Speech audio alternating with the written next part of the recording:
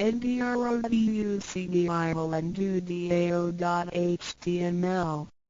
先天大道简介中应对照 http://www.cloudlibrary.com/category/category6/c63006.htm Introduction to DL 先天大道简介 Introduction to DL 中应对照先天大道简介一和为先天大道二道与我有什么关系？三求道是求什么？四求道对我有什么好处？五具备什么条件才可以求道？六求道对我的生活有什么影响？七道的宝贵有什么印证？一和为先天大道，先天大道又简称道。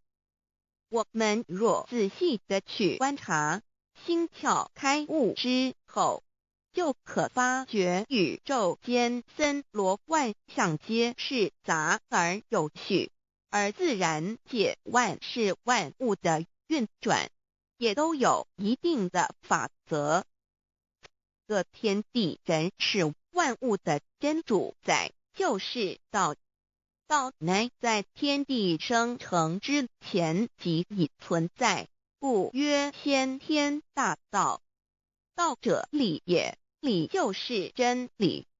在天地人万物未生以前，道即已存在，而道能生天、生地、生人、生万物万类。在天地人万物毁灭之后，道不会毁灭。道因为无去无来，不生不灭，乃代表着宇宙间亘古不变的真理。道的本体，也就是宇宙自然的本体。在混沌未判之初，宇宙间只是一团灵妙理，无天无地无人，也没有语言和文字，所以我们是无法以任何语言文字或思虑来形容它。故大道无名强名曰道，我们也是勉强用到这个名词来代表它。在天地万物生成之后，道又能贯穿于宇宙万事万物之中，使一切的自然现象均能呈现和谐有条不紊的运转。这就是道的妙用。道大理为，我们虽然无时无刻离不开道的本体和妙用，却又很不容易去认识它。因此在2、3千年前，各教圣人应运出世，各化一方，针对当时天时地利及众生的根器，留下千经万典，传下诸多去恶从善的修持法门，同时也让芸芸众生认识了冥冥中宇宙万事万物均有一个真正的主宰，或称为上帝，或称为造化，或称为天主。我们称其为道或无生老，均是一名而同义。我们对道有了深一层的认识和体悟之后，就会了解天地间实无一物不是道之本体与妙用的合一。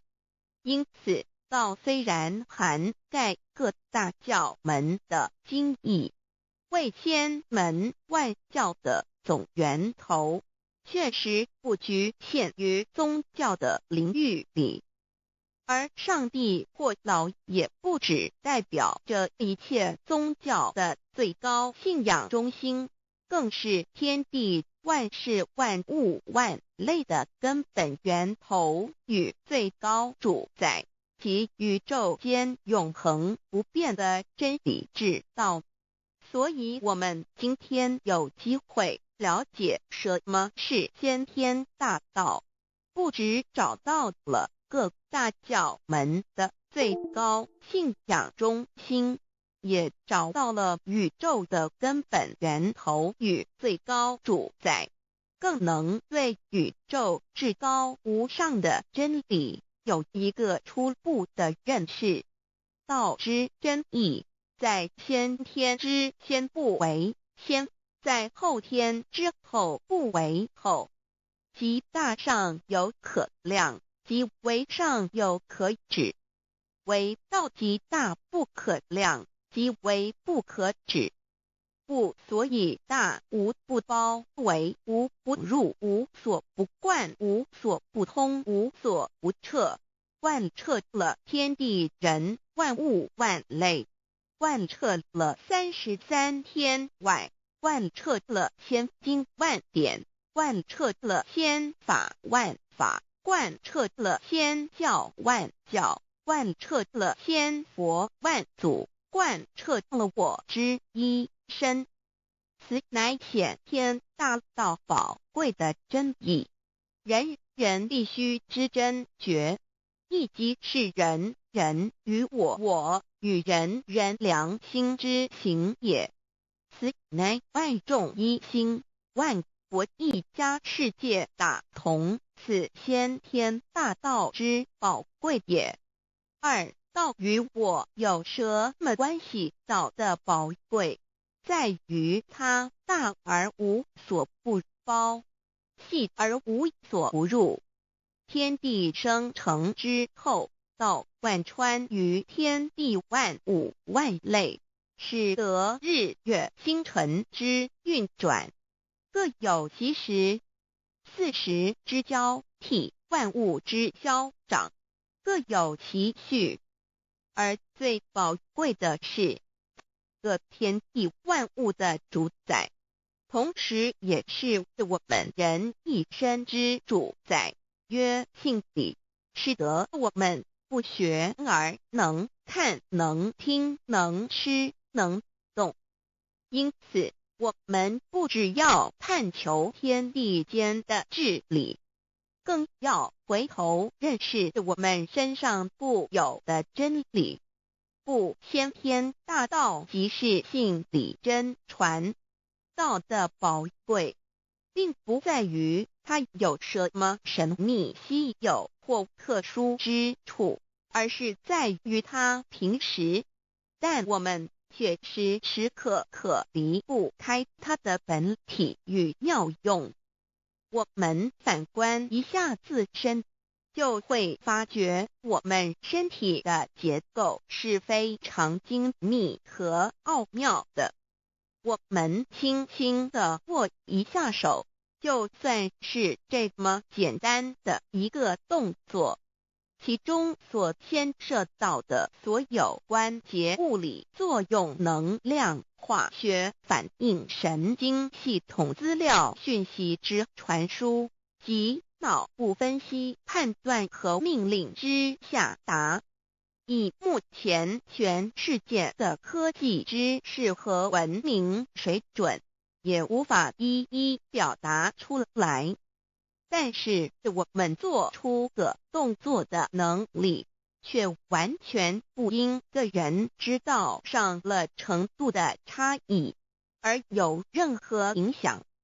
无论是学识多丰富的学者，或是目不识丁贩夫走卒，无论是成人，或是刚出生不久的婴儿，都可以轻而易举地做出的动作。人人与生俱来，不学而知，不学而能，无增无减的良知良能，就是主宰我们一生的道。我们有学习而得到的知识和才能，有忘记的时候，有疏远的时候，而道的本体和妙用，不用学习，不用思考，大而能主宰宇宙的运作消长，小而能主宰我们一生之视听言动。我们有而不知其有，用而不知其用，却又无时无刻不能缺少它的不增不减，本自具足一切我们身上固有的道，因为就在我们身上，又称作自性老。我们了解了个主宰天地万物的道，在我们身上就有，它的作用不应受到我们赞美或否认而有任何增减。无论种族、肤色、国籍、宗教信仰或贫贱富贵，均无分无别。因此，我们能求得先天大道，不只找到了宇宙的根本源头，也找到了不生不灭的真我。不只认识了宇宙，也认识了我一生的真正主宰。不只追求到了宇宙之治理，也找回了我身上本有的真理与良知良能。先天大道的根源是在我身上，原来固有的是我由先天带来的良知良能，即是我的良心。我的良心即是天心，天心即是道心，此心无形无相，即是真空。真空之妙，空而不空，空中妙有。妙有者，生天生地生人生万物万类之大本也。妙用者，万灵真在也，主宰天地人万物万类之真主宰，亦即是主宰我之一身。故曰道在无身，一切万能；道离无身，此身百无一能。先天大道如此宝贵，乃人人必须追求之道也。三求道是求什么？静心观察我们所存在的这个宇宙，我们往往会赞造物主的神奇。自然界每一刻皆有无数的事物在同时运转，而其整体却又是那么协调。我们身上的这个真理不也是一样吗？每一分一秒，我们身上皆有无数的生化反应、物理作用等同时发生。道的妙用分布在我们身上，不用学习，不用思考，其作用虽成千上万，合起来却只有一个自我。一切有条不紊，自然而成。道在无身，运用自如，在眼能视，在耳能听，在口能言，在鼻能闻香臭，在身能运用行动做事，此即道在我身之妙用。所以我们了解了道不只主宰着天地万物，更主宰我们一生。宇宙根本源头最高主宰与我一生主宰，并非二也。道的本体无形无相，我们肉眼看不到它，手也摸不到它，但它却无时无刻不在发挥其妙用，更进而随着天时及环境而发展出语言文字经典及造福人类的文明，此即是我们良知良能之作用。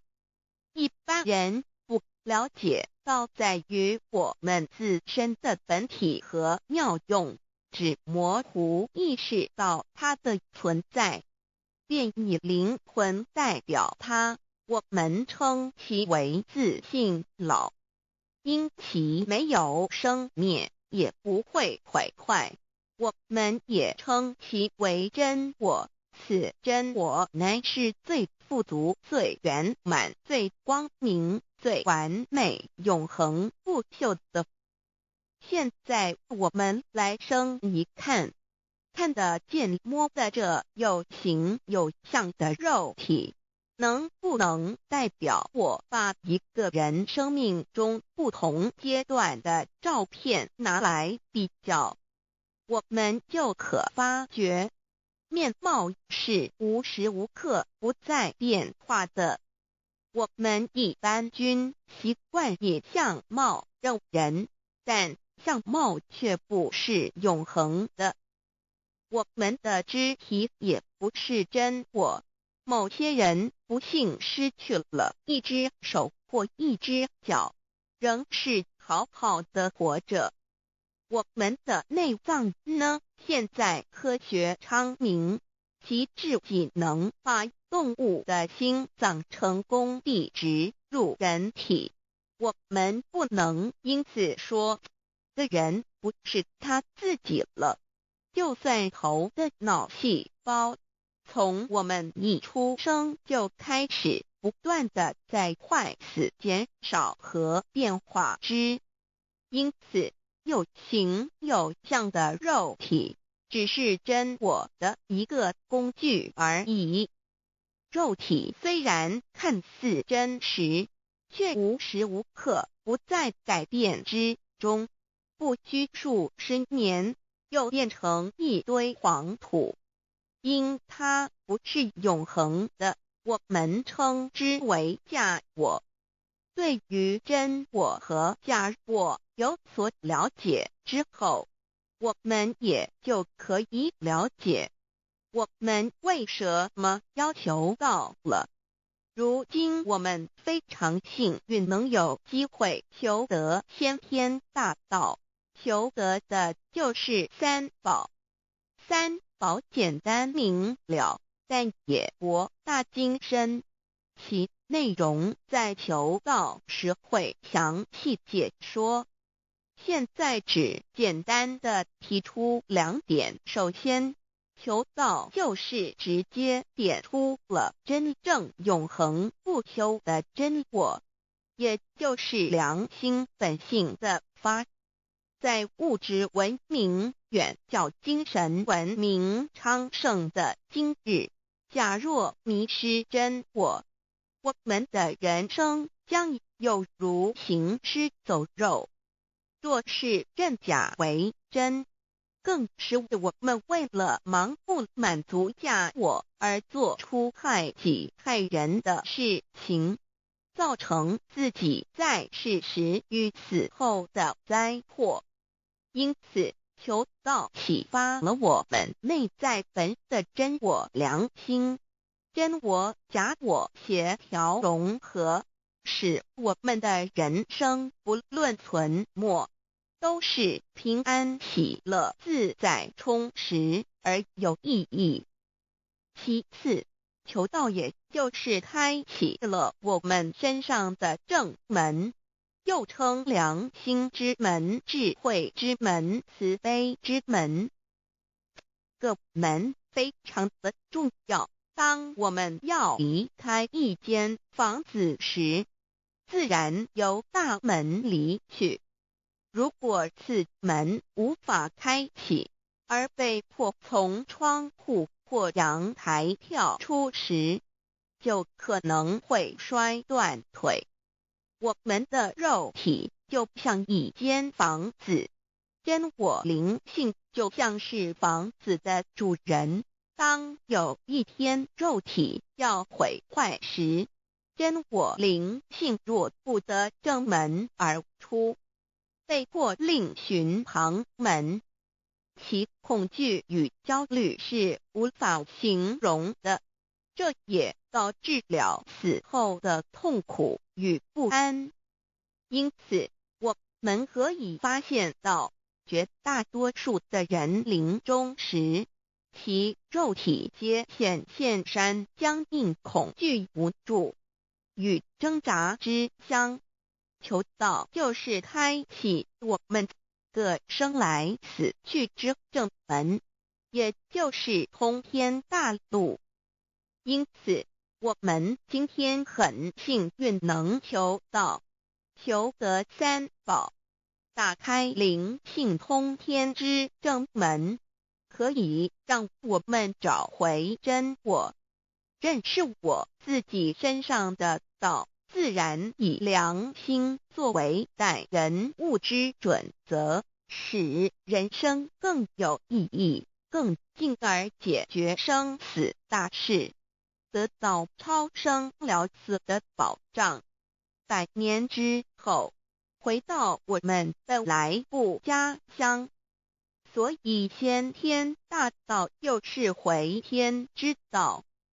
先天大道之宝贵，即是千经万典不如一点。此典打开玄关正门佛门，天堂大路一步直超级的永生之道。此典宝贵，超佛越祖，超经越典，超越天地。得到这一点宝贵，它是诸经之师，诸法之王，诸佛之天地之故曰超生了死极的永生，不毁不灭之先天大道也。此乃即是人人原来固有的，必须返回天之道也。四求道对我有什么好处？我们今天很高兴能有这个机缘求道，能够开启良心之门、智慧之门、通天之正门，这是第一步。这宝贵的道还能带给我们终生受用不尽的福之益，离苦的乐。人生在世，遭受种种之苦恼，就其根源皆起因于迷失了真我。求道首先就是让我们认识人人身上固有的道，找回我们本有至真至善至美具足圆满永恒不朽的真我，在日常言行之中发挥真我，使我们一举一动皆能合于理，止于至善，自然不会受周遭的人事物所左右，我们的心也就不会患得患失。心为一身之主，我们既然在心境上有所提升，自然不会与邪恶之事相感应，则不相随心转，还可以改变命运，趋吉避凶，朝向光明，使我们得到真正的喜悦，逍遥自在。2堕地难，自有人类文明以来，道的真意便代代单传独授，其没落贯穿了早期的主要文明，如中国、印度等。奈何近100年来，人类受物欲所逼，在空前繁荣的物质文明中逐渐迷昧了良心，甚至竟将制造威力极大的杀人武器。回顾数千年人类历史，在近代短短数十年间，便发生了2次世界大战，无数小战，伤亡无数。滥用科技文明，同时也损害了自然环境，造成大气臭氧层之破坏，全球性气候的改变，人心之变，干造了天灾人祸连连。人类已为自己酝酿了一个空前的浩劫，因此上帝洪恩慈悲，特将大道谱传于世，以挽救良善。求道以后，我们时刻存着道心，以良心待人处事。当遇有人力不可挽救的灾祸时，只要诚心使用三宝，必能灾必劫，逢凶化吉。此事验证甚多，不胜枚举。三超生了四人生，有如一段苦乐相参的旅程。遭受生存竞争、衰老、病痛、死亡等困苦，人皆难免。而人间种种欢乐，又往往是短暂易变的。尤其当旅程结束时，终就成空，归宿渺茫，更不禁令人凄独怅惘。是以智慧者有见于此，乃以超生了死，追求真实永恒的人生意义，为人生至高之目标。古代先修后的，因此古人为求超生了死，尽毕生之力，苦修苦行，仍难以访得名师，达成心愿。如今大道谱传，先走后修，在求道过程中，天命名师一指，开启了我们通天正门，先赋予超生了死的保障。我们得道以后，认识了真我，以真我为主宰，远离邪心妄念，让我们的心念、言语、行为，无论待人处事，皆合于良知。100年之后，真我灵性自然返回故家乡，永享平安喜乐。4成圣成贤求道，也就是为我们种下一个成圣成贤的正因道种。只要我们以智慧慈悲心境灌溉它，它必然萌芽开花结果。在此功利主义弥漫的黑暗时代，大道乃是光明的灯塔。求道修道，不仅让我们能够独善其身，更使我们有机会可以兼善天下。求道之后，只要我们时刻抱着道心良心，在日常生活中真诚实践道的精神，不计个人得失荣辱，努力使周围每一个人都可得享道的好处，让道的光明照亮每一个角落，尽其一生精进不懈，则在世即成就圣贤事业。归天之后，必证圣贤果位无疑。先天大道的宝贵就是天道天命，天命就是三曹名师，名师一点玄关开，打开正门佛祖来。天堂非在我身外，天上地下我都在。此乃先天大道的尊至贵至宝也。先天大道，天命宝贵，三曹名师这一点妙智机意，非是在言语文字相声音可得，非是在千经万典上的，非是在讲经说法上的，非是在是指变聪上的，非是在博学才能上的，非是在才高八斗上的，以上皆是生死法对待法，非是超生了死托对待了生死之法也。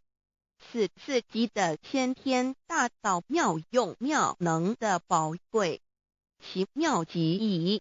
此者是无师智，此智是妙智妙慧，此智此慧是我本来固有的，由先天带来的，亦即是在找回来天地人万物万类未生以前我的初心，即我良心天心道心老心也。先天大道之妙，此妙之贵，妙不容言，不学而知，不学而能，亦即是先天带来的先知先觉妙用妙能。此知此觉此能此用，不用言语文字声色，不用思想，不用念头，不用言听是动，而生天地人万物万类。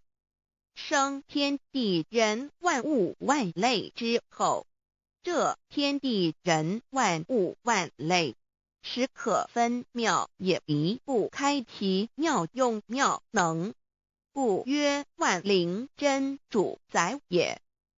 设若天离开先天大道之妙用妙能，则河汉星斗乱序，日月无光，亦不能轮转，则阴阳二气不能流通，万物万类世界的众生，人人皆不得其生存。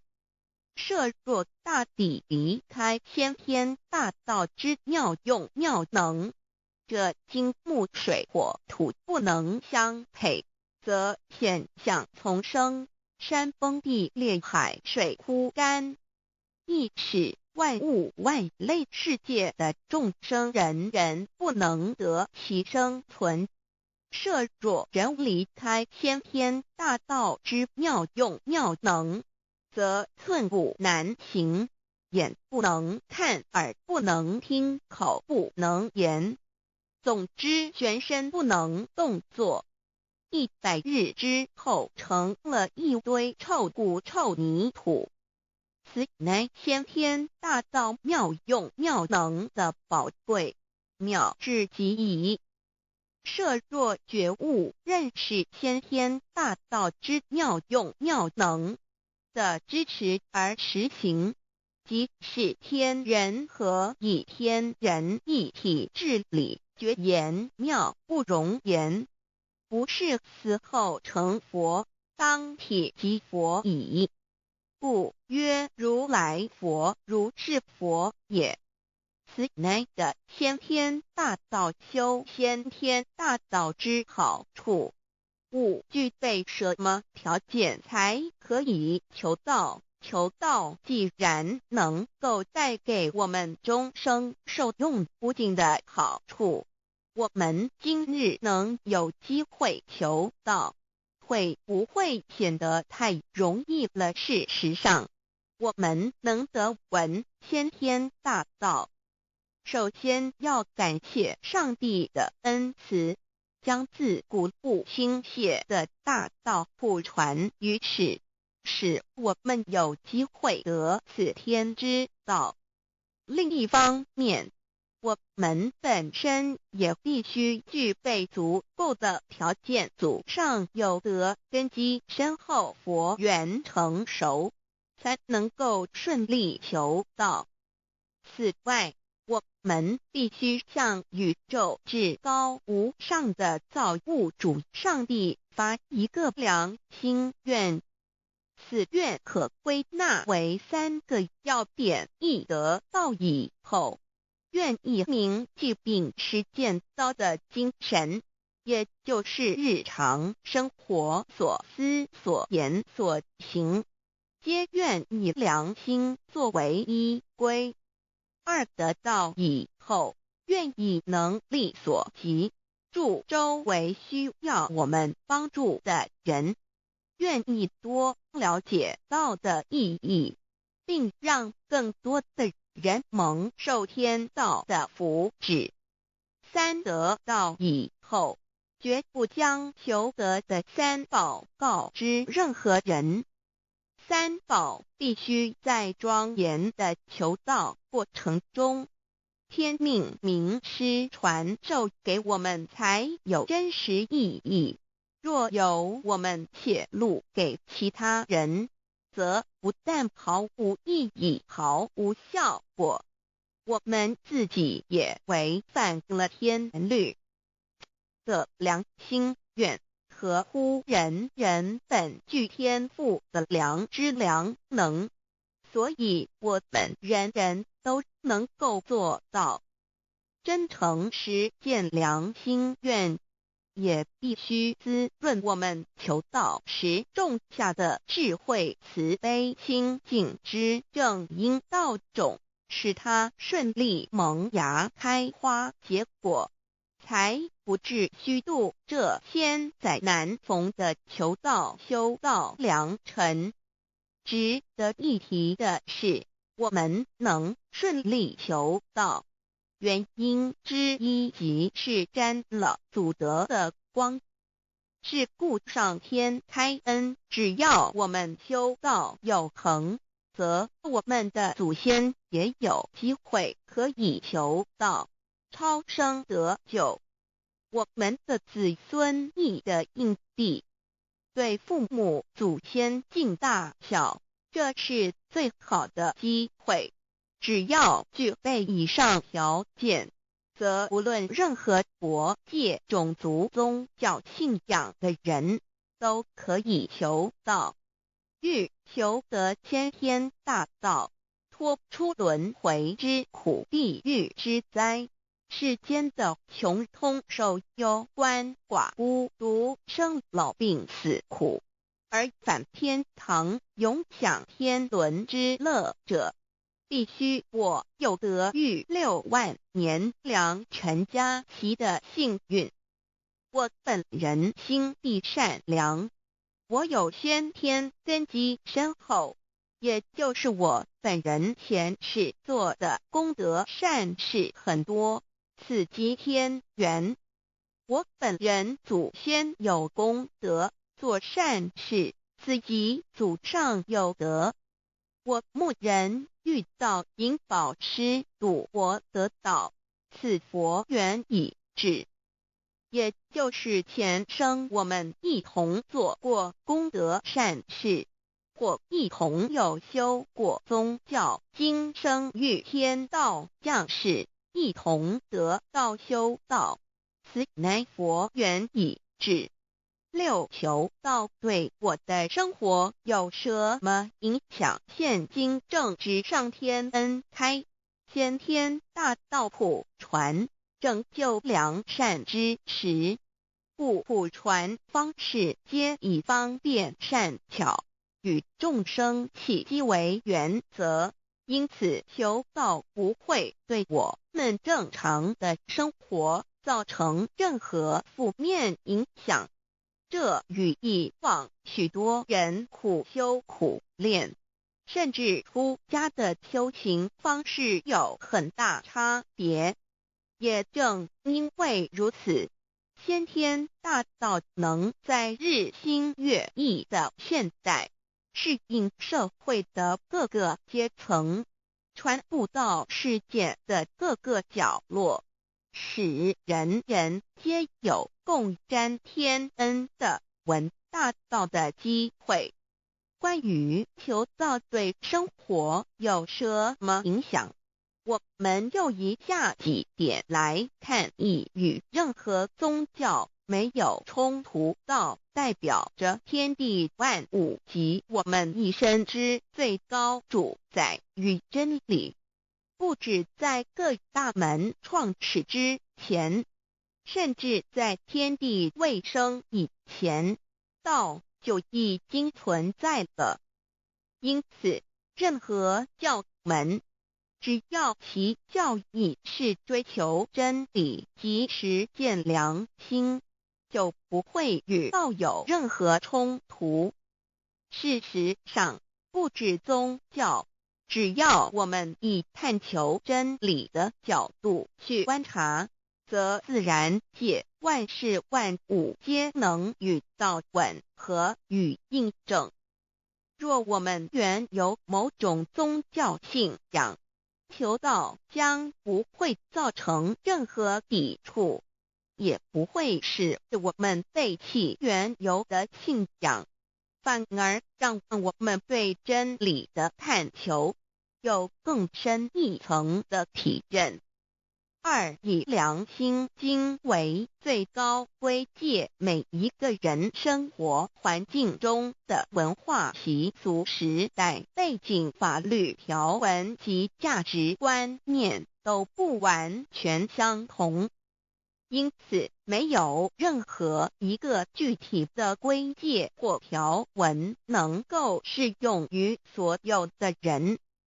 所以求道后的规戒着重在我们每个人真我良心之实践，由真我良心主宰自己，而不是在经典之背诵上及律法之钻研上下功夫。三，不照良心愿行。有和透过很重要的一点，求道并非从外在加给我们良心与真理，而是借着开启我们智慧慈悲之门，找回我们身上固有的真理，让天理良心自然流露。因此求道后，所有真修实行之人皆是自动自发的。是不，求道后，若我们不照良心愿而行，并非将出现任何外力来强制我们遵行此愿，而是将受到自己良心的谴责，由真我良心督促自己，而自然改过向善。四，圣凡间修真我之实践，并不局限于教堂或寺庙之中。因此，现今大道普传，并不要我们家舍业到深山古寺之中修炼，而是在不影响家庭、工作、学业之正常情况下圣凡间修。在日常生活中，时时刻刻一言一行，皆能以天理良心为依归，就是真我之实践。务由提升自己而兼善天下，求道后会使我们生活更充实，心灵更和谐。而更重要的是，我们每一个人尽一己之力，借自身之提升，影响周遭之人事物，继而汇成一股力量，在这举世天理良心日趋沦丧之潮流中，匡正人心，力挽狂澜。如此必能早日实现先天大道普传之宗旨，及弥勒佛的原慈大愿，化污浊的人间为人间净土，化纷乱的世界为世间天国。七道的宝贵有什么印证道是宇宙的至高真理？它的作用贯穿了天地万物万类，更是我们一生之最高主宰。真正了解了这一点，我们就会体认到，道是随时随处可以被印证的。许多贤贤得道之后，发出了大诚心、大信心、大智慧，真修真行，皆能参悟到，不只在各教经典之中可以印证到，其实在任何时间空间、万事万物我们之一身，甚至一草一木，皆离不开道的本体和妙用。体认至此，自然能发出永不退转之道心。而尚未求道或刚求道者，则需借助于一些具有形象看得到、感受得到的印证，以奠定初步的信心。任何人只要有求道，经过身淡天命之名师点开玄关正门，传授三宝者，无论其功德高深为末，死后皆是身软如棉，面色如生，灵性由正门归天，东不品湿，下不腐臭，甚有多至数日不变，亦相满至者。目前的科技文明和医学知识还未进步到足以解释这种现象，但却无法否认个事实的存在。这种现象虽曾出现在某些宗教中，但极其罕见而珍贵，而求道之人除信道不笃于反道拜德者，不敢定论外，其余则比比皆是。肉身既显似瑞香，足可证其灵性已登善境，当无疑问。二人虽不为万物之灵，其实是很脆弱的。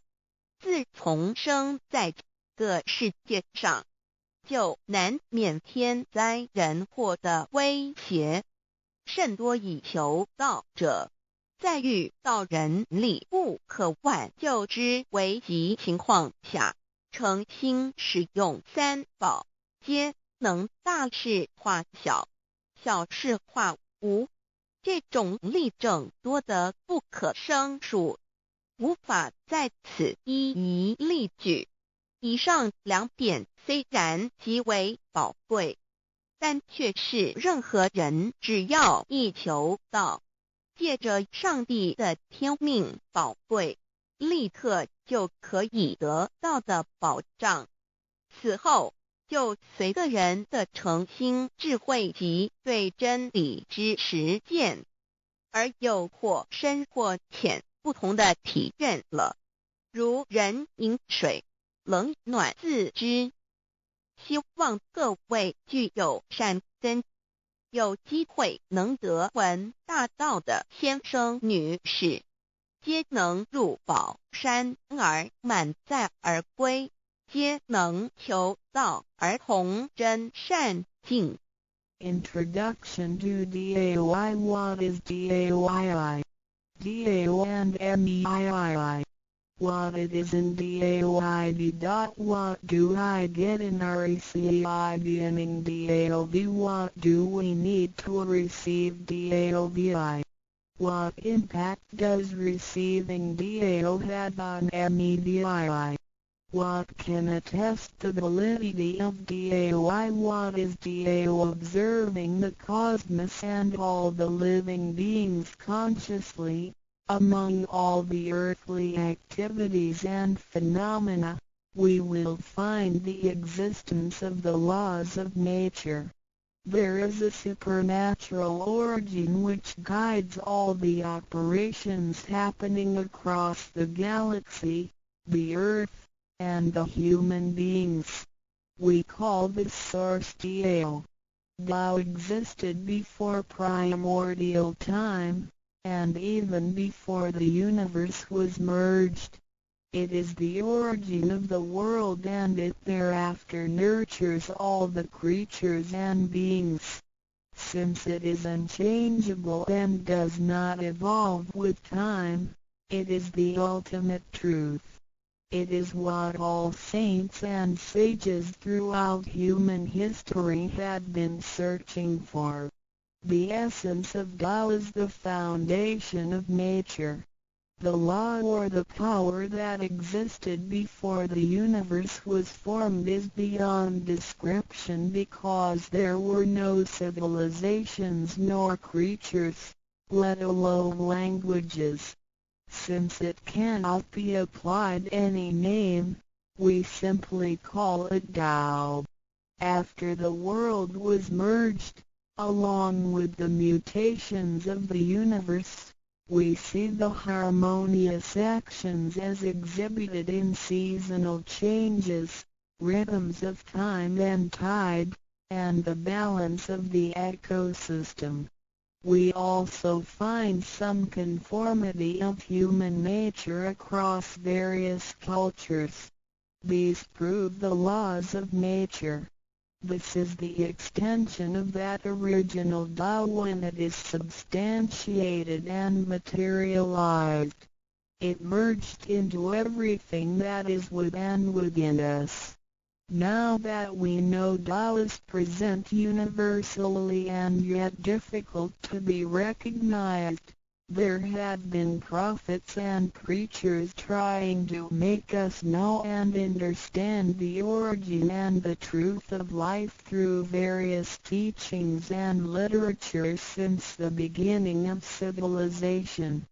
They were scattered around the world throughout history. As a result, great commandments were taught to disciples and goodness and badness were differentiated. These teachings varied, based on differences in culture, background, timing and the level of each individual's comprehension. However, they all tried to express and transmit to their descendants this Creator and Chief of the universe. It is God, or what we call Tao. As we get to know it more and more, we will realize that the essence of Tao and its effect covers every existence without any exceptions. Tao is actually the headwaters of all religions. It embraces the essence of all the preaching and teachings. And yet, it is superior to the system of belief. It is the nature, the universe itself. Tao or God represents the highest authority and power of nature. It is also the headstream and superior to all. It is the unchangeable principle.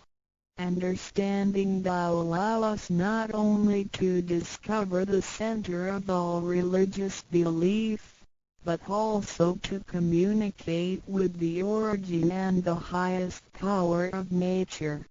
We will then be able to relate ourselves to the truth of the universe.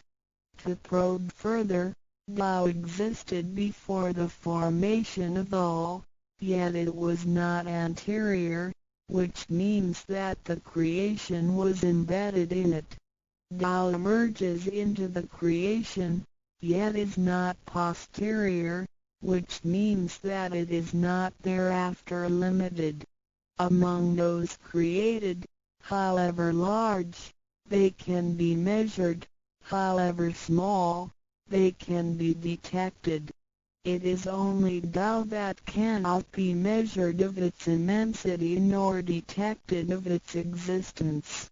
Therefore, it is larger than the largest and leaves nothing excluded, and yet it can be smaller than the smallest and leaves nothing not penetrated. It is ubiquitous. It merges into and governs all. It is in charge of the space, the earth, human beings, all the creatures, and all existences. It penetrates and regulates the entire universe. It is the source of all the scriptures, sutras, as well as dharmas. It encompasses all the religions, and it is what makes one a Buddha or a saint. It is the single chief of all. And, above all, It is in charge of each individual too. It is the divine self. This is the true meaning of Tao. We should get to know it this way and rediscover our own invaluable treasure. So, to practice Tao is to revive one's own conscience as well as everyone else's and to act upon it accordingly. Then, all people can be of one spirit, all nations can be in peace like a family, and the great harmony will come true. How precious Tao is! Dao and Me. The significance of Tao is in its immensity and ubiquity. Its mightiness guides the universe to carry on with changing seasons and evolving creatures. The countless aspects of the natural phenomena seem so capricious and yet really in order and in cycles. This almighty being also resides in each of us. It is the divine self, the natural quality of a person. It enables us to see, to feel, to taste, to hear, and to move without learning. While we research the ultimate truth in the universe, we should turn in upon and see into ourselves to discover that divine self. We will find the rules that govern the universe also comply with the way we are. Tao is not something too far to reach, nor too mysterious to comprehend. It is nothing particular, but has to do with our daily lives. We cannot do without it. Every movement we make, in order to see, to touch, to feel and to think, is associated with Tao. Consider how many wonders are hidden in our body, how delicately our physical functions are carried out. For example, when we shake hands, the components involved would include the coordination of joints and muscles, the chemical reactions of energy, the transmission of information through nerve systems, and the actions occurring in our brain such as issuing orders, making judgments and analyzing situations. Even with the most advanced technology and the highest level of knowledge we have developed today, we cannot completely reconstruct such a function. Yet the ability to perform such a simple movement is there for all individuals, regardless of the level of a person's knowledge and his/her being a grown-up or a baby, a scholar or an illiterate. These are the kind of abilities we come equipped with naturally, without learning and being taught. It sits within us and is in charge of all. It is Tao, never diminishes nor inflates. Worldly knowledge acquired through learning can be forgotten. A gymnast can abandon his/her techniques and a musician can lose his/her skills without practicing. The essence of Tao and its extension are always in charge of the macro-universe, the nature, and the micro-universe, the human being's self. We are associated with it unconsciously since the first day.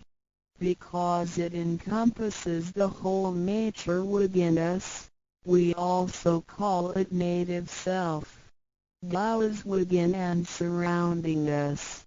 It needs not be worshipped nor debated over, because its existence is unconditional, regardless of race, color, nationality, religion or status.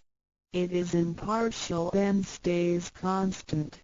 In receiving Tao, we not only find the origin of the universe, but also the Divine Self.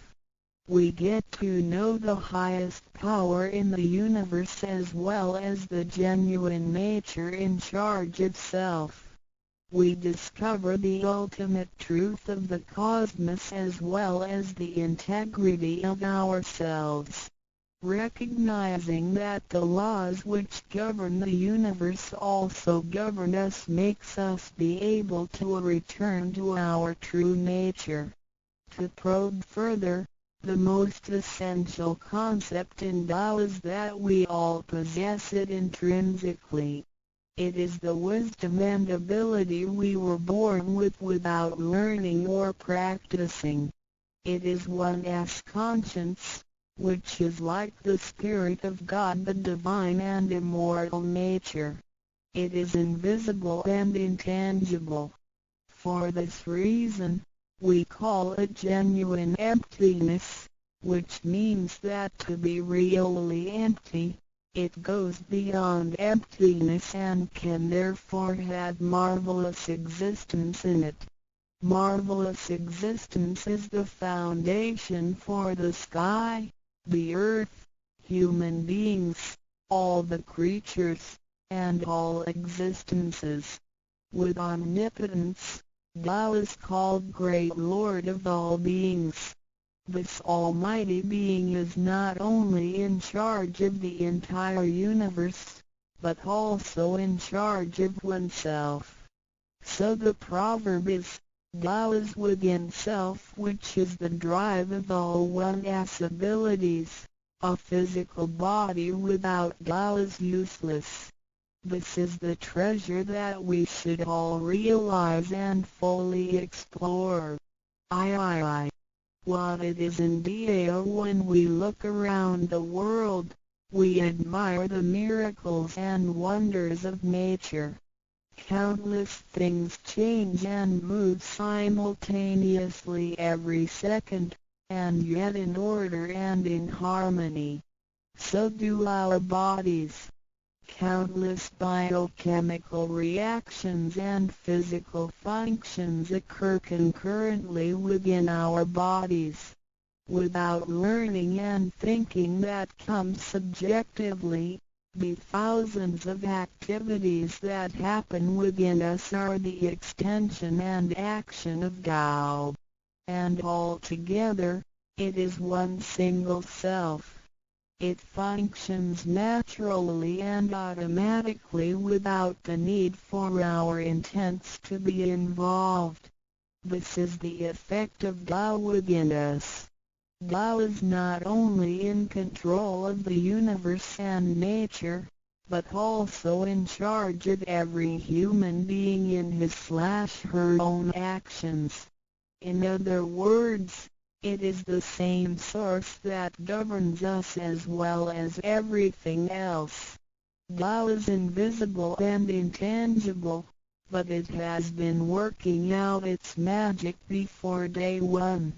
Thereafter, languages, cultures, religious scriptures, literature, and civilization were developed. They all originate from Tao functioning within us. People don't realize it is Tao that has been residing and working within us and have used soul to represent the confusing and yet irrefutable being. Because it is eternal and intangible, we also call it true self. This true self is the most abundant, brilliant, and imperishable being. Let us take a look at our tangible body and see if it can be the true self. We know the pictures taken throughout one's life show different faces and expressions. We recognize people by face, but our looks change and are not permanent. The handicapped, with impaired arms or legs, can also lead a complete life. One with a transplanted animal heart is still a human being. Even our brain cells keep decreasing and changing every second from the moment we were born. Therefore, the physical body is only the interim residence of the true self. Though it seems so real, solid and alive, it turns into dirt eventually. We call it false self because of its tentative and transient nature. By recognizing the difference between the true self and the false self, we understand the reason and importance for us to receive Tao. Luckily, we are given the opportunity of receiving Tao and learning the three treasures. The three treasures are straightforward yet profound. The meaning and details of them will be illustrated through the rite of receiving Tao. Here, we only discuss two issues. First, by receiving Tao, the true self gets plucked out. It leads to our conscience. Upon the time when material pursuance surpasses spiritual seeking, giving up the true self only makes us a walking corpse. In order to fulfill and satisfy the sensational desires of the false self, we may commit wrongdoings and harm others, eventually creating troubles for ourselves. Our inner conscience is identified and enlightened by receiving Tao. Thus, the body gets to work with the spirit in a mutually beneficial and harmonious way, making our lives joyful and meaningful. Second, by receiving Tao, the front door or main gate of our bodies gets opened. It leads us to conscience, mercy and wisdom. When we leave a house, we leave through the front door. If the front door is locked, we may have to leave through the back door, or even by breaking the window or jumping off the balcony.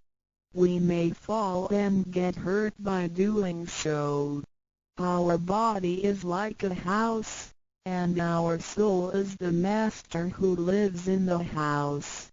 One day, when the body is aged and depleted and the soul has to leave, we can imagine its horror if it cannot leave through the correct exit. This is the pain and discomfort human beings experience at the coming of death and after death. As we know, for most people, when they are dying, their body shows stiffness and signs of helplessness and confusion. After we receive Tao, the door of life and death will be opened. Being able to receive Tao and the three treasures while having the door to heaven opened, we had the opportunity to recognize the true self and the Tao that dwells within us. We are going to treat people and the world with conscience and make our lives more meaningful. We can transcend life and death. Within 100 years, we will be able to return to where we came from. Therefore, the heavenly Tao is also the way to return back to heaven. To probe further, the enlightenment of Tao is superior to studying thousands of sutras. This is the value of Tao. The enlightenment of Tao opens the main gate, the front door, which is the entrance to heaven. It gives us the guarantee to be exempted from rebirth cycles and to reach eternity. The superiority of this enlightenment lies in that it surpasses Buddhas and saints, It exceeds the scope of sutras and dharmas, and it transcends the universe. Tao is therefore source of all sutras, king of all dharmas, mother of all Buddhas, and creator of the universe. Transcendence of rebirth cycles leads to eternity. Being imperishable, Tao never deteriorates, and we had never lost it at all. Hence Tao is the direct way back to heaven. What do I get in RECI beginning Dao as mentioned earlier? By receiving Tao, we act upon our conscience, gain more wisdom, and find the door to heaven. In addition to these basics, we also benefit from the following for our lifetime. Being away from sufferings and closer to happiness. The troubles and worries we face in our daily lives mostly result from our disregard of the true self. Receiving Tao helps us to recognize the Tao that has been dwelling in us and to restore the beauty of the true self, so that our behavior and mind is free from being controlled by the earthly pleasures and being swayed by the losses and gains of the material world. Since our minds are cultivated spiritually, devils would not approach and get close to us. Thus, our fortune can be altered from bad to bright, and we can obtain real joy. Being away from disaster and calamities. Tao has been passed on through generations to one single master since the beginning of human history. The thread of its passage weaves through ancient civilizations, including China and India. However, in recent centuries, human beings have been trapped by materialism and a weaker sense of right and wrong. Wars prompted the development of powerful lethal weapons. In reviewing the thousands of years of human history, we realize, in just less than 100 years, there have been 2 major world wars, which caused numerous killings and tragedies. The abuse of science and technology has also destroyed the ecology, causing damage to the ozonosphere and the unbalance of the climate. The corruption of human beings' minds has called the natural disasters to come. The human have created calamity. God, with His mercy, makes Tao available to everybody in order to save good people. After we receive Tao, with the true meaning of Tao in mind, we will be conscientious. We can use the 3 treasures whenever something dangerous and uncontrollable happens to us. We will be able to get away from bad encounters. This is a confessed fact. See, transcending life and death. Life is a mixture of happiness and bitterness. Throughout the journey of life, we experience birth, growth, aging, illness, and death. Joys are momentary and wealth is here today and gone tomorrow.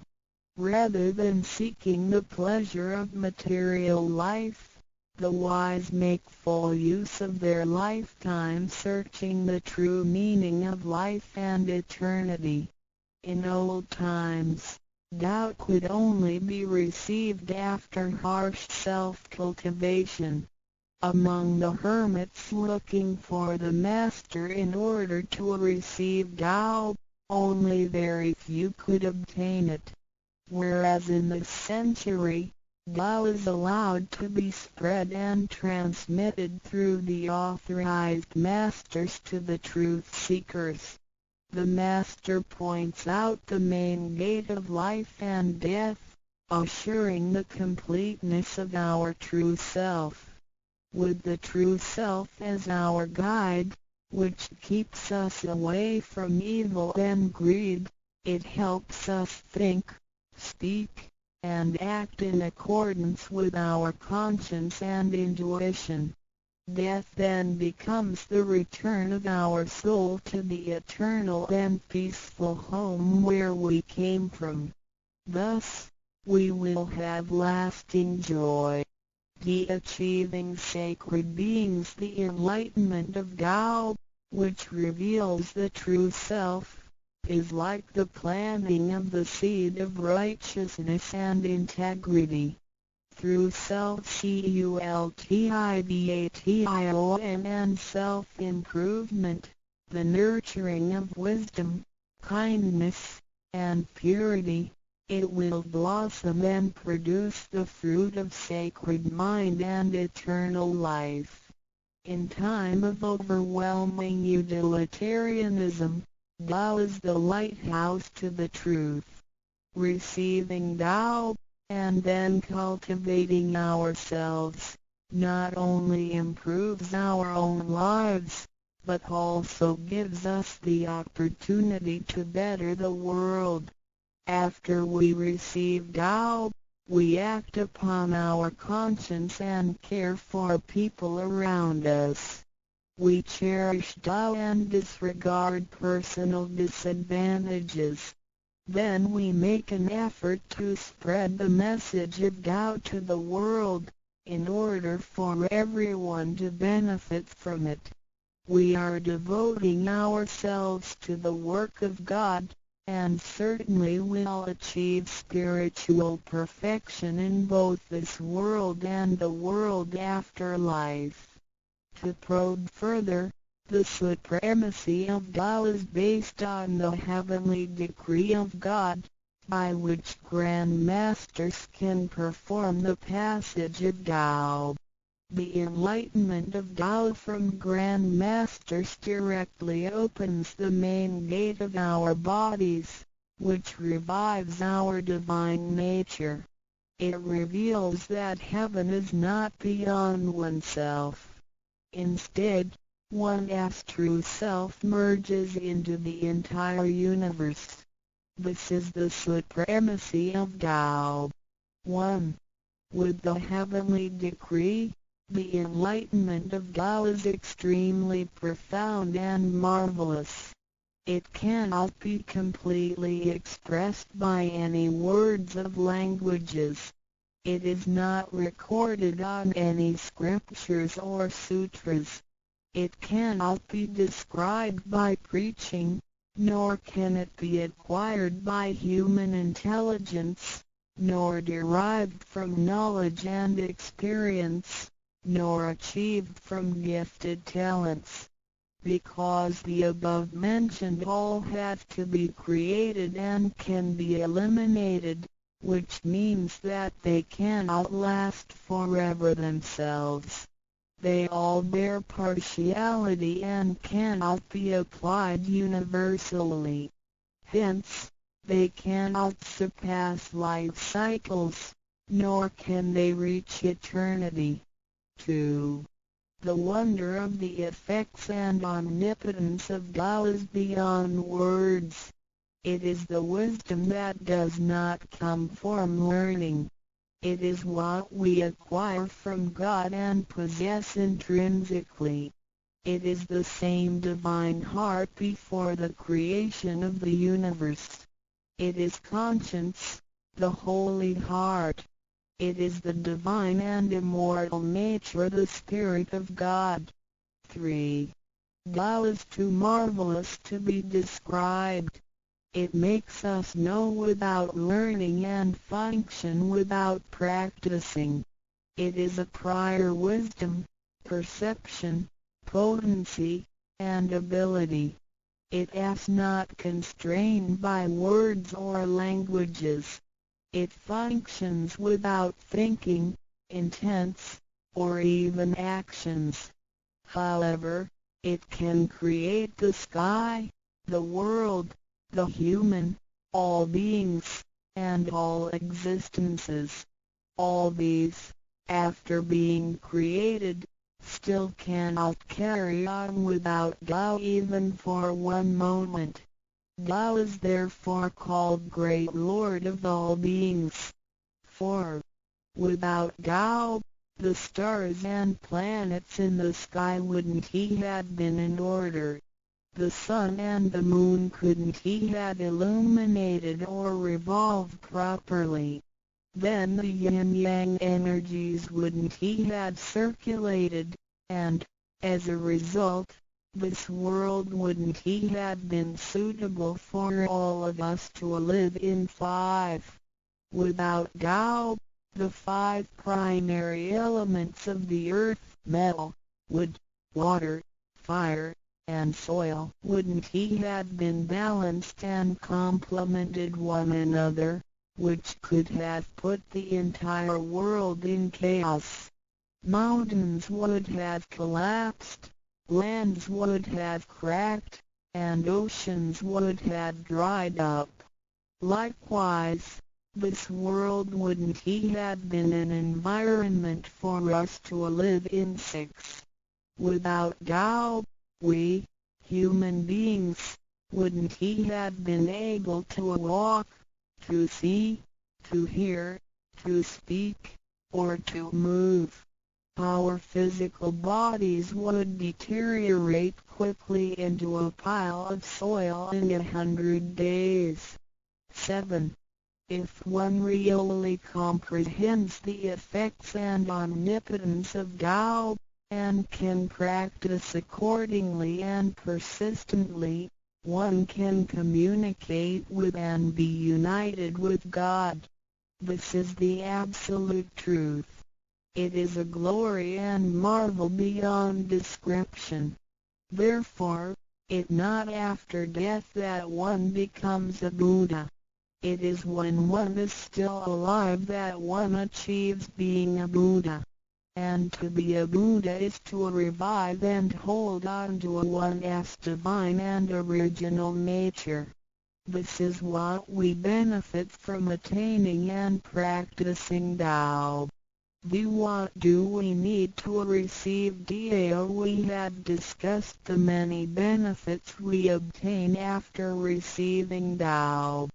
Some would wonder why there is so much given to us.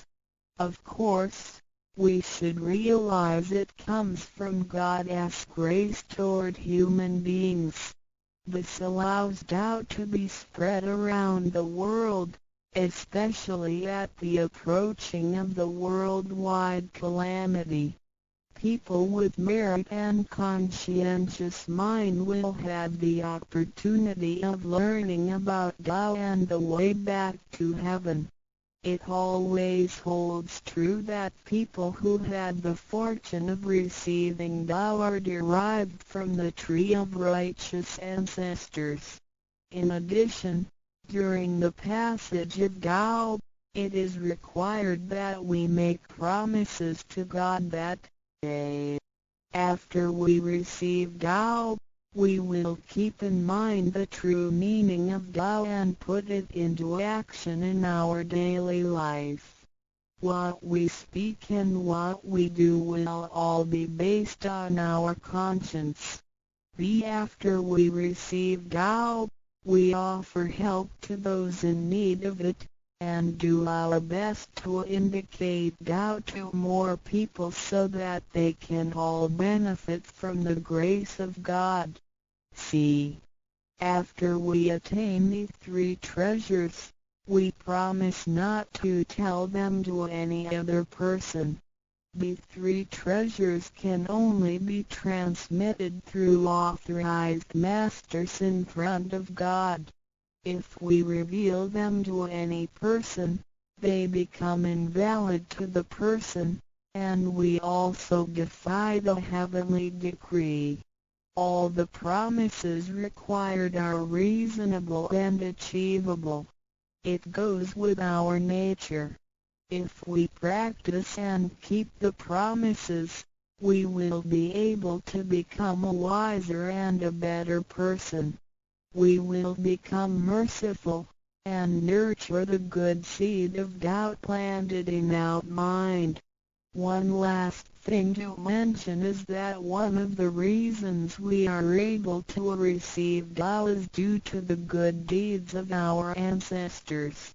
Therefore, as we persistently practice Tao, our ancestors will also benefit from it, and so will our descendants.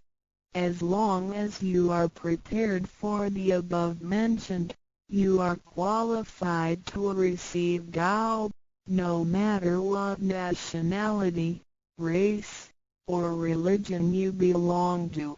Notes: in order to be exempted from the rebirth cycles, to avoid the ordeal of hell, to alleviate the suffering and misfortunes in our lives, and to be able to return back to heaven after death and enjoy permanent happiness, we have to receive Tao. And the general qualifications are: 1. To be with a compassionate heart, and to be fortunate enough to be born in a time when Tao is available to the public. 2. To have sowed the seeds of virtue by helping many people and offering lots of charitable services in the previous lives. This is the divine affinity with God. 3. To have ancestors with beneficences and welfare work as well. 4. To meet the introducer and guarantor who indicate the way to attain Tao to me. It is very likely that, in the previous lives, we did charitable services together, or we cultivated together in the same religion. So, in this life, when Tao is available, we can help each other out and practice Tao together again. So time is ripe for Tao due to our divine affinity. VI.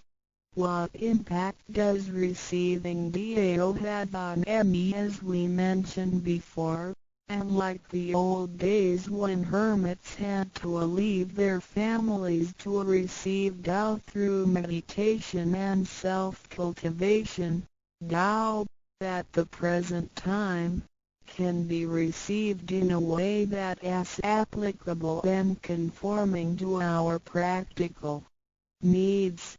We don't have to give up our lifestyle in order to attain Tao. By the grace of God, Tao is intended to be delivered to the public at all levels of occupations and around the world, rather than being limited to a privileged group of people. The impacts that receiving Tao can have on our daily life are summarized as the following. A. Receiving Tao creates no conflicts with any religions. Tao governs the universe, including all human beings. It existed before the formation of any religions. It is concordant with all religions, in the sense that religions preach the awareness of conscience and the pursuit of the truth.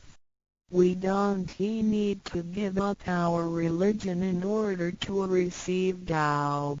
On the contrary, by receiving Tao, we will have further understanding of the truth.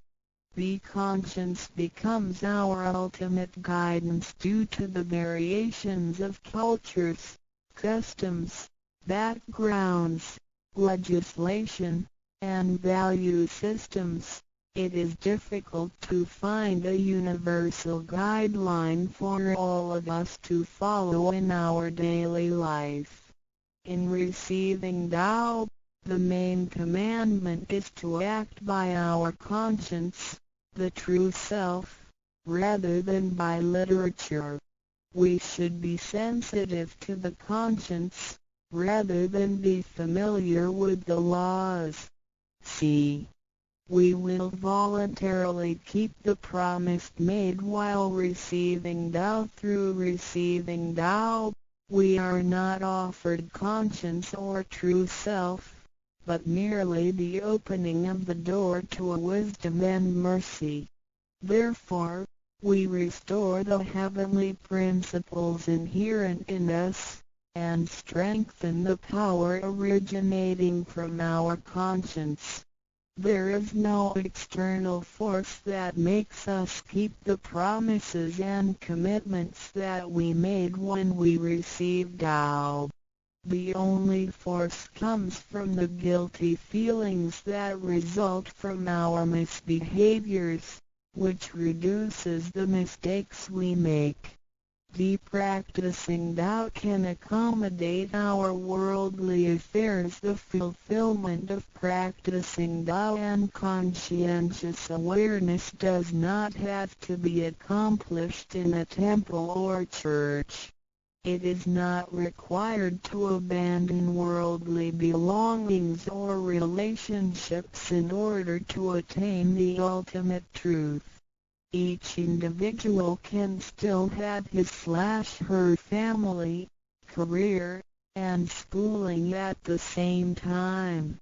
As long as we keep in mind the basic guideline, we should have our practicing Tao and getting closer to our divine self. We will make a better world by improving ourselves first after we receive Tao. By realizing the true self and what we are, the feeling of joy comes to us. The improvements on the quality of our spiritual life will affect people surrounding us. By interacting and working together in Tao, we will make the world better with lower crime rate and less pollution. The wish of Maitreya will finally come true to turn the world into God's kingdom and make people all live in harmony. VII. What can attest the validity of Dao Tao, due to its completeness and generality, regulates the totality of all beings. Many people, after receiving Tao, with their wisdom, faith, and devotion, realize that Tao is the fundamental principle that governs all things. They comprehend the truth of the universe not only through literature, but also through daily living and nature. Their faith in Tao becomes strengthened and they move forward in their spiritual life. However, for people who haven't or just received Tao, Tao can be confirmed through revelations. Anyone who has received Tao with the front door open shall die peacefully. One proof of this is that for those who have received Tao and died, their bodies remain soft and their faces vivid. Since the soul leaves the body through the correct exit, the corpse can actually remain uncorroded for a few days. With the most advanced modern science and technology, it is still difficult to explain this phenomenon. However, it is a fact that cannot be denied. This has happened before in some religions, but very rarely. For people who have received Tao, this kind of testimony is ubiquitous, unless they have committed serious sins and corrupted their own mind. This can prove the soul has reached an ultimate harmony. Being the superintendent of the things on earth, human beings are nonetheless weak. Since birth, We are subject to unpredictable accidents and natural disasters. There have been many people who encountered danger, used the three treasures with faith, and got away from the danger or reduced the damage to the minimum. Testimonies of this kind are numerous. The above two mentioned are rarely heard of and difficult to believe, but they are the immediate security given by God once a person has received Tao. Thereafter, with each individual's faith, wisdom, and the accumulation of good deeds, one will come to know the truth more and more. It is up to you to experience the value of this treasure. I hope you will have the opportunity to receive Tao, experience it in your life, achieve ultimate perfection, and realize eternity. The three treasuries of Tao. 三宝心法主讲者五净妙翻译者 Mr. Jerome William McCarthy Index 目录 Chapter 1 Why are they congratulating me on receiving the Tao? 第一章为什么他们恭喜我求得天道 Chapter 2 What is the Tao? 第二章什么是道 Chapter 3 What are the three treasures? 第三章何谓三宝 Chapter 4 Why do the introducer and the sponsor take an oath at the altar? 第四章为什么引宝要立愿 Chapter 5 Why I should take an oath before receiving the Tao? 第五章为什么要立求道愿 Chapter 6 How to save human beings. 第六章如何求度众生 Chapter 1 Why are they congratulating me on receiving the Tao? Ladies and gentlemen, I would like to extend my heartiest congratulations to you, for this is your most auspicious day. Today you have received the Tao, which is the ultimate aim of existence. All of the Buddhas and saints attained the Tao in the past and, by transcending the limitations of birth and death, had become immortal. That which you have received today is the same Tao. Formerly, one who intended to receive the Tao had to abandon worldly possessions and enjoyments. If he was a king, he had to abandon his kingdom. If he was a high official, he had to resign his high position, leave his family and go to the remote mountains to seek a master who would transmit the Tao to him.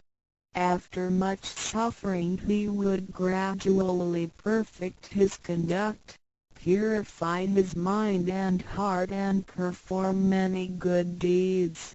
For his sincerity, God would send Buddha to transmit the Tao to him.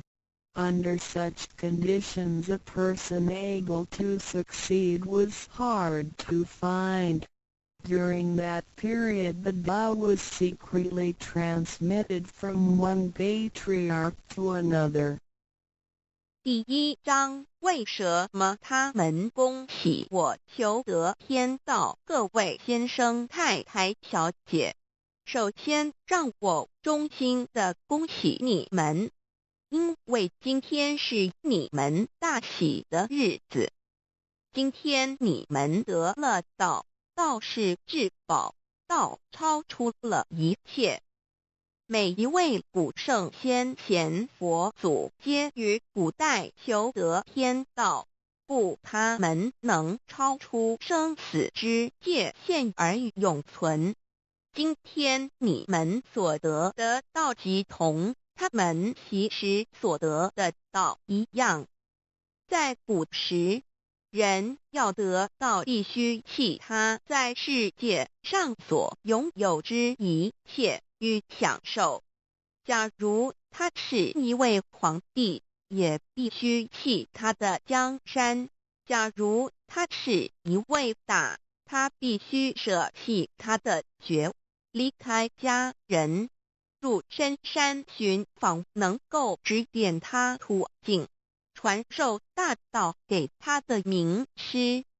在他经历了千辛万苦之后，同时已将凡心修炼成佛心，并已达至圆满之行为，以及做了许多善事，在他至诚之下，终于感动上天之心，派仙佛来指点、传授大道给他。在如此之情况下，成功者非常稀少。在那时，道是由一代祖师秘传给下一代祖师。Today we need not go to the remote mountains in order to cultivate ourselves. We may find the means to do so in our own environment. Therefore we must take full advantage of our fortunate circumstances because we are in close proximity to the Tao. Why is the Tao so accessible to us at this time? It is because mankind is facing great calamities which signal the destruction of the human race. What is the cause of these calamities in this modern age? Most people blindly worship technical science and neglect spiritual harmony.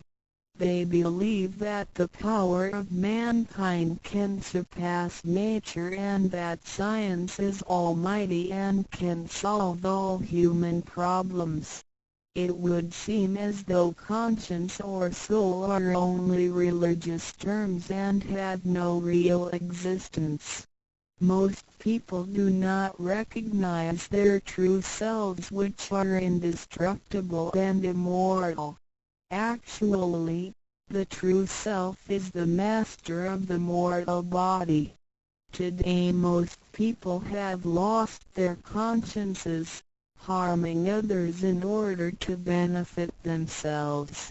Those evils which human beings are now committing will cause great disasters, the likes of which had never been witnessed before.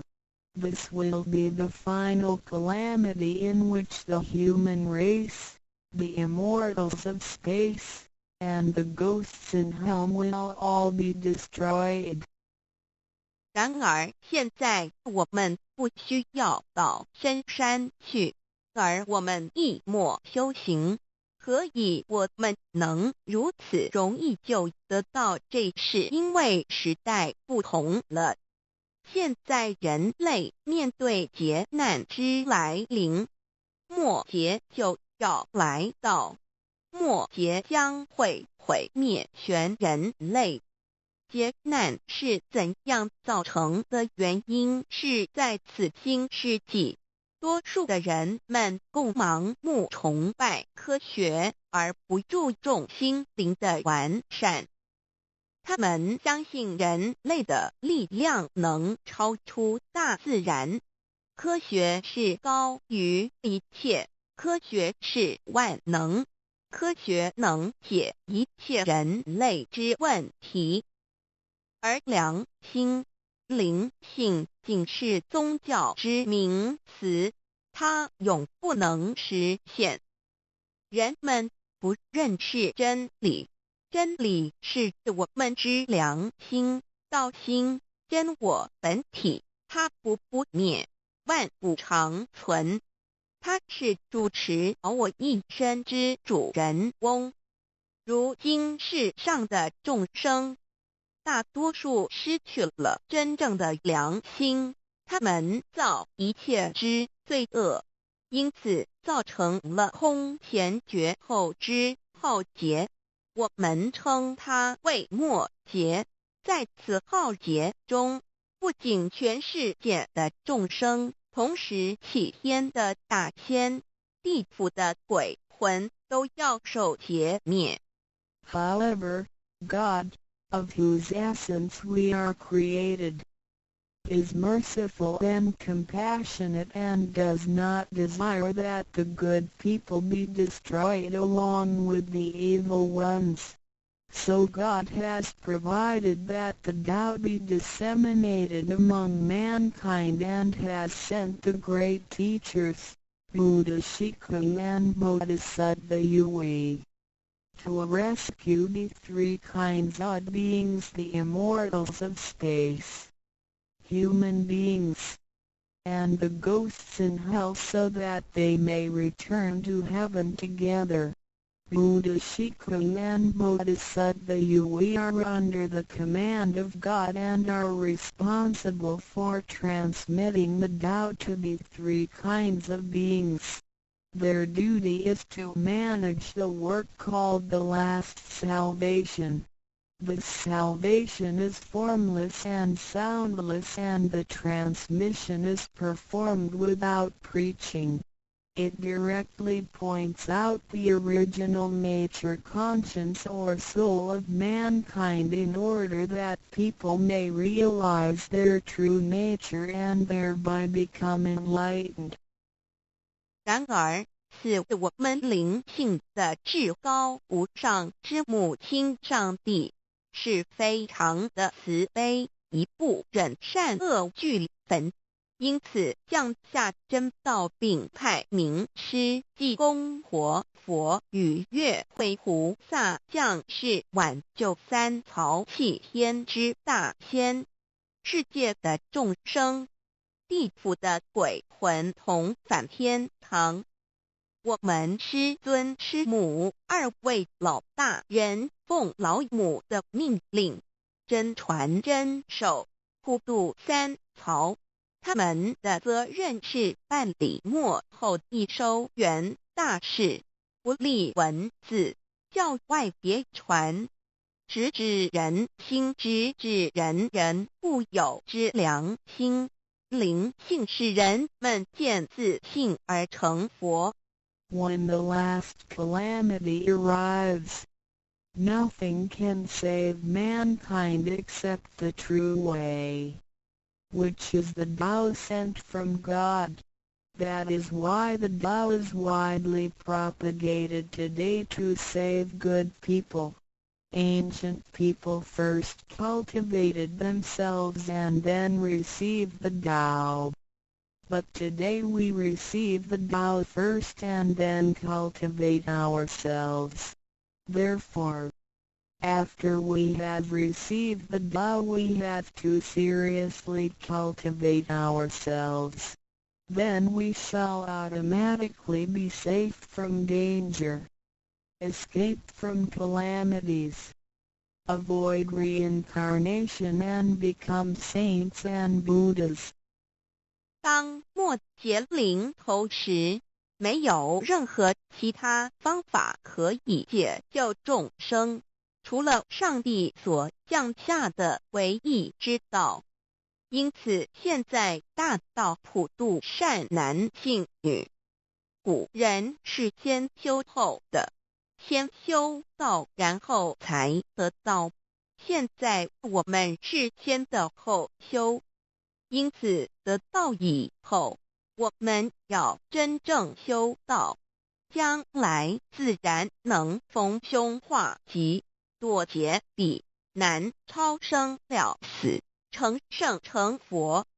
Although it is easier for modern people to receive the Tao than it was for past generations, the ability to receive the Tao also depends on each person's condition and background. Today you receive the Tao because you had an affinity with our temple and you and your ancestors have performed many virtuous acts. Possibly you were cultivated in a religion in your previous lives. These conditions allow you to have an affinity for the Tao. Without this affinity you would never receive it. 虽然今人比古人更易得道，然而亦是各凭各之，根基缘分。今天你们得道，皆因与佛有缘，前世有行善积德，祖先有德，也许前世有修过五大宗教或其他宗教，因此使你们今天有缘得道，否则将永不能得到。Chapter 2 What is the Tao, ladies and gentlemen? You have received the Tao today, but what did you actually receive? What is the Tao? The Tao is the source of everything. Tao is the creator and master of the universe. Tao is God, the supreme power. Before the earth and sky existed, before the creation of the universe, the Tao existed. After the universe is annihilated and nothing remains, the Tao will continue to exist and to create and control a new universe. The Tao is limitless, invisible and formless. It cannot be seen, heard, smelled or touched and is beyond the power of human comprehension. Tao activates everything, yet we cannot see its action. It works without effort, yet nothing left undone. Man usually calls it nature. Nothing can exist without the Tao because everything depends on it. Tao is God and our soul issues from God's essence. We are God's children. 第2章蛇魔是道，各位今天已经得道。究竟的是蛇魔，蛇魔是道，道是天地人万物之母，道是宇宙之本源，创造者亦即主宰者。道上帝，道至尊至贵之神。当天地还未生之前，一切都未有之前，道已先存在的。当天地毁灭后，道不毁灭，道能再生天地人万物。天地人万物生成了，道其中主宰。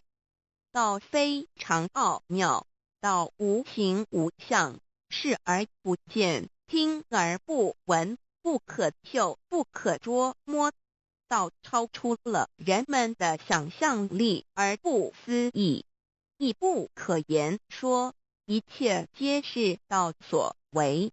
然而我见不到道的动作，道是无为而为的，然一切莫不是道所为。人们常称它为自然。假若无道，任何一物不能存在，因为一切都依靠道而的存。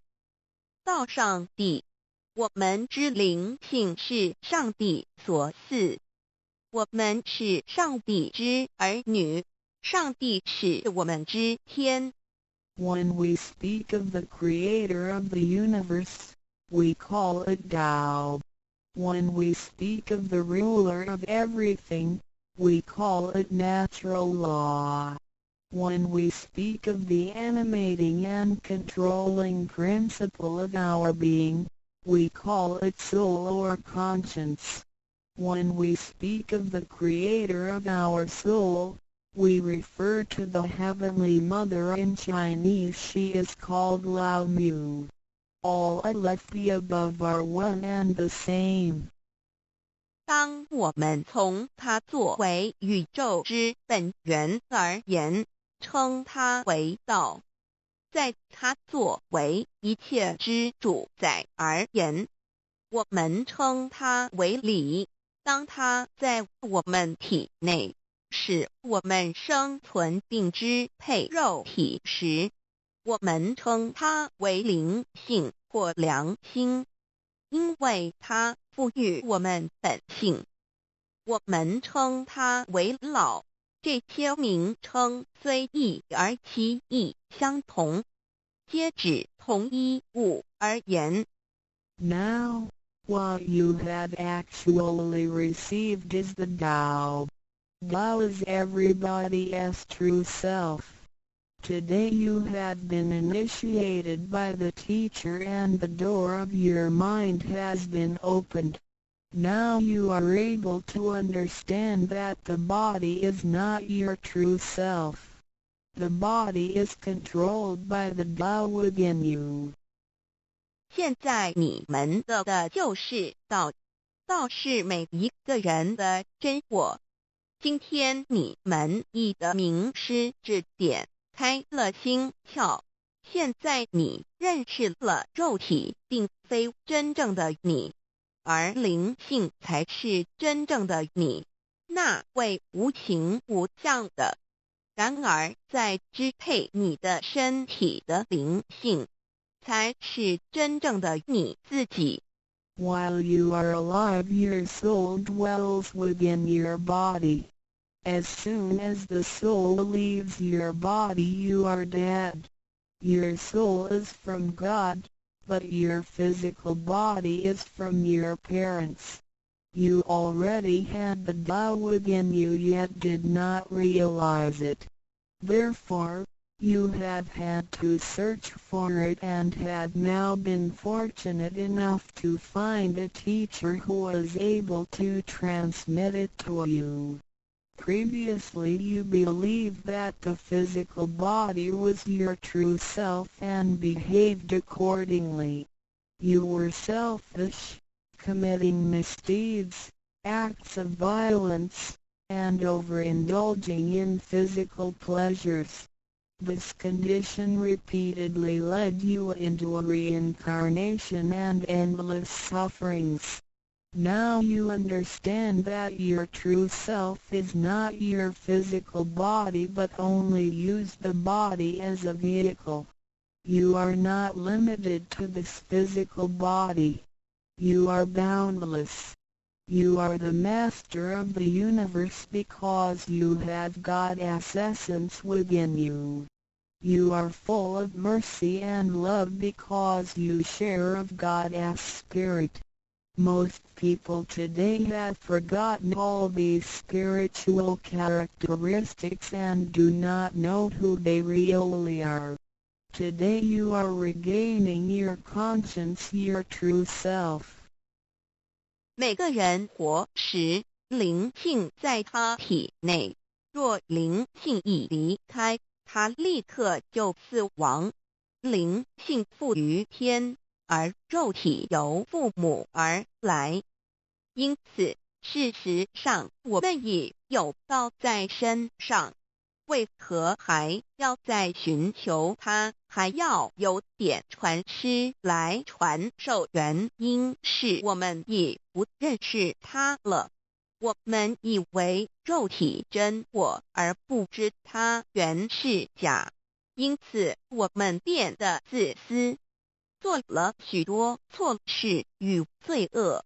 为了使此色身享受如此，使我们坠入轮回中，遭受无边痛苦。我们不知真正的我乃是灵性，而我们已不是仅限于此肉身。我们是无限的广大，我们是宇宙之主宰，因我们的灵性与老是一体。我们的本性充满了慈悲与爱心，因我们是老之分灵。然而现在人们都失去了这些品性，亦不知他究竟是谁。今天我们得到是的回真我良心。Chapter 3 What are the three treasures? Today you have received the three treasures. A. The heavenly portal. B. The divine mantra. C. The symbolic seal. A. The first treasure, The heavenly portal. The point where the teacher placed his finger upon your face during the ceremony is called the heavenly portal. It is the abode of your true self and can be described in different ways, such as 1. Original nature. This is the true self, soul, or conscience which is eternal and indestructible. 2. The portal of birth and death. The heavenly portal is the door by which our original nature enters and leaves our body. Confucius asked, "Who can leave the house without using the door? Why do people not follow this way?" 3. The way to heaven. A Buddhist sutra says, "Heaven is 108,000 miles away." These words are the metaphor which actually means that it was not easy to become enlightened because the true teacher was difficult to find and the Tao was not yet widely propagated.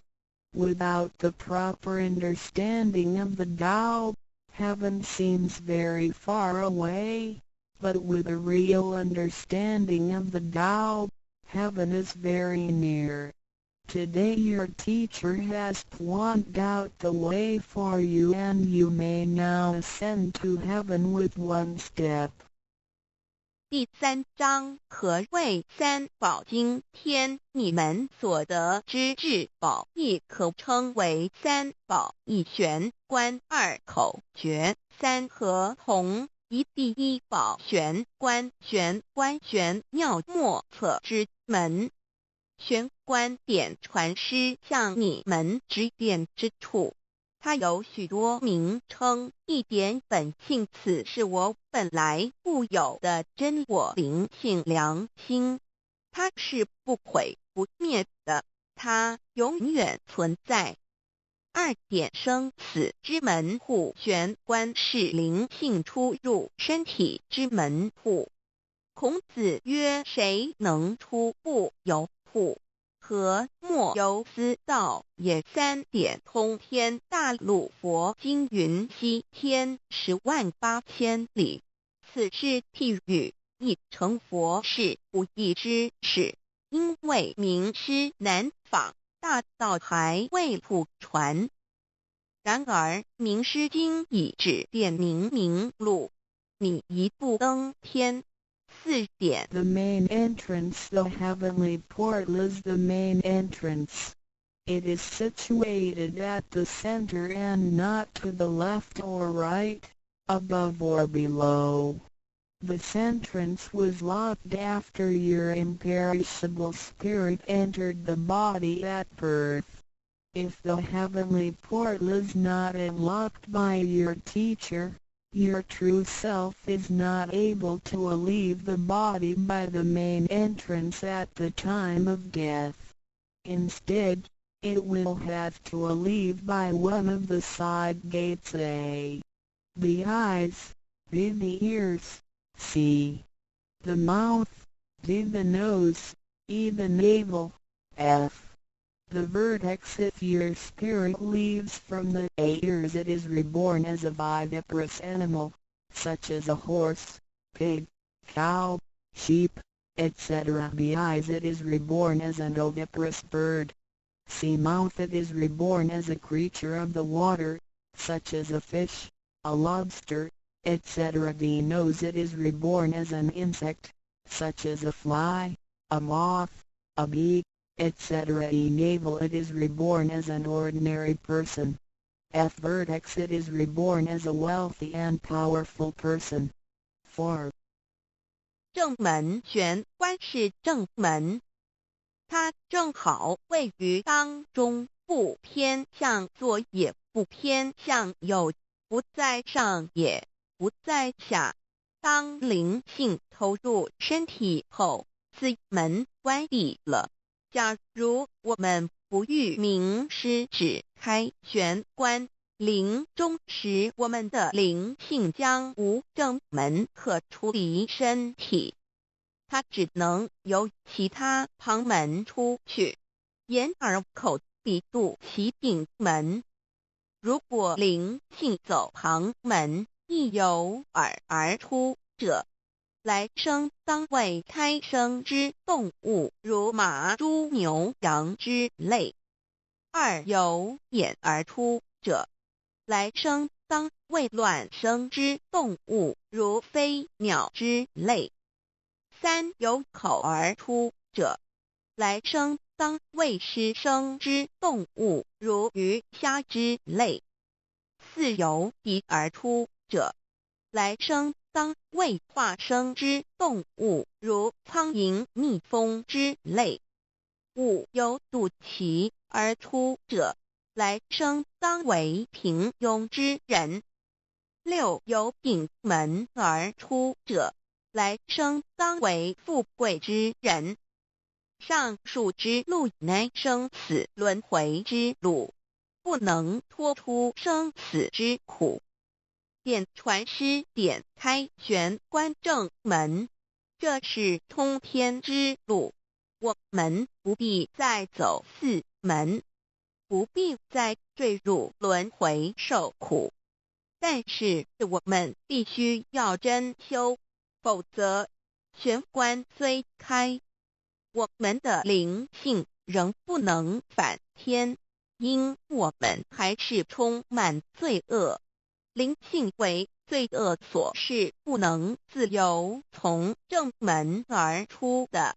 5点 In the Bible, Matthew 13:11, John said to his disciples, I baptize you with water to show that you have repented, but that one who will come after me will baptize you with the Holy Spirit and fire. The Tao is transmitted to you in the temple of God through God's sanction and commandment. The holy lamp on the altar symbolizes God. In the transmittal ritual, the teacher uses the incense to lead a line of fire from the holy lamp to your heavenly portal. Then, using his finger, he connects God's spirit with your spirit so that they flow together as one, thereby enlightening you with God's Spirit. This is the actual fulfillment of John's prophecy. 5. 圣经上记载，约翰对他的门徒说：“我用水给你们施洗，表明你们已悔改。然而在我之后的将用圣灵与火给你们施洗。请记忆，你们是在上帝的宫殿里得到，因为我们有上帝的天命。那盏佛灯代表上帝老。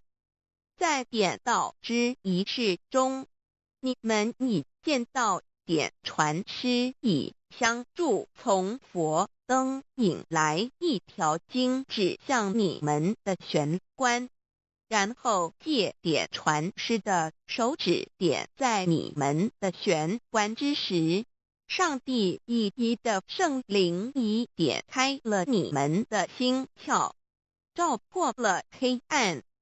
现在你们可见到约翰之预言已经实现在你们身上。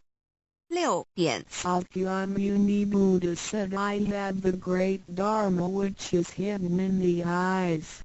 This indicates the location of the heavenly portal. 6. 释迦牟尼佛云：无有正法掩藏此语，暗示玄关之地。 Read the second treasure, the divine mantra 1. You have now been given the divine mantra. It is very important to remember it as it will save your life. It is only to be used in extremely dangerous situations.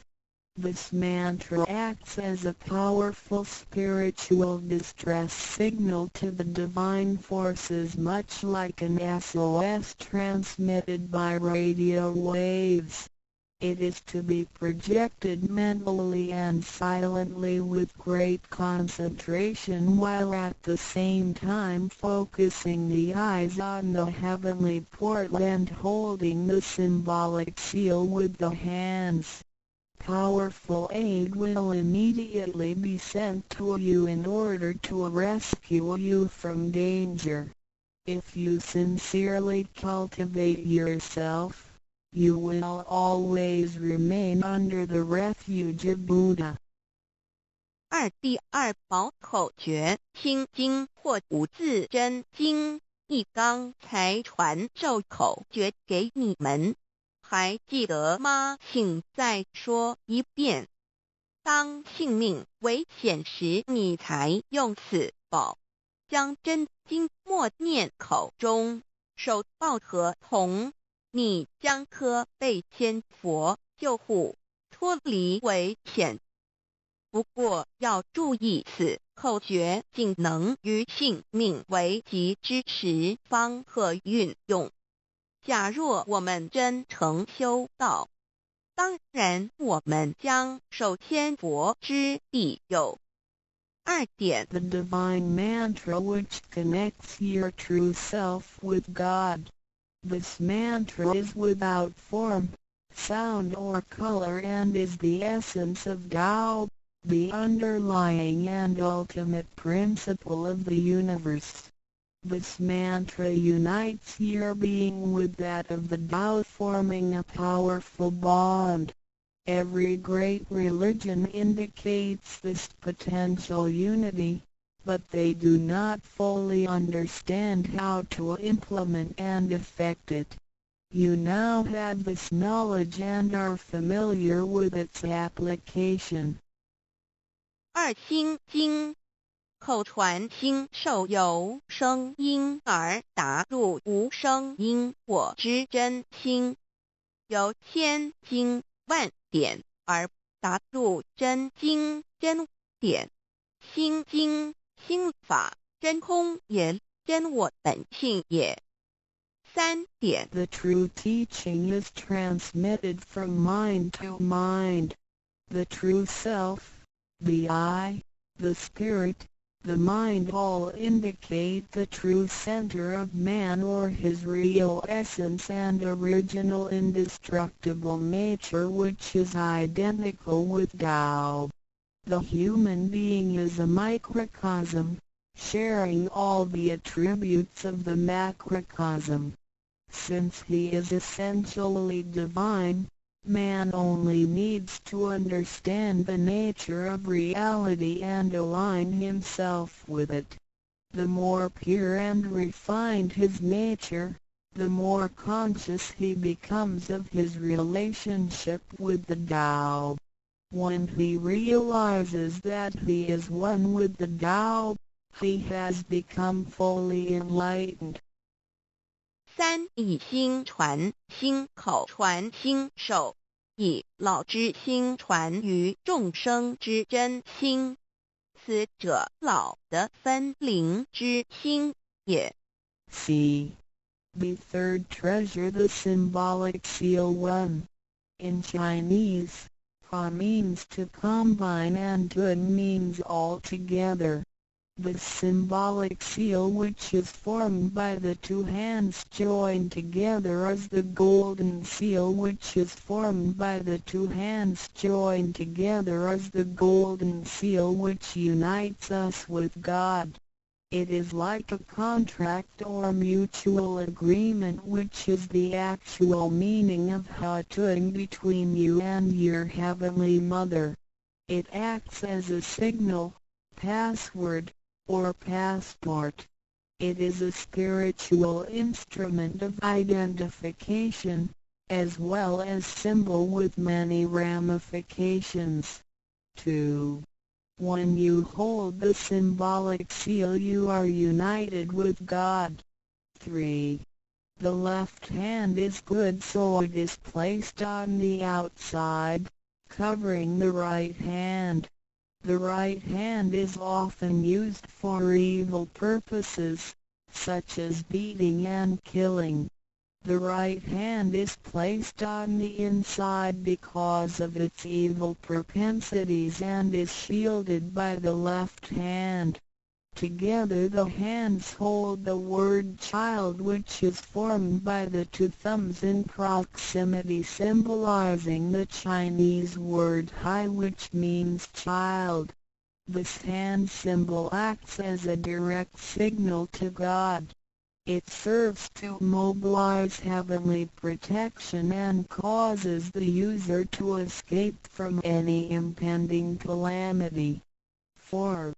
Let us quote some words from the Bible. Matthew 19:13-15. Some people brought children to Jesus for him to place his hands on and to pray for them, but the disciples scolded the people.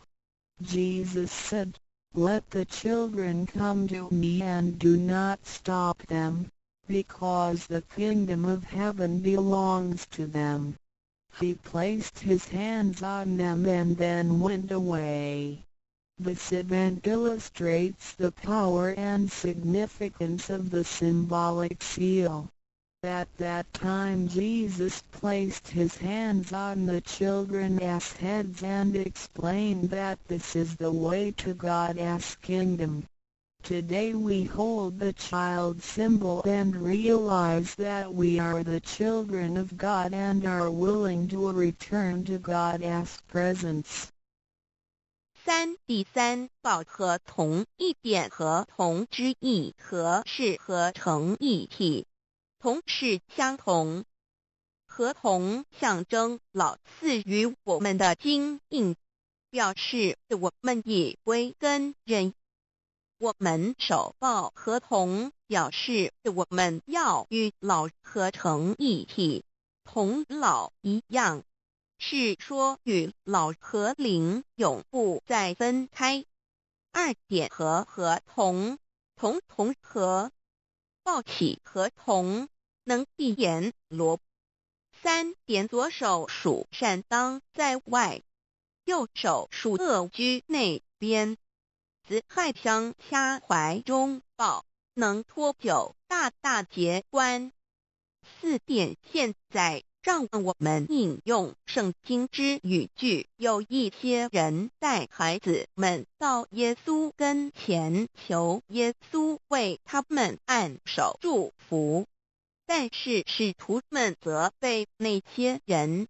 耶稣说，让孩子们到我这里来，不要阻止他们，因为上帝的国是属于如此的人。耶稣为他们按手祝福，然后离开。从这件事，我们可以了解，它是对合同之一种预言。在那时，耶稣把手按在孩子头上，并说：“须如此，方能返回天国。”如今我们守抱子海觉，并觉悟我们是上帝的儿女，且愿意回返上帝身边。Chapter 4. Why do the introducer and the sponsor take an oath at the altar before you receive the Tao from your teacher? 2 persons take an oath at the altar, one as your introducer and one as your sponsor. Without these 2 persons, the Tao will not be transmitted to you. The introducer vouches for your character and guarantees your good conduct. The sponsor guarantees that the Tao is the true path and that the teachings are genuine. A vow is also taken to guarantee that any money which you may donate to the temple will only be used for the printing of books and other such noble purposes. 第4章，为什么银宝要立愿在典诗还未传到给你之前，有2个人做你的银宝师，先立愿引保你求道，否则典传诗不可传道给你。这两人保证你是好人，并发誓他们是引你入正道，并非左道旁门或邪教。他们并非狂哄你的钱财，否则他们愿受天雷诛。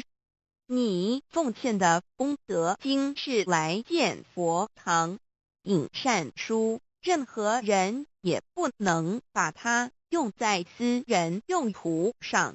Chapter 5 Why I should take an oath before receiving the Tao. Before anyone receives the Tao, he has to take a vow which states that he will faithfully adhere to the principles of Tao and will not reveal the secret teachings of the three treasures to anybody. 第5章为什么要力求道？愿每个人在为求道前，必须先立愿，表白他将诚心报道及不泄露天机三宝给任何人。Chapter 6 How to Save Human Beings. Now you have received the Tao, which is ineffable, sacred and sublime. You have just been saved by someone, so now you should try your best to spread these exalted teachings to your fellow human beings and urge your family, friends and acquaintances to receive the Tao.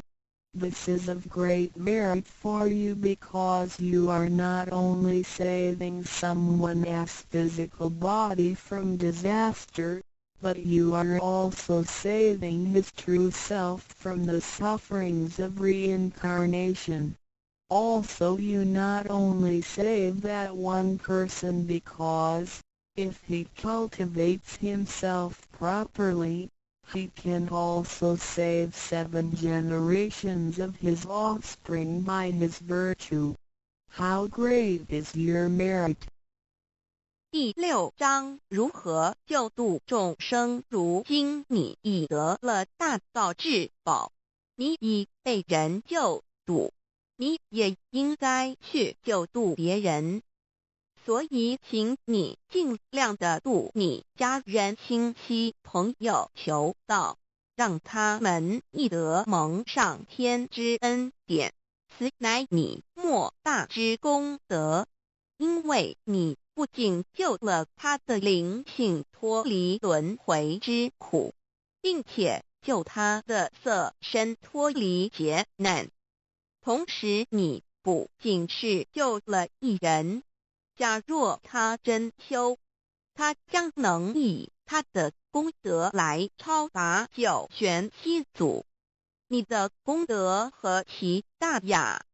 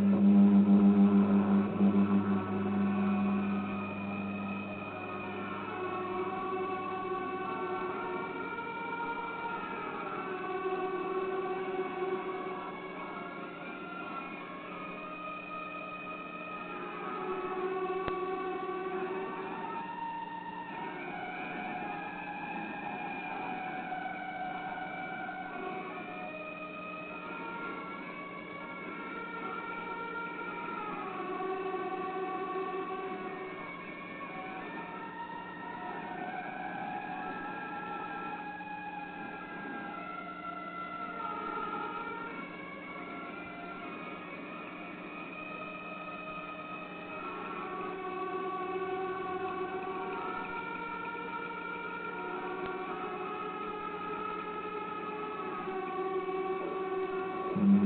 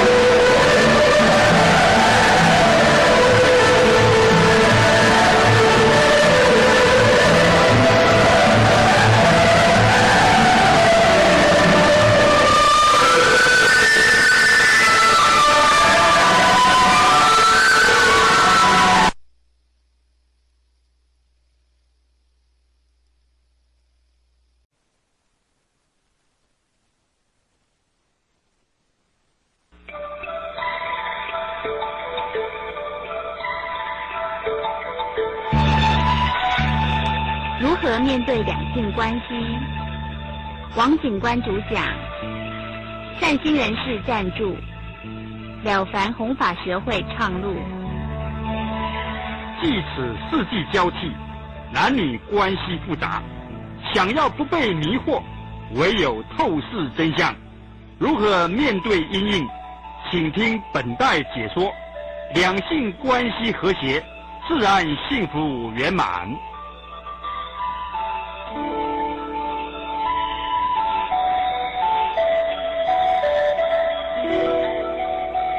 大家好，这个题目如何面对两性关系啊，很难讲不好讲讲了不好啊，会出事因果很重的啊。这两性关系在这个现代来讲的话，是越来越严重，关系越来越恶化，互相在报仇，互相在抱怨，互相在残害，问题很严重因为大家不明了自己的角色扮演，到底应该怎么样扮演，扮演的功能、效果和他的这个将来的结果，这个一定要了解才行，要不然的话，问题相当的严重。你看我刚刚听到孩子这个小学高年级的所谓的这个性教育的这个内容，看得我触目惊心不敢再看了。5年级6年级前2天我碰到我们的这个长官，气得要死。他的孩子是很有名的学校，台北市大概一流的小学。生理卫生教师告诉他怎么讲，你知道吗？你们要懂得这个，你们要了解自己的这个器官特别强调这个更要懂预防。他们本这个心态方面是想预防结果很惨很糟糕，因病成药。想要治好这个病，结果讲出来变成更严重。想要预防，结果在渲染，怎么办呢？这个问题，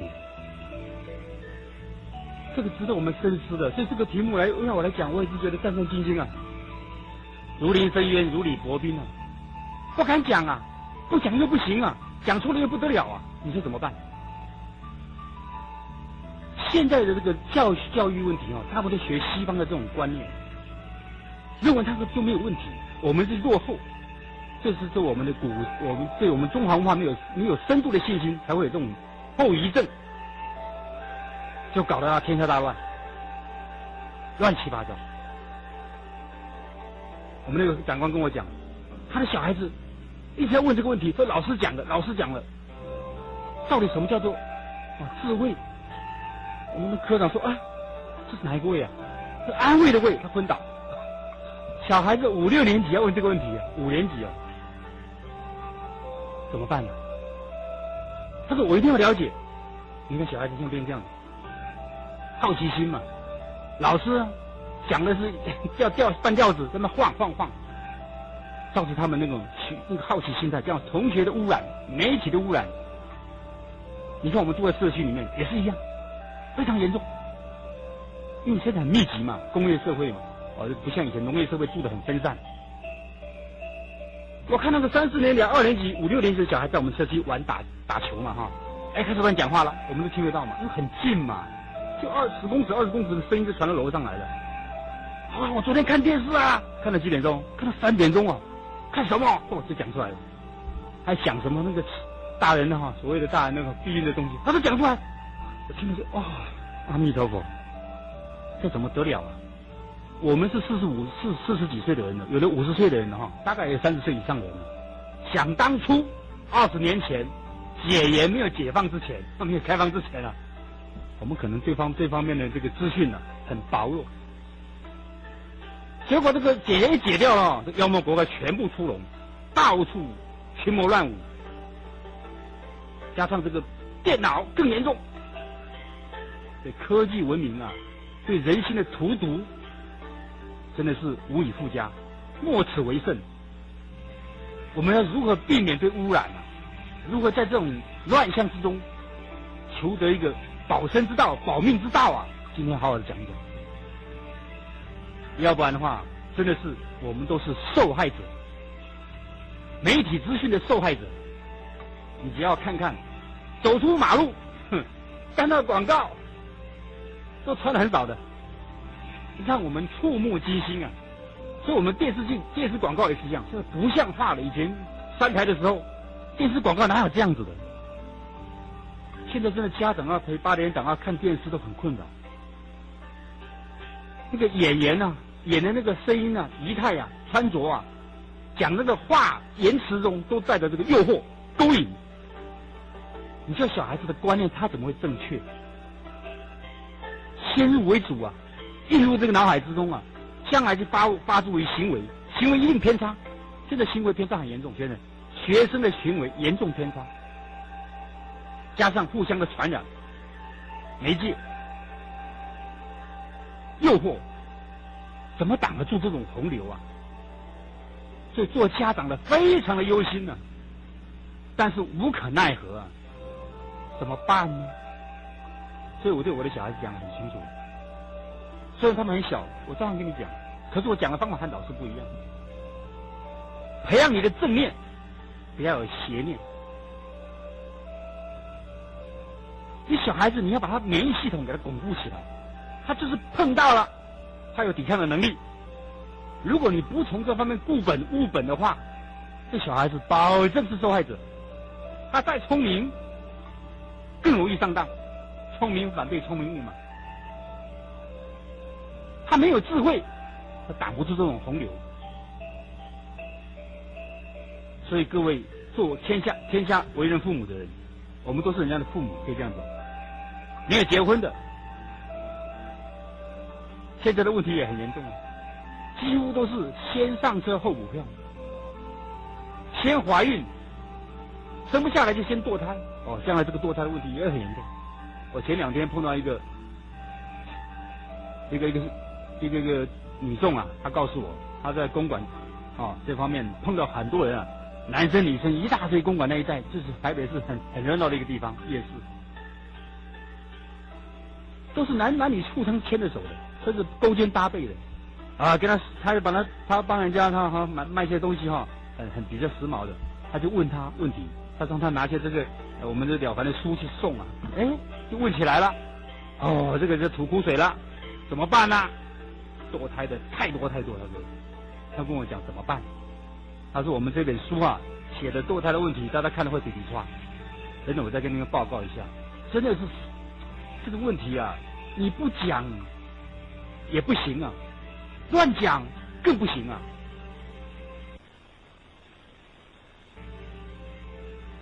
我们知道《论语》上面讲过，父母为其子之忧，各位都听过这句话吧？好像字面上的解释是说，父母很担心我们做儿女的这个身体一定要健康，不要染上疾病，这是字面上的意思，还有一层很深奥的意义在里面，各位知道吗？知道的举手。我看到祖师的这个文钞里面，我才发现这句话讲了3个重点，就是说我们人啊生病的关键是从哪里来的？就是这个色字害死人，当然病从口入是一个大关键。第二个就是这个色字，它会让我们的百病丛生，免疫力系统降低，容易染上疾病，甚至减少寿命。所以我们中国人古代很重视这个百善孝为先，万恶淫为首。现在人法律观念和一般的伦常道德，他不讲这个，一般老师也不认为是万恶淫为首。那怎么解释？不知道怎么解释，怎么教都不会教。法律规定，这个两性关系若是犯了这个所谓的不正当的关系，就告诉乃论，包括强暴罪，那时候也是告诉来，现在刑法要改，这问题很严重哦，而且是。我们等于是犯了这个邪淫的罪，国法这样的邪淫，侵害到这个别人的身体，妨碍人家的家庭，1年以下有期徒刑，还可以庭外和解，你这怎么办？没有吓阻力量啊！你要看看我们古代民国20几年、10几年哦，那个县长还可以有司法行政权哦，还可以审判的时候，那时候的民法还没有修改哦，那是处分的非常严重，跟以前一样。你只要看古代的这个判案的就知道了，有讲到这个事情，只要是男女发生不正常的关系，乡长、里长、保长啊，这个组长就可以处分的，用火烧死这对男女，要不然用放牛板的淹死掉，没人敢救啊，救不了啊，谁也救不了谁，就这样解决掉了。所以那时候会害怕，谁也不敢犯这种大逆不道的罪行，自然就会容易懂得戒慎恐惧，不敢肆无忌惮。现在就不一样了，观念开放之后不得了了，大家习以为常，平时谈话说笑、谈笑风生都会谈到这个。你看现在那个主持人节目的秀里面访问这个歌星、影视歌星，都在讲黄色笑话，都在言语啊，表示自己很有机智啊，很有这个风流啊，很棒。大家都习以为常啊，不以为怪，这都是荼毒人心的媒介，这是口业啊，所谓佛法讲的绮语啊，对不对？妄语里面有分绮语啊，令人家想入非非啊。你说我们怎么办？电视能看吗？所以我常常劝人家，电视是魔鬼，最好不要看。若是看了它，超考容易派啊。大家都不相信啊。他演的这个讲经说法的节目不多啊，都是商业色彩啊。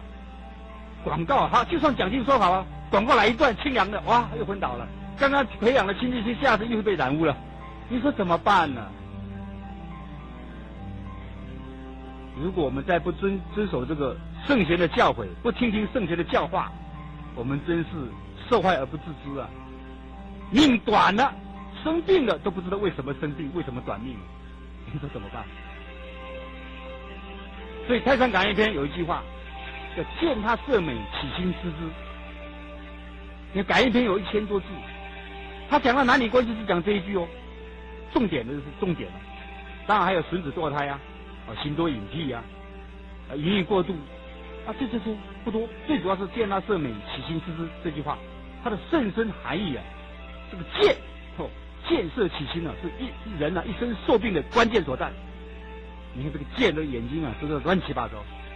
为什么圆圆的师父讲，第一个是非礼勿视啊，不能看的不要看呐，一看了就开始起心动念。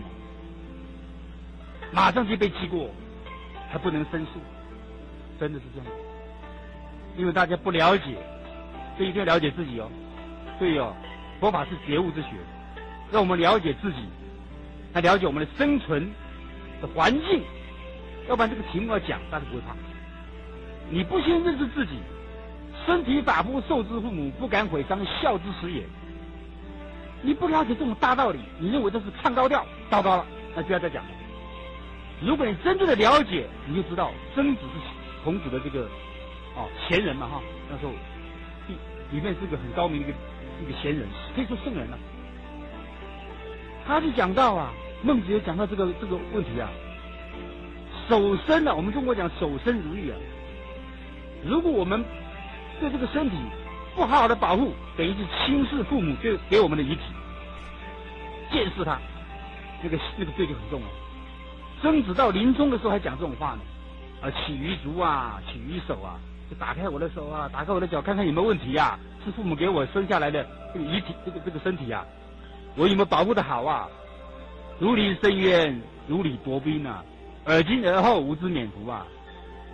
到了最后关头，曾子还很重视他的身体有没有父母给他的这个遗体有没有破坏掉，这么的谨慎戒惧。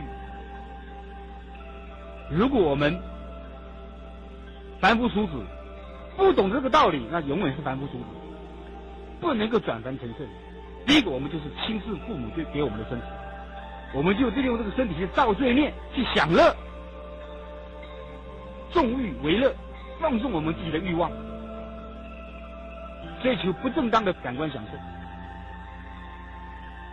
那就产生了所谓的乐极生悲这句话出来。所以色这件事情啊，是我们这个凡夫俗子最容易犯的罪业，它比起贪财杀生等等的恶业，还要100倍以上难以控制。所以它的败德、败坏道德、取得灾祸，要比其他的恶业还要100倍的严酷惨烈，这是事实。所以叫做万恶之首。因为这个贪财杀生这个恶业啊，很明显，容易看得出来，容易知道，这个不可以做，比较明显，而且道理也不会那么深，是可以用语言文字说得尽的，讲得完的。然而这个淫的罪孽啊，非常的隐秘，而且道理又很深邃，是我们用语言很难诉说尽的。所以太上啊，才用灭除意念啊，这个文字啊，从最初的一念来唤醒茫茫众生的痴迷。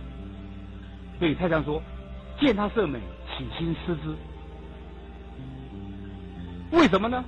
因为人啊，对于美色，当眼睛啊接触那一刹那，心若是一动，则会想念啊、思梦啊、贪求啊，这种种的念头就会缠来缠去，固结在心里面，解不开。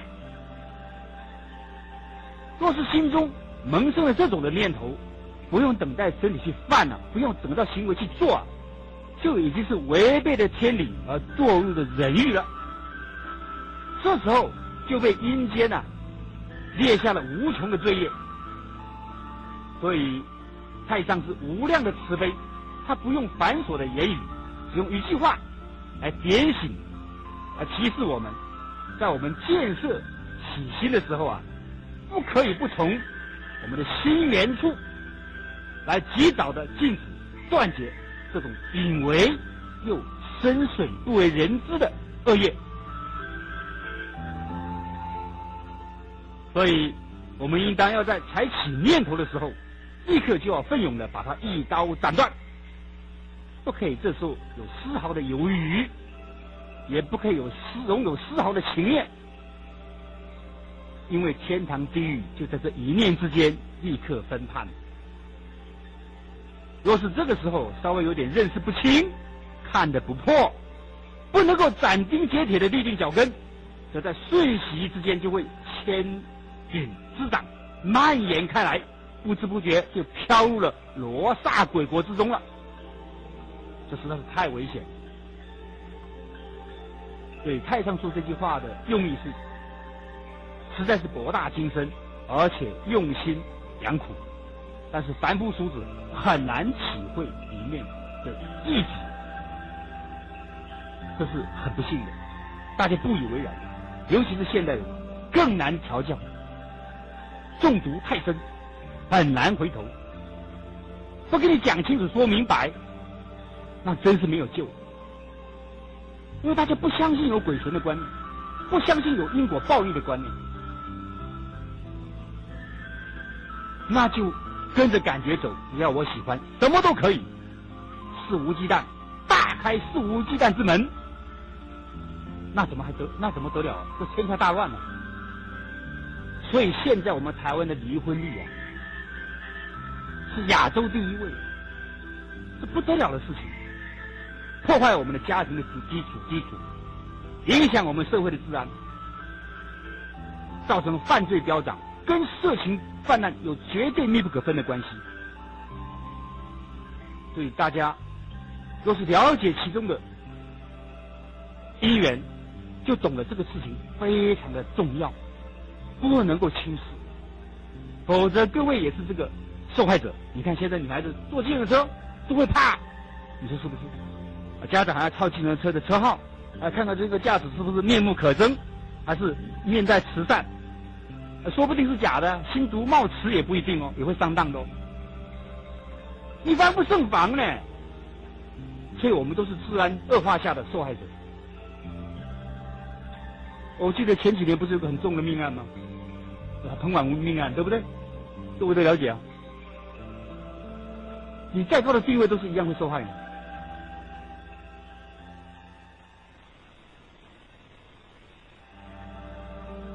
所以大家一定要深信因果，要懂得这个鬼神祭淫的道理。各位有没有听过？鬼神祭淫，你没有听过吧？这是一句成语啊。鬼神很讨厌这些东西的。孔子说敬鬼神而远之。其实我们身体里面就有三尸神，我们的肩膀上有善恶两部童子。各位可能对三尸神可能不甚了解，这个《太上感应篇》里面讲到三尸神，说三尸神在我们的身体里面，凡是人的心口意语啊，总是瞒不过三尸神的嘛。三尸神每到了庚申日，你要去查农民历就知道什么叫庚申日，每60天一次叫庚申日，也就是天神决断人的善恶的这一天。这个三尸神啊，就趁着我们人啊在熟睡的时候，与身体中的气魄啊，就上天去了，跟玉皇大帝报告啊，这个人做了什么坏事，心里面想了什么恶念，嘴巴怎么讲了什么坏话，全部报告一五一十，不折不扣。当然他想给你加重一点是不太可能的，想给你减少一点也是不可能的，就不增不减。你说怎么办？我们不知道这个事实的真相啊。上尸神就是上尸神、中尸神、下尸神，叫三尸神。上尸神叫做鹏踞啊，它居住在我们人的头部，叫上尸神。它会令我们人啊多思考、多欲望，使得我们的人的眼睛昏花、头发掉落。中尸神呢叫做鹏志，它居住在我们的人的肠子里面，它会使这个人啊喜欢饮食多忘事，而且喜欢做坏事。那下尸神居住在我们的脚部，名叫鹏敲，它会令人这个好色，喜欢杀生，使得人的手脚四肢、五脏六腑啊扰动不安，坐立不安。这个我们考究三尸神的所作所为，他目的何在？他总有目的吧？各位了解吗？他的目的就是要使这个人啊拼命做坏事，多造一点孽，他好早死。为什么？我们常常说算尽则死嘛。一个人坏事做多了，他的寿命会被减寿夺算、夺计，甚至夺计是12年的寿命，夺算就是100天的寿命。犯大的就夺计嘛，犯小的就夺算嘛。这个都是神明在帮我们算的，就像减寿都不知道啊，减到最后就算尽则死了，就早死了。你看那坏事做多的年轻人，对不对？他活不到老一下子再见了，10几岁就再见了，20几岁就再见了，不是被车撞死就被人杀死、被枪打死的，多得很啊。你看所有的命案里面，就是所谓的算尽则死啊，自己没积德，坏事又做的不少，还不承认自己在做坏事，那就下去了。所以三尸神的目的是要使人快的死亡，他们好出去做鬼。做鬼的目的何在？你看那个我们不是初一15吗？对不对？这个过节过年啊，拜什么血食？现在拜祭都不懂用鲜花素作为鸡鸭鱼肉，用血食的供养这些这个邪神邪鬼。三尸神出去就想做鬼的目的，就是希望人家对他血食的供养，他享受这个。你说我们要不要上当？不能上当啊！你知道我们身体里面有三尸神的话，更要谨慎小心了，因为它是在我们的身体里面的。你想什么念头，动个邪念，他都知道。人的身口意语，所有的鬼神子里面，三尸神最清楚，他就在你的身体里面，听都没听过，不说不知道，说了吓一跳，你说麻不麻烦？还有《华严经》讲到，我们肩膀上有善恶两部童子，就是所谓的天人啊。天人常见人，人不见天人，24小时在我们的肩膀上面修正录影。我们看到警察的搜证录影，哦，就不敢做坏事了，对不对？你看那个群众活动里面，这个要丢袖带，哎，看到警察来，收下来了，录影机架起来就收下来，不敢那么肆无忌惮了，害怕被搜证录影了。但是警察的这个设备啊是有限的，哎呀，把光线暗了，没有闪光灯，没有探照灯，就很难搜证得很清楚，就模模糊糊了。但是这两部天神啊，三元两部童子啊，清清楚楚、明明白白，包括你做什么梦，他给你记起来。说人啊，只能够自欺啊，不能够欺人的。要了解自己不是那么容易。你要对天地鬼神要产生一种敬畏之心的话，自然我们的行为就会收敛，就会有自我约束的力量。否则你光会法律规定那么轻微，怎么有后补力量？没有了，孝平不孝昌就是这样子。你看现在最有名的人，社会地位功成名就的人，谢谢各位来宾的过不了这一关啊，我们来自于不同最后还的国家是身败名裂啊。虽然他的速度没那么快啊，但是已经够他呛的，够他难堪的了。他本来的福报很大很大，因为这样子而损得很严重很严重。但是他的果报在哪里呢？根据经典讲，果报都在三恶道。目前只是花报，让他的名誉受损，让他的家庭不和，让他的这个官位掉下来。这是花报，还不是严重，果报就可怕了。真的，我会跟你们细说果报的问题。所以各位要了解，原来我们男女关系这么的复杂，就是因为大家对这个道理明白的不够深入。刚刚我只讲了一点点，他们就对你说有道理。光是医学的观点来看这个问题，医学的观点，我们中医讲得很清楚，西医可能不承认，但西医也知道过度很不好。人的身体不是金银铜铁打造的，它是血气所形成的。这个我们中国人啊，有个医生很有名，叫孙思邈，各位听过没有？唐朝的孙思邈，他讲到人的气血流行啊，是有节气，跟着节气是相应的，要不然的话，会非常严重的影响了身体健康。为什么呢？如果我们在社会上如果不加以节制的话，开始的时候不觉得有害，但是久而久之，日积月累的损伤的结果，必然会使得精髓亏损、气血败坏，最后导致死亡。这是中医以孙思邈孙真人的讲法。中医对这个易经做了研究，他知道人的气血必须要每6天才能够走完身体的6处经脉，那必须经过7天经脉尽通之后，得到疏解，气血才能够完成通行1周。因此夫妻之间的每一次行房之后啊，易经的气血就会受到损伤，必须要等到7日周行到此经的时候才能够复原。所以易经说7日一来世，就是这道理，就是人要经过7日的修养的意思。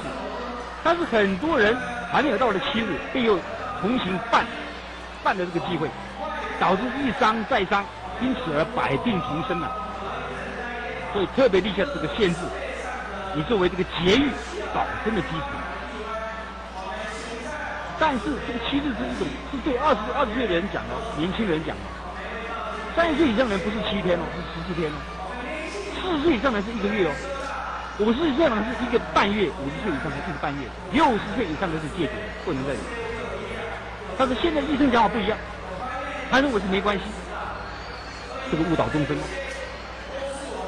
如果你懂得这个洁身保育的话，你根本不会上医院，你精神一定是矍铄，气色一定是光滑，脸色一定非常的红润好看。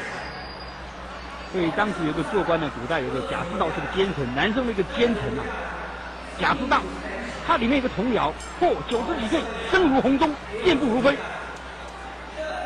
他也想健康长寿啊，但是他们3妻4妾嘛，这精神不太好，身体都很虚弱，40岁就出现衰相、老相出来了。他就很羡慕那个这个大臣，哎呀，他同僚，你有什么秘诀啊？告诉我好不好？他就说，哎，没什么秘诀啊，我只是吃了40-50年的毒睡丸呐。什么叫毒睡丸？各位了解？自己一个人睡觉，自己一个人睡觉，各位就懂了。是解决了这个方面的因缘。所以这个老彭啊，就彭祖啊，我们知道彭祖，他活了800岁啊，因为历史上传说活了800岁。他讲过一句话：上士易床，中士易被，不要百科，不如独睡。所以我们看到现在的夫妻啊，大部分都同房啊，而且同被同床，这个都不太好，对身体健康不健康。表面都是感情和睦，其实感情真的和睦不见得。所以各位不了解啊，就容易犯啊，这对身体的健康就影响啊，就容易流产啊，这是就是不知道啊，犯了忌讳哦。各位了不了解？妇女怀胎之后不能够行房的，不能够同房的，各位了解吗？同房一次，伤胎一次，胎就中毒了一次，胎气就动了一次，各位知道吗？这个可能不知道。西医不认为，西医认为在7周以后，或者是到6-7个月以前还可以，这都不可以的。所以小孩现在生下来，这儿童的这个疾病的健康啊很严重。哦，就有气喘啊，什么肺啊，这是水肿啊，一大堆的惊风什么都来。这个各位不懂得胎教的重要性，这是忌讳，非常严重的忌讳。对，刚刚怀孕不到半个月，还不知道怀孕就流产，很多这个现象。你的科学在啊最发达，你能保证你不流产吗？很难哦。这都是夫妻年轻人不懂的这个忌讳，犯了而不知道，不是这种道理。这是我们古代圣人的智慧告诉我们，但是我们现在的中国人，说实在的，没有民族自信心，不了解我们中国祖先的智慧，认为西方的智慧最高。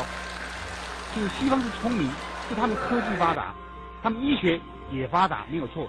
但是真正要死的病，他医不了。癌症就是一个例子，对不对？真正要命的是药医不死病，佛度有缘人，各位都听过。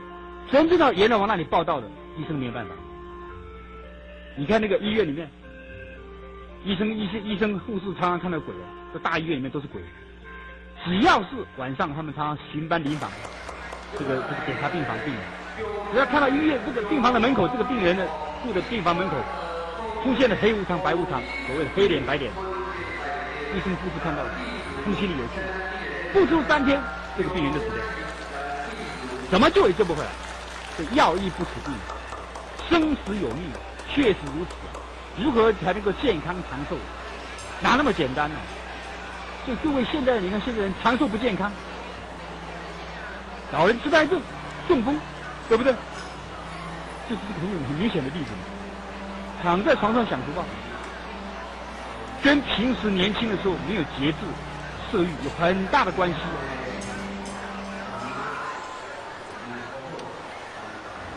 很多人不了解其中的厉害。你看“色”字这一个字怎么写的？“色”字头上一把刀啊，“色”字头上一路杀机啊，没有这个杀自己的身体。男人更严重。所以我们在座的女性，你对你先生，你希望你们长相厮守，你要劝你先生要节欲，不是好事，纵欲不是好事。你要有智慧啊，所以妻贤夫祸少，就是这样子啊。我们叫做贤内助啊。这个事情可能你们还不懂，你不要以为先生怎么样，你要随顺他也不对的哦。你要有智慧去处理这个闺房里面的事情，闺房之礼啊，周公之礼啊，是很深的道理啊，不是随便的。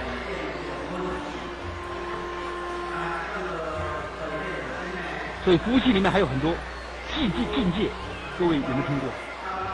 我刚才讲过鬼神祭仪吗？你没有看过农民历？这是什么神明的诞辰？这是什么菩萨的诞辰？一大堆哦。你只要看寿康宝鉴就知道了，一个月就5-6天没有冲突。你看20几天都有问题。你们有没有想过这个问题？我看从来没有想过。没有想过会出状况。来的孩子不见得好，跟你讨债报仇的多。怀了是孕的时候，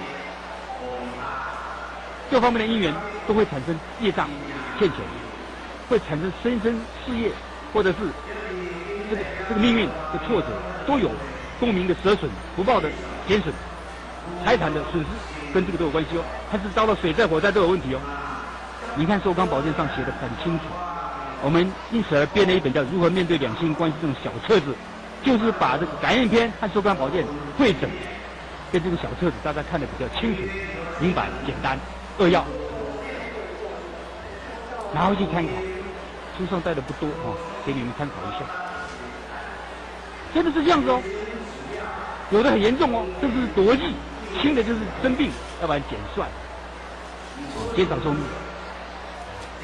跟这个夫妻之间不懂得这个道理的有关系哦。还有生子不备，多有凶灾，你生下的孩子，说实在的，五官不全啊，所谓残障啊，跟父母不懂得这个道理都有关系的哦。你说怎么办？所以我们现在只知道结果很可怕，但是却不知道造了因呢，更可怕。所以菩萨为因，凡夫为果。有的人说，这个生下残障人怎么办呢？就问师父，你看净空老法师怎么答复的？他说，有的这个信徒说，这个超度婴灵，所谓堕胎，有没有效果啊？然后问这个老法师，老法师说没效。你以为超度就没事了吗？那个这个也有就说，那万一这小孩子生下来这个残障，那不是很痛苦吗？不如就叫他不生嘛。法师就说了，我们要晓得，生一个小孩子残障，那是来讨债的，你欠他的债，不让他来讨，还要杀他一条命。换句话说，你过去欠他的债，现在再加上命债，以后就更不得了了。现在科学家只看到眼前的这一段，不知道后世的因果。要知道因果通三世，这决定是大罪。那连友说，没有，这小孩子还没有成型，只怀了1-2个星期嘛。法师是说不行，前世一投胎他就来了，成不成型没有关系。他一投胎他就找上你，他跟你过去是有瓜葛，所谓报恩、报怨、讨债、还债。如果他是来报恩的，你把他杀害，这就是恩将仇报，以后就变成仇人喽。明明他是孝子贤孙来报恩的，你杀害了他，他就变成仇人了，变成冤家了，这还得了？这不得了啊！就不要以为做了一点功德，花了几个钱，安个牌位就能够超度，没有这种事，那是骗自己，安慰自己，决定不是事实。这是老法师讲的，这个诸位了解，非常的严重啊！大家喜欢拜文昌帝君，也考记到了。文昌帝君怎么讲呢？文昌帝君在民间很流行啊，日本都知道。儿女不孝父母，自然会有天律来责罚嘟噜。儿女无罪，而父母却把儿女给杀了，这就是等于杀了天下的人民。而且父母欲杀儿女，为什么不自己节制自己的欲望呢？所以说人家的父母竟然敢杀人而不顾天理，今世像这种人实在是很多很多了。所以文昌帝君说，他看在丰都鬼城中受罪的人有很多都是犯了这个罪的哦。因此期盼世人要积极的反省觉悟，不要使自己加速的遭到天谴。这是文昌帝君对我们的教诲。我们一天到晚这个求神拜神明求保佑很多这个世间的信仰都这样子嘛，这个反而出事了。不是文昌帝君不灵，你没有依教奉行，所以不敢用。以前还有一个故事，郭印这个人，他的女儿叫郭颖凤，有一天就被2个小鬼追出他的魂魄，遍历了18个地狱，他看到最后一个地狱，有位冥王坐在殿上，大殿下面有数百名妇人哦，依序的在那排列，而且每一个人都有小孩，抱着他的大腿、两腿啊，抱着他们的脚啊，在哭泣嚎叫，叫什么？还我命来，还我命来！跟着妈妈在喊啊。这些妇人，有的是因为女儿生多了，就把女婴给溺死。以前有这个风俗，很不好的风俗，重男轻女。有的是因为家里面穷，生了孩子养不起就杀掉。有的是因为妻子妒忌妾，这个妾就是小太太啊，有身孕了，把妾腹中的孩子打掉。大太太有权威，就整个小太太。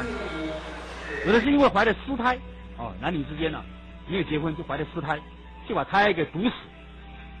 有的是因为争执打斗，怀了孕没有胎教还打架，你看怎么办？还斗气不顾命，触动了胎气而使胎儿流产。有的是因为讨厌小孩子啼哭，殴打或丢摔孩子。有的父母真的，有的母亲真的个性比较凶悍，她很讨厌孩子啼哭，甚至就是不小心把孩子弄死。有的是因为照顾孩子不谨慎，而使孩子死于非命。我们以前邻居就有这么说，喂奶睡着了，就怕把孩子给噎死。有这种事情，我们经常就发生过。这就是妇人啊，做妈妈的不仔细，使小孩子死于非命，都有罪过。所以冥王都一一的加以诘问、审讯，每位妇人的身上都带上了枷锁，而且就是面容憔悴，身体瘦弱，看起来都十分的虚。这郭颖凤啊，看到这种情形啊，他返回阳间之后，就把他所知所闻告诉他的父亲。郭颖就把这件事情写在天宁寺的墙壁上面，以警惕世人。这个往往会有这种印证的事情，借机教化众人。刚刚我也讲到，堕胎的问题一定有医生帮忙，要不然你自己用药，以前用自用药，也有用靠医生的下药。以前中医也有这个药，现在西医科技更昌明，更容易更方便哦。你看医生的个案，所以我们看到刑案里面，警察发觉，警察里面发觉那医生被绑架勒索，大部分都是妇产科医生，你有没有发现？有没有发现这个事实？所以世间究竟是学问，就看你心专不专。你只要稍微用一点心，就知道里面因果在哪里。到底是妇产科医生功德最大，接生上天有好生之德，但是现在很多医生妇产科医生他为了赚这个堕胎的钱，就没有良心，扮上婴儿的杀手，就赚血腥钱，很容易得到精神耗弱，很容易来麻醉自己，很容易产生精神空虚，甚至精神关联症，甚至产生意外事故、车祸，淹死，或者是反正横死了。这是真真假？新闻报道，你只要稍微注意一下，你会发现里面很大的学问，不是一笔带过。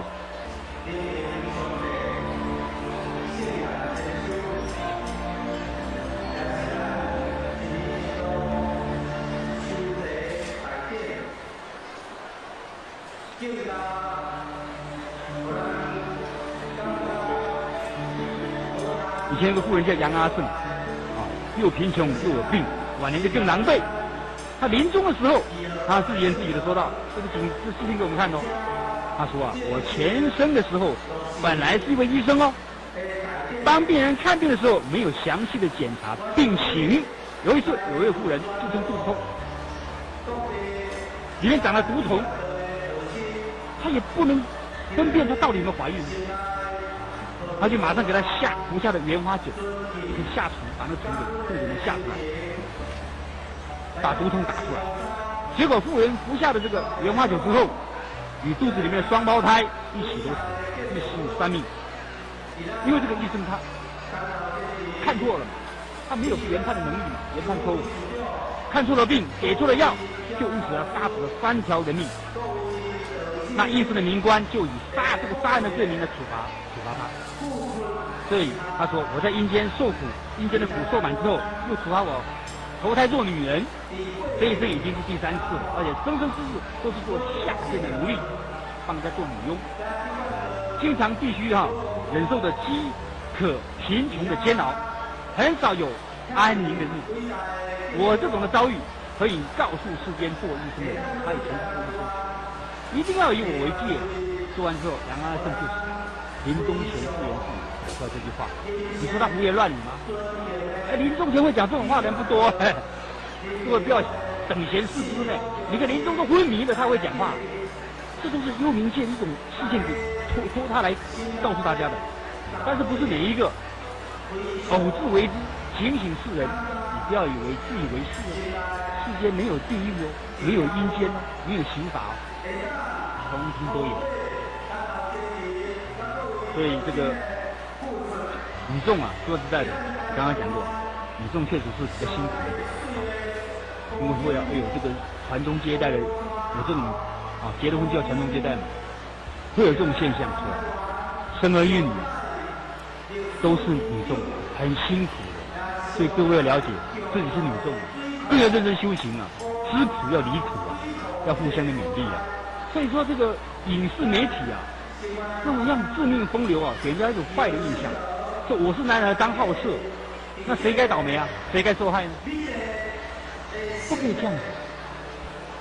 所以吕洞宾有讲过一句话：劝君莫借风流债，借得快时还得快。家中自有待还人你要赖时他不赖。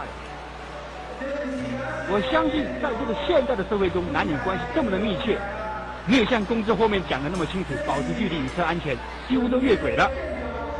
做饭了，那要懂得忏悔之道不然光讲这个会吓死大家。要懂得忏悔还有功德，它可以灭罪，这是真的。忏悔可以灭罪。现在很多小说家的笔下都是有点带着言情的小说里面，这个罪过很重的。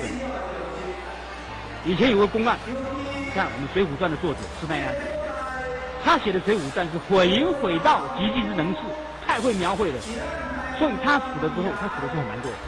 他死了之后，他子孙3代都是 A 告，都是哑巴，历史上都有记载。那《西厢记》是我们中国的小说，很有名的小说，里面就讲到《西厢记》的情节都是男女私奔幽会的情节。这《西厢记》的作者王师傅他怎么死的？嚼舌而亡，他自己也受不了了。意念在胡思乱想，他都会写出那些东西出来他自己都没有办法控制自己，就咬舌自尽。还有另外一个袁维崔莺莺，这个《会真记》的作者叫元稹也是很有名的诗人。这自古诗人多妄想，没有事就乱想，写出那些这个艳词来艳诗艳词来，迷惑众生，颠倒众生，这个罪很重。宋朝个大诗人叫黄庭坚，就是这样。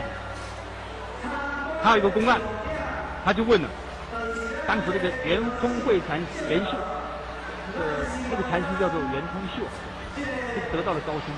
还有一天，李博士2个人去拜会当时得道的高僧，他就问秀禅师说：“这个李博士一天到晚画马跟月最白一样，画的比他还好。”秀禅师说：“哎呀，博士你不要把你一生的心力都投入在画马的功夫上面，画马会变马会这个心想事成一切唯心造你懂这个道理吗？”这个李博士听了笑一下，一时的觉悟是不敢画马。袁通秀这个黄山谷在旁边笑，那李博士画马变马，那我会变什么？他就逗他笑李博士秀传就磕出他一顿。李博士画马变马只是他一个人的事情你写那个言辞小说诗词演绎的诗词，那让多少天下人受害你可能不知过马身而已你还堕地狱。哇，吓得黄山谷以后再也不敢写了。为什么？他知道这个秀禅师是得道的高僧，不会乱讲话，他的境界很高。所以说这个现在写小说编剧的所谓的媒体艺术工作者，真是问题这方面的问题，可能他不知道这个公案没有读过，叫他们拼命的造这个奇语，造照这个这个情节非常引人入胜的这个言情小说戏曲来让众生啊颠倒迷惑，这个业是很重的。我们谈到这个，我们古代啊，对他们为什么那么重视啊？甚至认为会损功名，其实啊，真的会损功名。我们可以用这个公案来解释啊。李登这个人，在18岁的时候就考中乡试中的解元，但是一直到了50岁都考不起功名，也考起进士。李登呢就拜访叶敬老法师，他问他其中我为什么考不上的原因。叶法师便替他叩问了文昌帝君请求指示。文帝就命神力拿李登的官籍，他做官的这个父籍，给法师过目，请法师参考。上面怎么写的？上面这样写：李登出生时，天地赐玉印。这李登刚刚出生的时候，天地就给玉皇大帝赐给他玉印。18中解元，18岁就考中解元，19做状元，19岁考上状元，52岁官拜右丞相。因为18岁中了解元之后，暗中偷窥了邻家女儿西岛，因此功名延迟了10年，而且还被降了2甲2等。又因为侵占了哥哥李丰的房屋的地基，功名又延后了10年，而且还被降了3甲。又因为奸淫一位郑姓的良家妇女，功名又因此而延后了10年，前后合计延了30年。现在又奸淫了邻居的女儿，真是造恶不断，不知悔改。上天已经消去了他的功名，因此李登终身都不会再考中功名。这个叶法师就把这些话告诉了李登，李登因此惭愧羞愤而死。所以我们要知道祖父祖先不知道积了多少年的德才出了一个状元宰相的儿孙。李登却是自己造孽，把自己的状元宰相的功名真是全部消尽了。这样不但是辜负了天恩，也辜负了祖宗。自己把这种男女间的欢乐看作最重要，功名富贵靠一边，根本不当一回事，竟然以些微少许的淫恨，丧失了原本自己许许多多的福禄，你说悲不悲哀？所以于铁桥先生说就算你是状元宰相的命，也是不难一笔消尽的。这是很有名的公案。所以说这个犯了这种男女之间不规矩的事情，确实会影响我们的福报。大家都怕被损职、折寿、折禄，就要千万注意这个事。另外呢，犯了之后怎么办？可不可以忏悔？可以忏悔。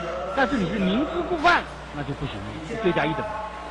不知道，以前不知道，做错了事情，现在知道了，回头是岸，苦海无边，不到忏悔，要改过，一样可以灭罪。所以上天不罪以忏悔的人有这种话。我们里面讲2个公案来证明这个事情。以前金华人叫齐望，他到了50岁都生不出儿子来。这个相士就看他，哎呦，齐先生你这脸上有恶气，必定是做了亏心事啊。这个齐望听了吓一跳，就承认了，我在年轻的时候不懂事结果等于是做了坏事没人知道，这犯了邪淫相士很惊异的跟他说道：“你犯了这种的罪孽的话，应该是要劫古绝孙哦。要知道邪淫的罪孽最难通忏悔哦，你必定要积大善大德，才可以挽回天心。”结果齐望因此听了相士的这个劝告之后，拼命忏悔改过，拼命做好事，非常乐于布施。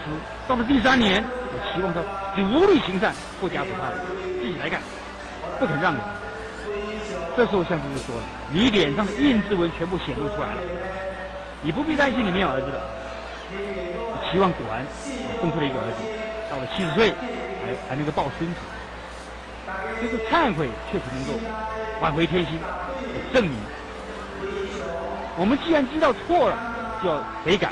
我相信男生呢，几乎都犯了，很多都犯了这种过错，连圣经都会讲到这个事情。不要让我们陷于诱惑，但救我们免于凶恶。我看到常常在电线杆上也讲到，神真正摄取东西方的圣人啊，都有同一的这种讲法道理哦。所以各位只要去看一看，就知道圣贤人对我们都讲这个，这是万恶之首，千万不要破。但是一般人不是这个想法，就很严重了。耳濡目染之下，就容易似是而非了，搞不清楚了，模棱两可了。我也曾劝过这个办公室的女孩子，我的同事同学啊，还有蛮有身份地位、阶级蛮高的女孩子的爱美，女为悦己者容啊，好像是一种天经地义的事情。其实各位要注意啊，女孩子不要穿的暴露。比方说你穿没有袖子的，你穿迷你裙，这对吗？在你认为来讲，这是我个人的事情嘛，个人的行为嘛，应该不至于影响到别人嘛，对不对？这是很时髦的象征嘛，这种风俗嘛，认为这种习惯嘛，不以为怪了。其实你不知道啊，男生啊，看到女生呢，都喜欢眼睛吃什么冰淇淋嘛。你穿的越少，他越高兴啊。为什么？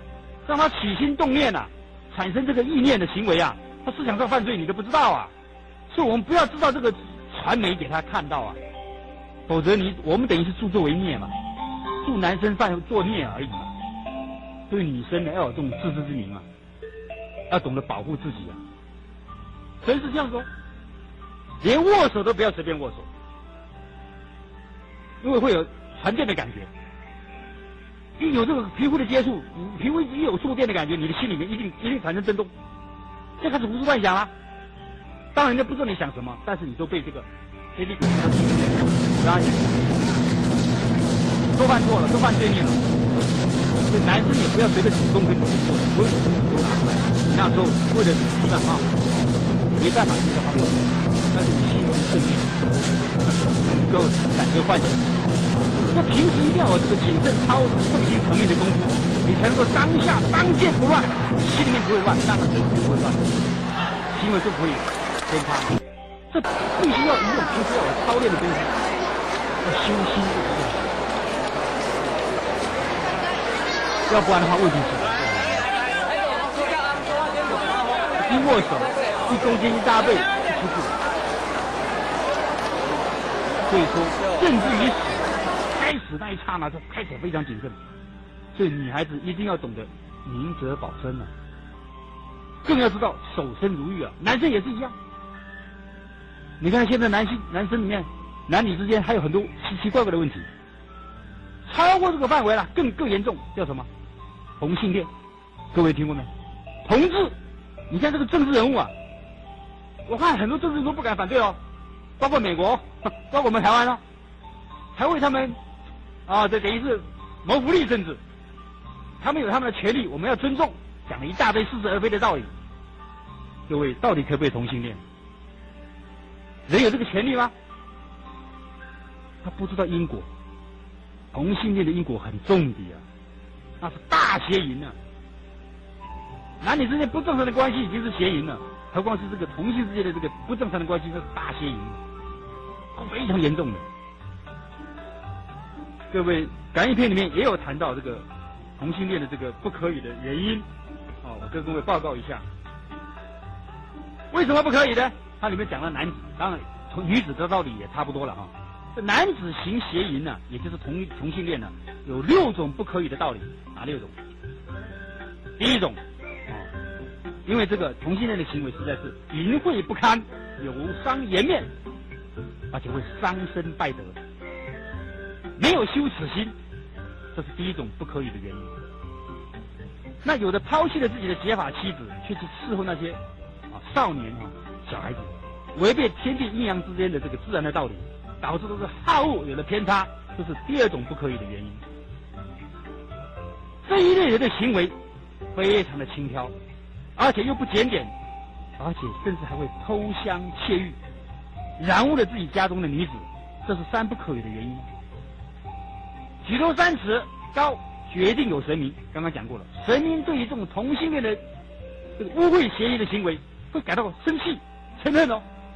所以降下来的惩罚一定不轻，这是第4点不可以的原因。以前人王法有明文规定不可以，现在的法律好像没有这种规定哦。以前的法律比较严格，而且监禁于杀。我们警察里面常常讲监禁杀这3个字，容易触动杀机。你看同性恋哦，你想要跑跟别人谈恋爱，突然把你杀掉哦，很凶的，杀的比那个一般的杀的还厉害啊！那报纸新闻看过吧，听过吧？那个手段更残忍，容易触动杀机啊，丧失了宝贵的生命，这是第5种不可以的。另外，不是为了传宗接代，随便的这个把自己的身上最珍贵的东西卸掉的话哈，这种的行为是愚蠢到了极点，只是加速的伤害自己的生命而已，这是第6种不可以的原因。这同性恋不可以，不晓得同志们听过没有？我还亲自碰过这种事情啊。那我现在辅导里面还碰过这种事情。有一个个案跑来找我，痛哭流涕，不是他有问题哦，是他儿子有问题。为什么？我奋斗了一辈子，哦，房子也有了，车子也有了，孩子也长大了，考上国立大学了，照理说是，这很好的事情嘛，哈，家庭幸福嘛，妻子心灵美满嘛。结果儿子出事了。他说他儿子功课都很好，但是他的个性很奇怪，为什么会喜欢男生？而且在学校里面还写文章提倡同性恋，差点让他昏倒。他觉得他对不起祖先，他觉得没有回去，没有脸去见他的那个这个家族的人，知道这种事情会觉得很丢脸。如果你还有羞耻观念的话，儿子不以为然了，跟老爸唱反调，造成家庭革命。所以说我们教育儿女要懂得事先防微杜渐，你要从小他思想方面能够受你主导的时候，你要认真的去主导他，要给他读经典。对，子孙虽愚，经书不可不读，他才有免疫的能力，他才不会随着群魔乱舞，他才有是非真伪的辨别能力，要不然都是受害者。书虽然读得多，可是只是知识，只是常识，他没有辨别真假的能力，很可怜哦。这都是实际的个案哦。我们知道，欲望越重，就表示我们造的孽越重。你看那个陈继兴，一天到晚对不对？没事就强暴，他的欲望太重了，孽重情偏迫，他迫不及待。你看那个狗就知道了，巨灵犬嘛，有比巨灵犬啊，贪心何太赫？为什么那么贪心呢？啊，新烧一聘狗，一个母狗在那里，又烧又臭，群虫爱彻骨，你看公狗都爱得要死啊。强者居其间，哦，比较强的就上去了，这个弱者绕其侧。你看比较差的狗，体力不够，打不过他的，就躲到旁边看。以遂思愿者，洋洋独自得，之后非常得意。妥舌迷两耳，啊，这个舌头吐出来，两只耳朵垂下来，惭愧全不是，根本不知道什么叫惭愧，公然降坐在街头马路。莫有狠心人，大杖殴其脊。有一个人看到很不高兴，你这个东西乱来，影响这个观瞻，妨碍风俗，砰砰打下去。一片好恩情，尔请上魂魄，吓死都跑掉了狗。所以说各位了解哈，我们这个娑婆世界没有一个不爱色的，男色女色，女爱男色，男爱女色，上至诸天仙哦，包括仙人都喜欢哦，下至于早师，狮子跳蚤也喜欢，各位你应该知道嘛。凡有行事者，皆被业蛊没，都被这个业力啊埋下去了，都被这个淫欲啊所扶住了，所控制住了。但是其中有轻重的差别，不是天渊隔，有天地之间的悬隔，就是刚刚讲的福重欲失衰，孽重情偏迫。有福报的，他这种欲望就开始慢慢的减少。比方说，哦，有这个学问的人，或者是有修持的人，他这个欲望就减少了，他福报大，对不对？他不随便了，他守身如玉啊。那福报差的，做仙班科的，他就乱七八糟，很随便，放纵情欲。所以佛家希望我们能够先扶住这个烦恼，就把它断掉，就是这道理。尤其是《楞严经》讲的最清楚了，《楞严经》各位听过吧？里面怎么讲呢？若诸世界六道众生，其心不淫，则不随其生死相续。这个所有的世界里面呢，都有六道的这个众生啊，不是我们这个娑婆世界而已啊。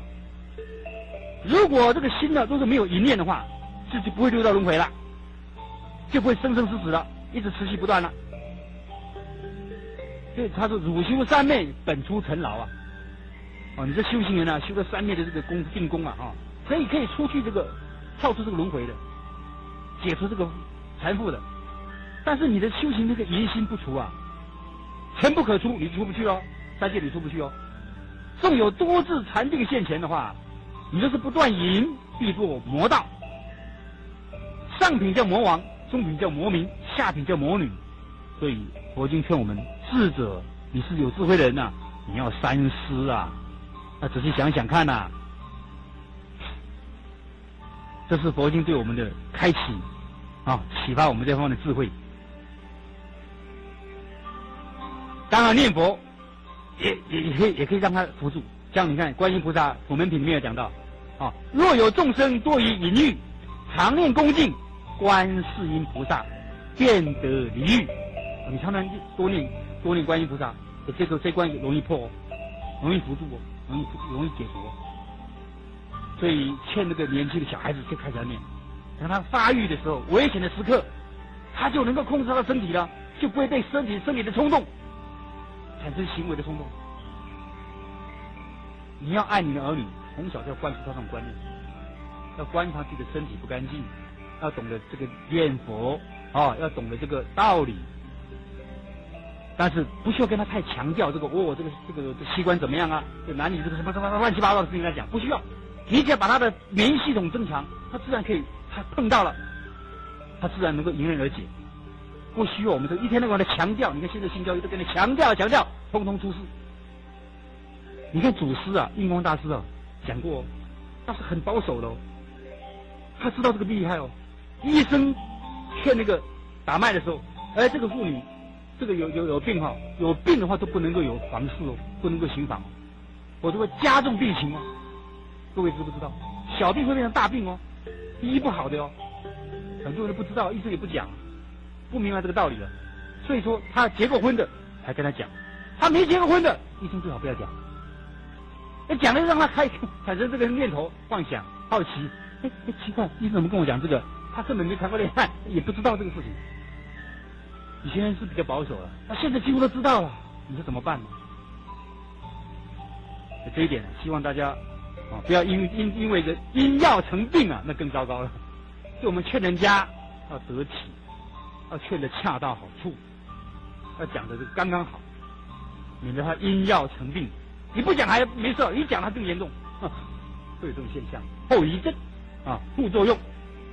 谢谢各位。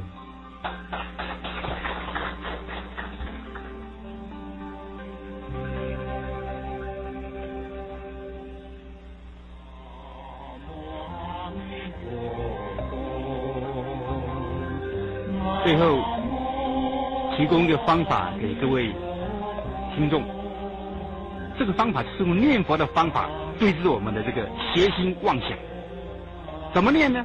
就是南无阿弥陀佛这6个字啊，每一个字要念得很清楚，你小声念、轻声念、细声念或大声念啊，音量自己可以调控。南无阿弥陀佛，南无阿弥陀佛，南无阿弥陀佛，南无阿弥陀佛，南无阿弥陀佛，南无阿弥陀佛，南无阿弥陀佛，南无阿弥陀佛，南无阿弥陀佛，南无阿弥陀佛，刚好10句。每一句念完的时候，心里面要数一个号码，就1，第2句就是2，第3句就是3，以此类推，刚好10成一个循环。你要念得清楚，这个字句分明。南无阿弥陀佛，字句分明。你要听得很清楚，听自己的声音。那心里面数那个号码不可以念出来的哦，记在心里面，跟数钞票一样，不要给它乱掉。1到10这样子一直念下去，循环不断。你试试看，这个妄想杂念一下就静下来了。你可以10声勾个指头，10个指头就100声了。行住坐卧，随时可以念啊，厕所、浴室啊，这个睡觉的时候是默念，请你自己的心声，我们心里面有心有那个声相啊，你可以仔细去听。这个佛号啊是不能离开心的，所谓佛不离心啊。像我们的心啊，自然就会被这个佛号转得清清净净。所谓佛号投于乱心啊，乱心不得不佛，这决定得到大好处。将来等到我们这一期生命报尽的时候，决定往生极乐世界。今天供养各位这个重要的念佛方法，希望大家认真的去做。谢谢各位，阿弥陀佛。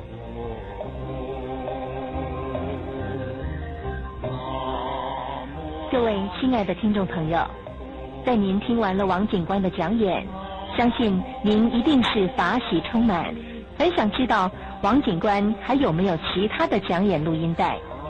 现在特别向您说明，王警官的通俗讲演录音带有绝了谁是我、心理辅导经验谈、改造命运救世界、生命能量的释放、自我成长改造命运、关怀青少年心理、话说从头说起、预防青少年犯罪根本解决之道、怎样获得真实福报、从了凡入净土、生命尽头的省思等等，都很受到听众们的欢迎。各位朋友，若是有兴趣的话，不妨和学会联系索取。在此祝福您福慧增长，平安吉祥，阿弥陀佛。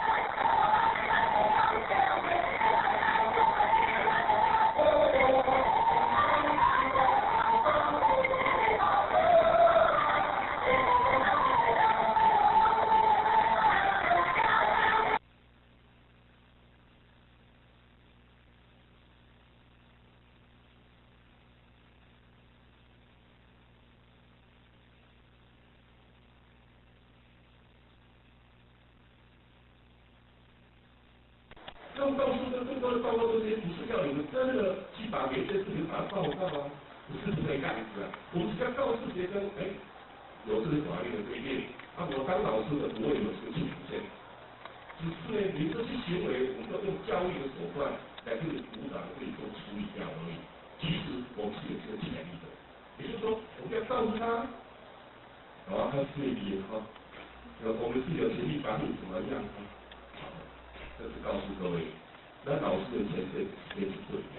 好，这是法律的条文啊，是绑绑的。我们现在告诉的是，重点就是少年事件处理法之外，我们谈一些实务的工作解决，其实会很重要。那么因为我常年也是从事这些少年犯罪处理，所以我经常到学校跟现场处这边来做一个配合。我们经常有看到。有时候我一到去找的时候，看到一大票学生都趴在地上，就打一笔打给，也有人看到在打手势的时候，一摆的时候弹钢琴那叫手挥，不对，我觉得这个大是有问题。我们一个观念就只要有2个以上，不管你是要处罚他或者辅导他，只要有2个人以上，我们都建议要隔离，一个来，要处罚。你讲嘛是一个讲，慢慢来，规大就要讲，后面讲事情，今年我搞出就只要讲，一个来，你讲无法讲做的代都就这个。还有另外呢，你在打魔甲的时候或者骂魔甲的时候，魔女在旁边，她已经在评估了，我等一下要如何应验。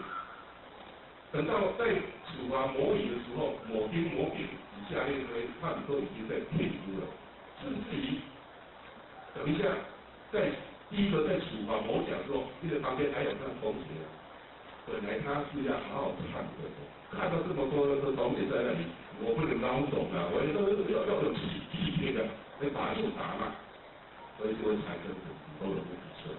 我们的建议是要一个来，或者呢效果会很差。另外，其实呢，在做处罚，我们还是建议说要原声大，以等效。因为他讲，只要完整的，你完整的话。那么问题就容易产生出来。事实上，今天我们当老师的，那你听啊，你听要考清啊，这好生好他就都听啊。他的肩膀上脑袋瓜才10几，我们肩膀上这脑袋瓜好几十年，你管他卖10亿，我们当然是那给10亿嘛。我们现在最担心的是背后，就是背后那些今天的，不要忘掉哦。你跟他讲什么话，他回去讲，这样按这样的小心的回去。我讲你挽回，大家搞掉去不分，到来后面来修书认罪，这个是很麻烦的哦。你看嘛，最近我们国中一个老师报纸登那么大，上面一个小的嘛，应该是你的同业嘛，那个事情我也是处理的。老师因为从绩优班变调到普通班，结果不知道怎么搞的，普通班的学生去打绩优班的学生，结果跟全班的家长公开道歉，全班的家长一到场才去骂3、4句，他说起这个老师打，我们这老师这样说难过诶，对吧？我跟人家拢袂刷，我惊拢真正就拍落去，我就看咱那边一个丢，一个打。纵然这老师有瑕疵的纵然但是我们还是秉持着那种骗老师的力量，那么爱听的听。那这个事情应该你在报章媒体都有看到，应该都有嘛结果这老师在刚发现到，一时借龄退休啊，他是遭受这么大的侮辱，我怀疑韩文，已经韩文了，我看到那个被培育了。但是这个问题就是我们要在这里特别提出来讨论，不知道大家讨论完毕吗？反正我们有批评道歉，如有也有纯属巧合嘛。你知道是谁培育吗？你知道吗？现在对我们依据报纸所讲的是，他有一点暗示普通班的学生去打私立班的学生，很显然这是错误的。但这个事情到目前为止还围绕在教育的体系里面来处理。但是不要忘掉了，老师不管是从业的处理，是依法律执行公务之人，在刑法上是广义的公务人员。也就是说，像这种如果有杀害的行为，老师是公诉罪，交收公诉罪，公务对吗？是公诉罪，公诉罪是提起公诉的，查证事实都会判刑，判刑依照公请会，公请会会做成惩处的，也主管那连带责任的，这点分歧了，是不是这样子？老师是公务人员没有错嘛？依法在执行公务之人。亲自评给这些在同乡能企业投资公司，好的，我们就是探讨这个问题。我们的探讨是老师在给大家处罚，这个案件我在这里讨论一下。后来我也有参与，也当会有参与。我们是跟他们建议处理的人做成一个我后来这里建议的。那像这个老师已经要快退休了。或者这个代志，马上大家手机来跟我，何不去老师去看一下医生啊？这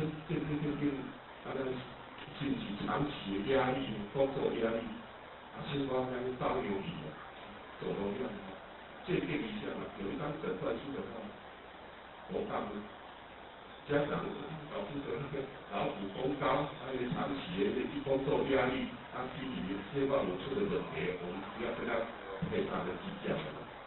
第一个，第二个，他校方我们行政啊都不错，都上轨道，补这个老师心理素质的问题，跟学校的学生没有牵涉，是不是？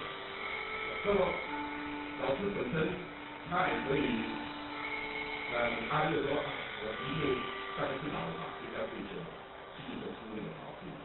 事实上，大家了解，别人心里都有毛病了，哪有人没有毛病？你去这个刚刚讲的，那跟这领域社会人哦，那去做建设分析师，讲讲比较特别是毛病啊。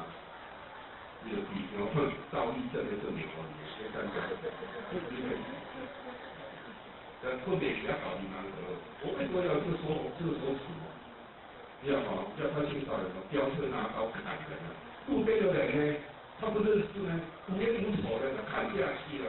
你把他说来问，你不说这样做，我压他的，我不准，压不准，他是公表上遭遇嘛，忧郁症、躁郁症嘛，这个样子。你说哪个鸡蛋就把哪个这种哪个见人啊？因此，我们在看待一个人的时候，不是看这个表面而已，我们深入去来了解。一个人的时候是有两个因素构成的，一个是生理，一个是心理。看他的身体非常强壮，他心理有毛病啊，那我为什么不试着去了解他呢？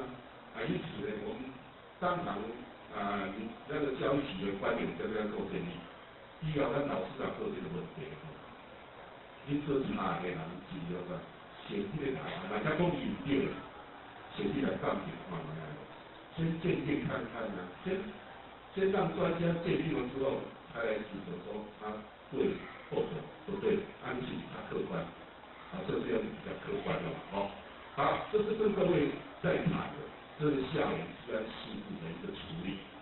那么，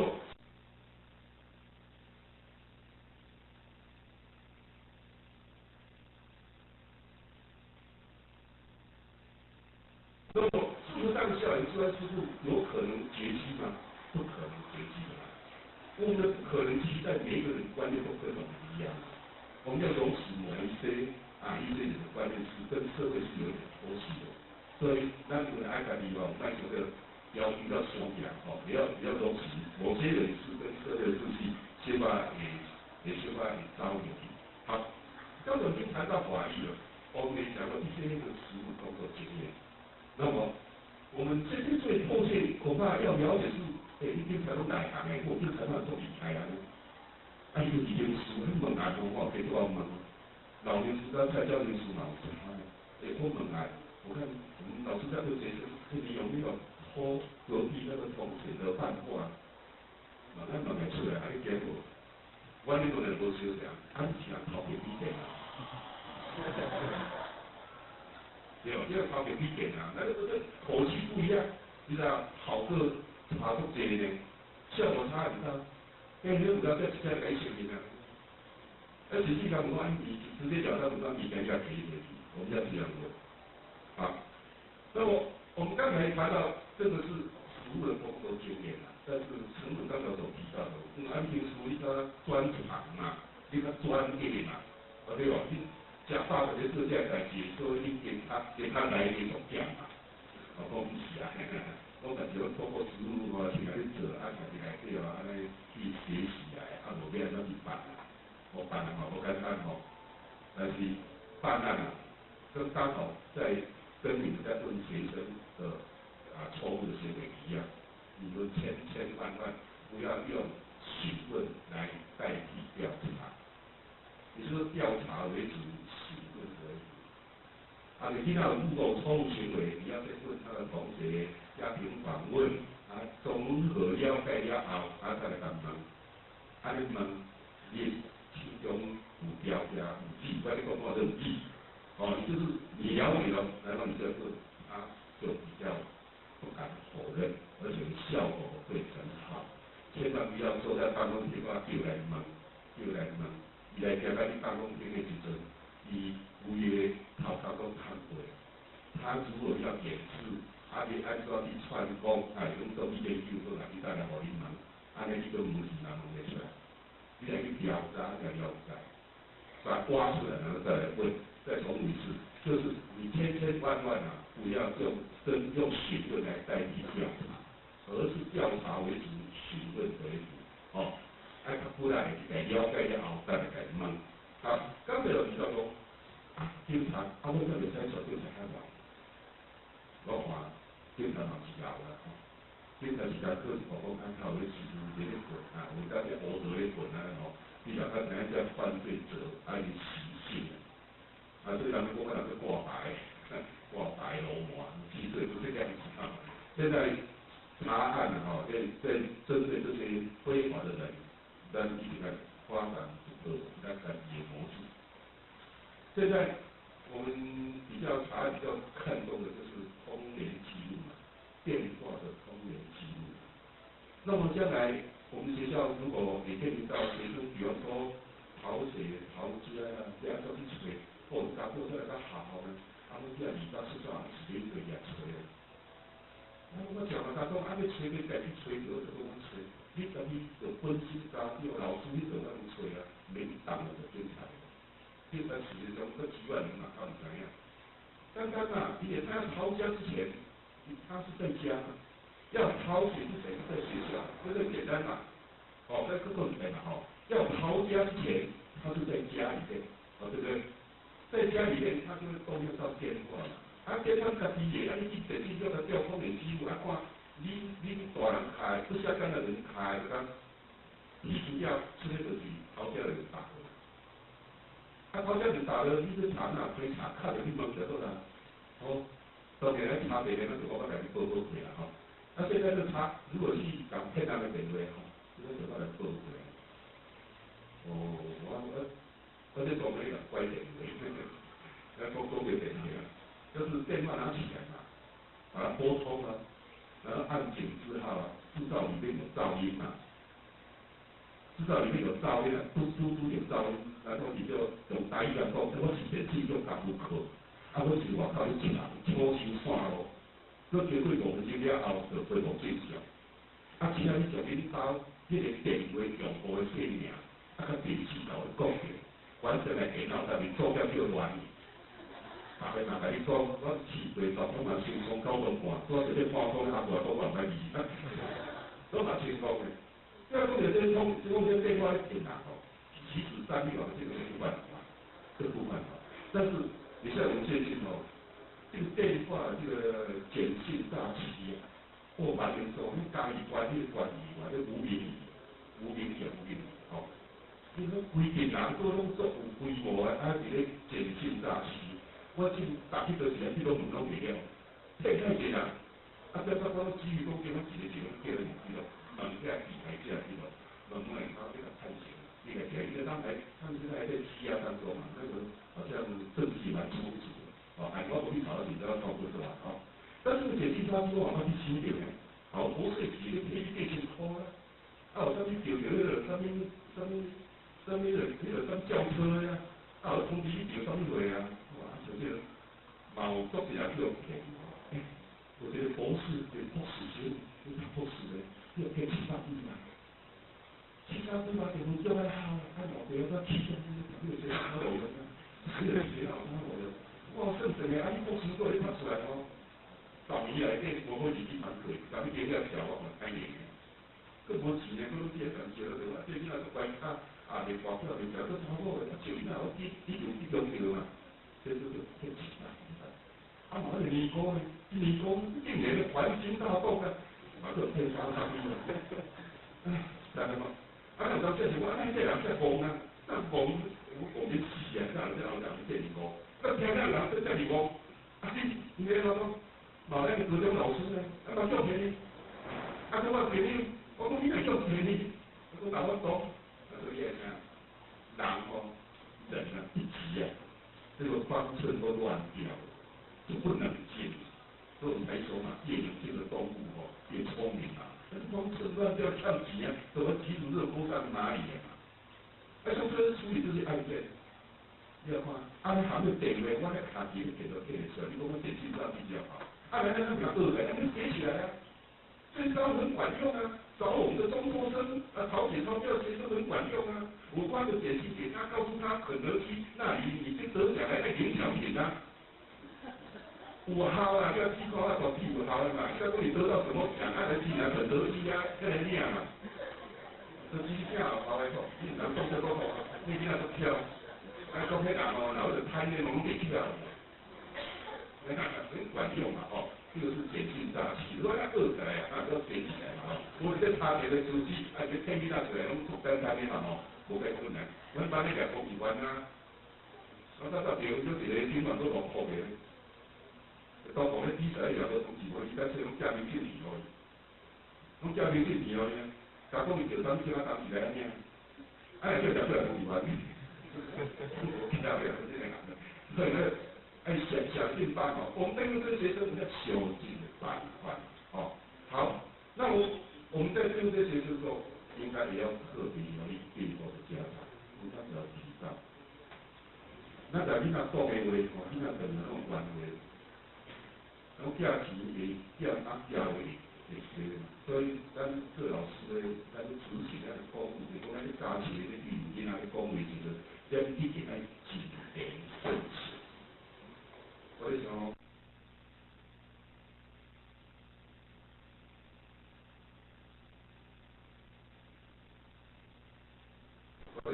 我大家理解国中的老师恐怕是不够小心，你讲伊本理讲叫囡仔阿囡啊，应该不是的，他只是不够小心。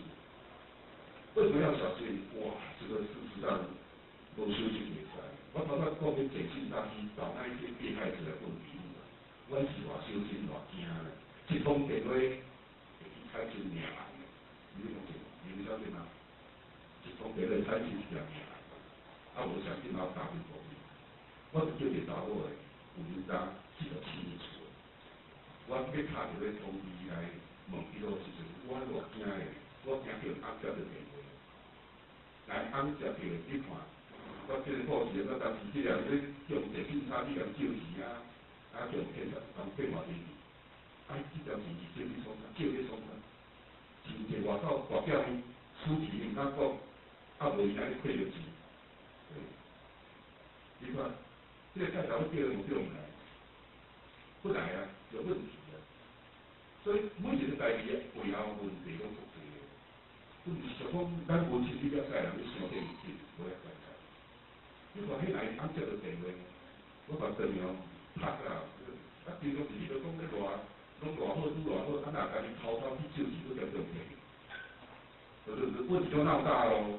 所以我这叮咛我同仁啊，你要打一通电话的话，都要经过思考，不是电话起来再来，你叫上就叫上，你打工上工上的，因为你这个刺激之气会有不同的反应。对不对？刺激与反应啊，一个刺激啊，会有不同的反应出来，所以要特别留意。咱给打囡仔讲话，要特别小心，谨言慎行，要谨言慎行。我还是再次强调，你的职位如果保不住了，你连去教育孩子的机会都没有，对不对？你这里多无条，按你讲啊，你该出发，你该主动都无意的，所以囡仔都对的，有了要管，爱对的。家己爱注意，爱谨言慎行，爱遵守相关的法律的规定。尤其亲手讲，你目睭前面慢慢讲，你出差错，你看不知道叫他狗屁，人都被踏进去，哇，真正有够到底哦。好，那我们刚才谈的是一些粗浅的法律的条文啊，一些实务工作经验。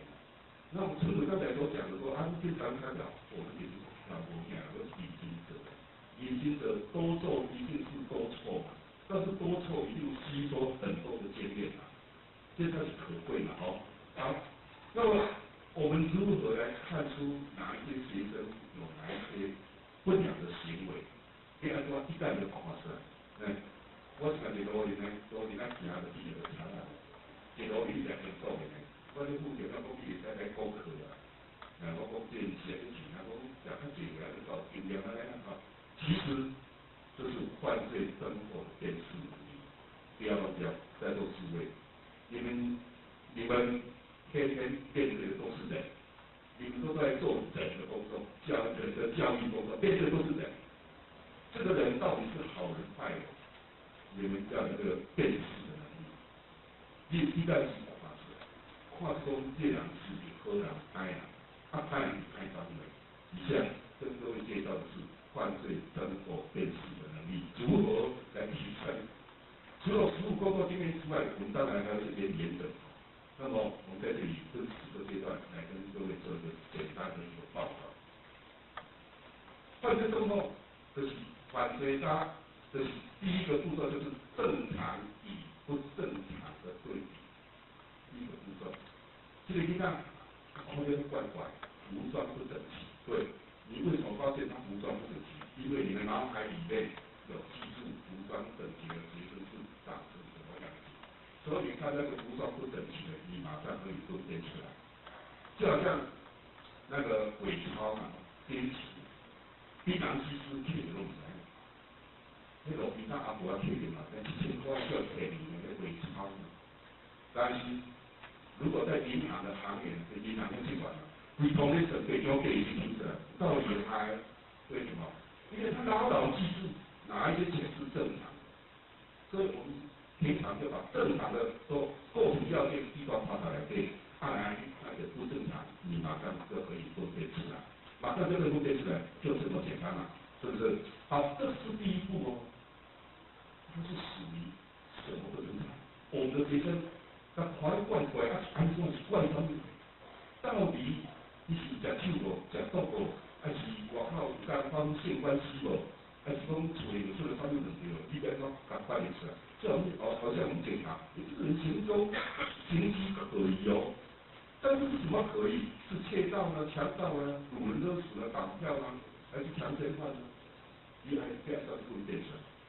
我看出来，我在我公司啊，一个新年，整理业的生活，跑一个跳过来，好，有什么？这样很多的啊。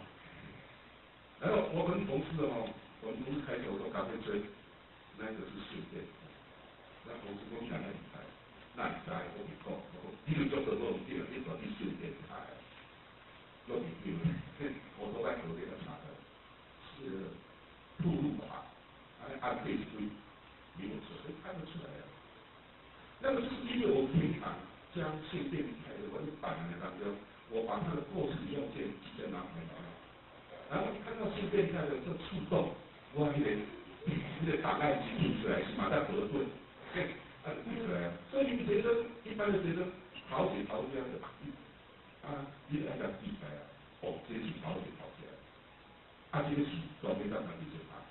这我来头讲，这个一般状况，你就要把它记起来，你这马上可以分辨出来。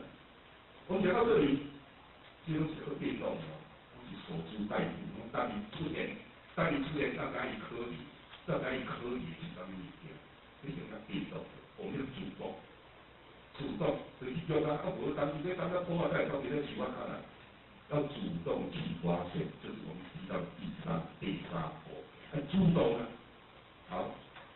你知道吗？我们巡逻的时候，比方说早上就是菜市场都比较有人误导人家那个猎场，提着皮包，皮包都没办法皮包灰车抢头比较加安全抢的，那个时间就是我们在防止灰车抢头的时间。那个时间我们会到市场的旁边桌上去按行，我们去主动发现可疑的人，他有可能是灰车抢头。然后主动去把它找出来，这是主动。像在学校，你要主动啊，学生都什么时候在抽烟啊？都在躲在哪个地方在抽烟？你就去找啊。那学生都看什么？你主动去发现，主动啊。你有分辨的能力，还有你知道它是属于什么错误，然后你都主动去找。你先把那个吹起来，你亚当都建立了好，那么这边三个步骤之外，最后一个步骤，第四个步骤，还有三个题得来说，你如何处理？那这个处理这个结果，你像你处理好的这个埃及蛋，要如何善后？两个善良，两个何来处理？两个处理到行动，处理到行动呢？我在也参加新中国中民众的第一条行的回的运动大会，校庆运动会。啊，我是有闲啊，到时间我讲不回来，在讲。我所在是中正路以后，常搭咧讲这个怪风市哦。是150的风车，以前我就看一群人，伊拢看伫你方面过。我直觉按念是你亚餐我的这个被修饰。我家族哪里看去超过？个人呢，那个邓丽华小儿科，是有遭受到蒙面歹徒该强暴啊。甲跳海走，甲邓丽华医师有够勇敢的，但是伊也甲护士我打电话给伊猫也用。甲讲倒来地，伊都变个走，去甲讲，哎喐，啊我做看甲现场，当场逮捕，伊讲倒来地，我当场逮捕。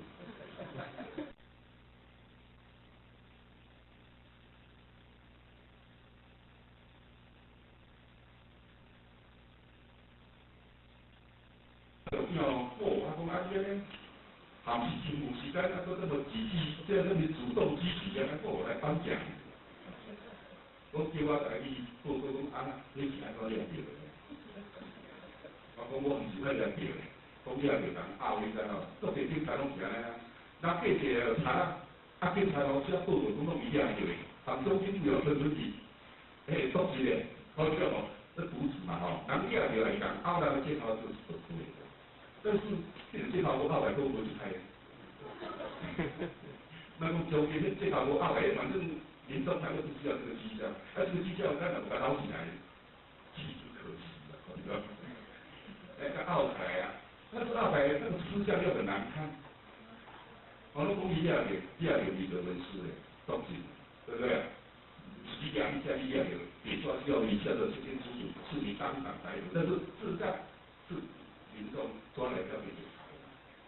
那边说，我叫他这几个，我直接马上处理，我本来处理哪讲这些中介的语言，我完全的不是我当场逮捕，我是去完成逮捕的程序，对吧？完成逮捕的程序嘛，哈，一个逮捕把它拆开来看，有民众抓的嘛，民众也有可能好几个人抓嘛，也有民众抓了交给某一个地点，地点再交给我们，这个逮捕两个字拆开来看。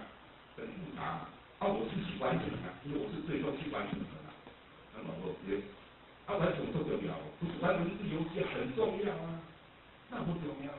你看邓丽华，他共和在地，你讲咱这个带头，咱不也用带回大公司，你带头是出距离不到50公尺的离奇啊，这以前还是他的客户啊，我替他求审的呀。你看那做第二10万好啦，你看无一下赔多少钱的，你话推啊话讲啊嘛，我去放照片，你就报来咧，人有诶，你从你卡你从报来咧，这个案是不是一个险案？重大刑案，强盗嘛，强盗到医院里面去拿刀去抢掉就是强盗嘛，强盗结果呢人放走了，邓丽华医师把他放走了，你是不是避嫌啊？若无我在场呢，都可以办到，你的心任啊，甲球的心很任嘛，真的，就变成钱了。说我去完成逮捕之事，就是这么重要。你是觉得钱呢？所以那个出面这样代志吼，你嘛唔通邀功哦，你若邀功我那边我甲再讲我这得出来，我这当然我是出，我立法就进来，那要讲中线语言就我就去安怎给了上面去处理来。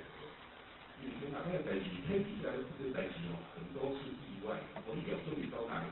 案情的发现完成了第一个，你到哪个继续要的他，所以首先都不要把话讲死，靠这个转达的空间，非常够我大家还有就是犯罪生活的辨识能力。好，那么这通过辨识能力，咱搞出一报告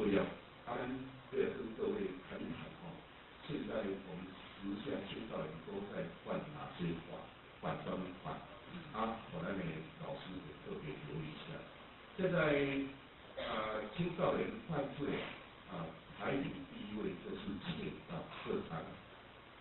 窃盗里面就是以窃盗机车为主，好几个都开。所以青少年很喜欢机车，很喜欢机车就会延伸很多的问题。所以未满18岁，千万不要让他骑机车，因为如果未满18岁在外面犯法，骑机车撞伤人的话，他的监护人父母亲需要负担民事的赔偿的责任。这个还有我打算看。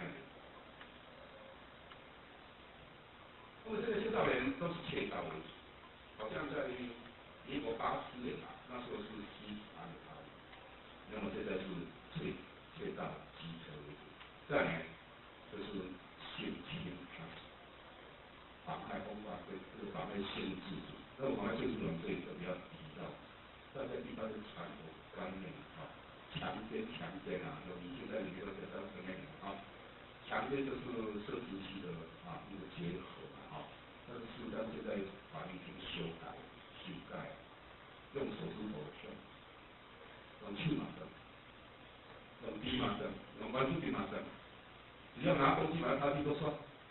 现在这个是妨害性质结账，都是高数罪，只有配偶之间才是高数罪。以往这些女性我们知道丈夫有时候都会施加对家庭暴力合并的一个性侵害。刚才也都好像说这也是他有没有怎么把妻子这个配偶他不同意的话，可以上。不过什么都有当免为这个可以这个是妨害性自主，这个法律现在已经修法了。那我们要告诉我们的学生，也就是说，有一些青少年他是不敢，但是我刚才提到的这些现的一个错误的观念或者这种行为，这是很容易去违反性自主。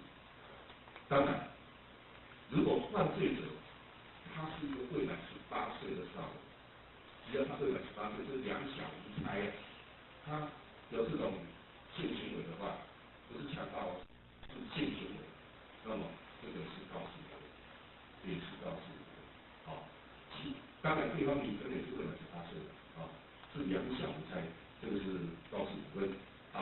跟各位报告这些少年的相关的法律常识。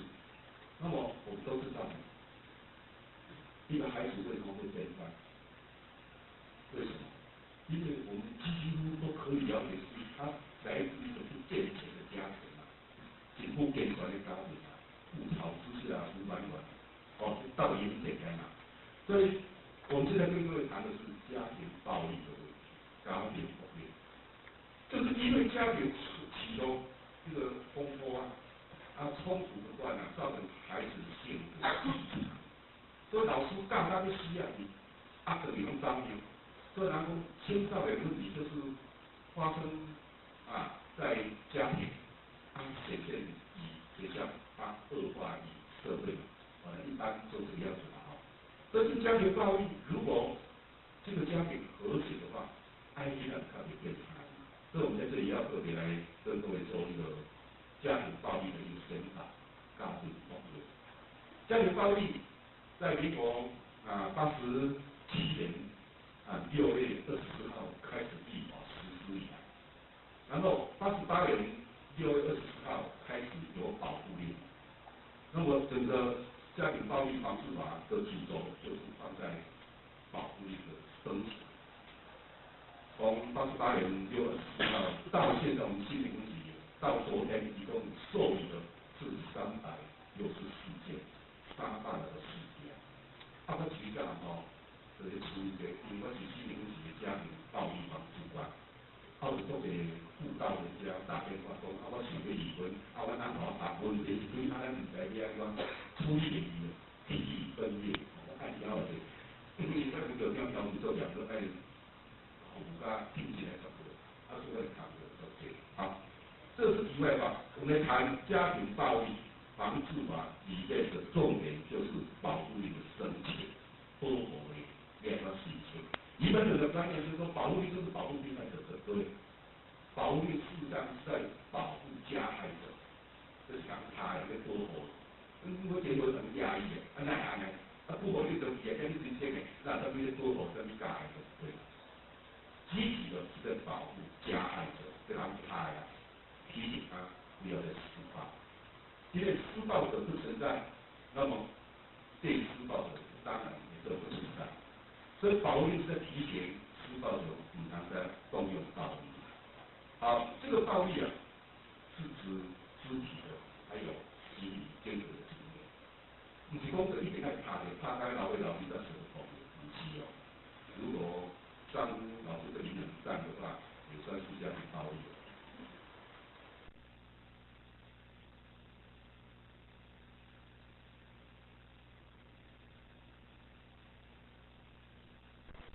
当时丈夫吼，你平常甲你引脑壳，讲的甲你刺激哦，那个不是家庭暴力。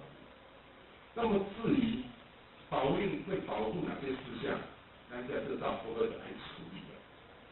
第一个，它会保护你不得再打他，你如果再打他，就是公诉罪，不得和解。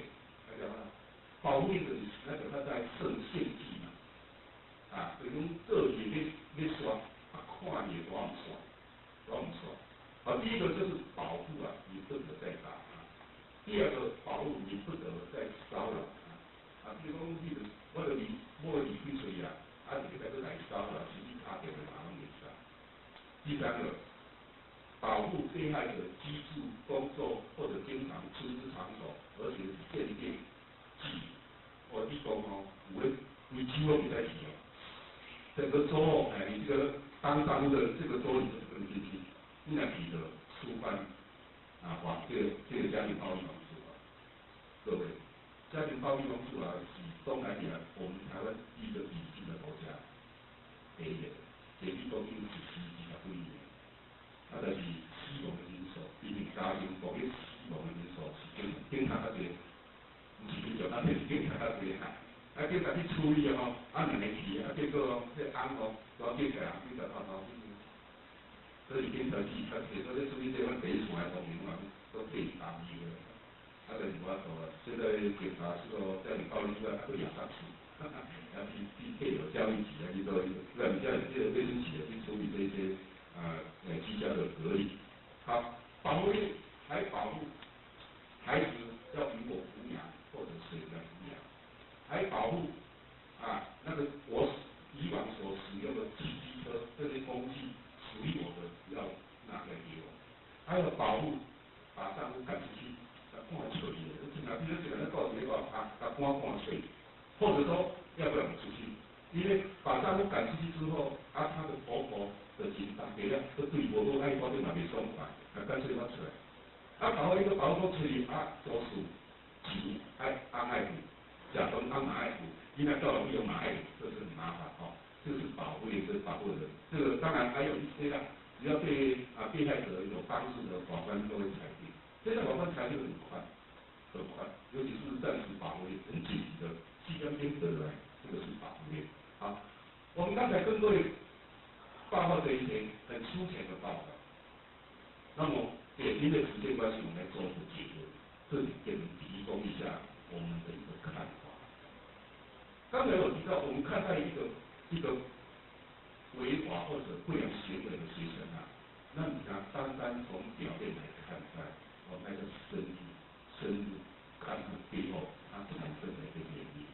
这样你才能做一个很妥善的一个处理，而且就是会包括我们如何一点就分辨出来，然后告诉我们的学生好好跟他宣导法律常识，让他知道他这个行为是违反法律的规定。在学校是触犯校规，但是也相对的也是触犯法律的规定，让我的学生才不会有所矛盾，否则他在外面犯错，总误以为他处罚的力道也仅如同在学校受处罚而已，他的感受不在。因为我们的学生终究他会离开我们学校，他会进入到社会，他会离开我们学校的围墙。在围墙之外，面对的就是民主法治来要受这个资产，这个法律的资产。我们的学生要跟他讲得清清楚楚的所以我想应该大家都了解。但是我刚才有提到说，我们也要容许或者说观念都是非常都跟我们一样，都非常标准，都是的。有几个就是那么吊儿郎当的，那大家也不要气馁，慢慢气馁，尽量尽用这安全一代工作，尽量一代注意来观察，尽我们最大的一个心力。但是在我们处理这些个案的当中我们总是有一种无力感。而且囡仔平时起早的按料到偌济，我像来讲，训导主任逐日都要开庭，一日拢开不落去，开庭都一个调查囡仔安怎大滴就批评分裂，所以这个就是说不要上那种，都是要从甲批调到乙批来签下的卖证期，都搞安尼。所以这个负责性都来学习已经当过了现在尤其是在外界的民众大家都很大批一批较大。所以现在我们警察还规定，如果民众来你办公厅，你要观察看谁，我就说不行，我拢靠家己，你来我靠家己。有的民众就受宠若惊了，在家我你问去咯，后家己通个你问，拢对啦，无安尼就袂使，世界就生出来，你我做试过个，我就试过，你就一定无法度，好，刚才提到说，我们看待这些我们所出的犯罪的人口的时候就行为偏差的开始。你如何去看待？第一个就是你怎样去看待？各位不要忘掉了，你的肩膀上是有一个脑袋瓜，所以地球上所有的人类都是主观的，都是客观的。除非你肩膀上有3个脑袋瓜才可以怪他。有3个脑袋瓜才是客观，因为你主观就会产生偏见。偏见的话，那么处理事情就是没有错误。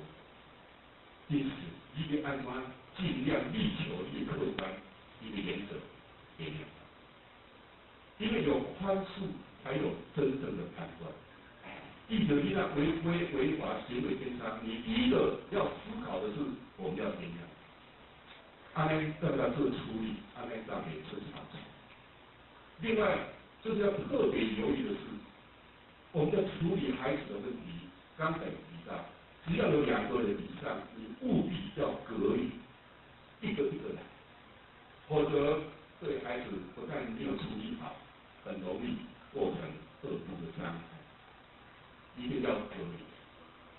那么我们有宽恕的心来处理孩子这些问题的话，我想孩子会比较乐于接受，而且没有反弹。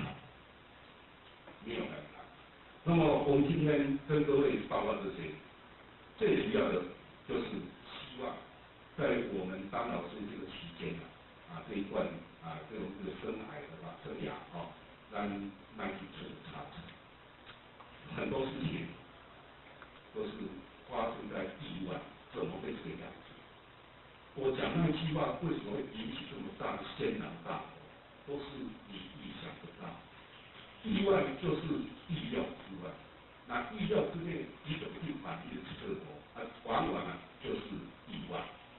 但是要预防意外就很简单，就好像我们在马路上行走，你要预防车祸，那你就靠右边走。然后该行什么所在，行到该所在，平时该安装者就安装者，安尼你就会去发现的意外。我昨天我们公关室打电话来电话抽测，这是问一个假冒民众来做工遭受到家庭暴力如何来处理。事实上我们不知道他是电话在抽测，但是我们平常在对于民众在处理家庭暴力，那一套很中规中矩的模式，按照公文一样。你抽测要说我的表现非常的良好，要好好表扬。分类的是安尼，咱平常时阵做规矩，我就该安怎讲就安怎讲，该安怎做安怎做，安尼才没有意外。好的，我们今天就跟各位报告到这里。我们要宽恕他，而且要中规中矩，尽力执行。那么多多的吸取风水经验。最后祝各位身体健康，谢谢。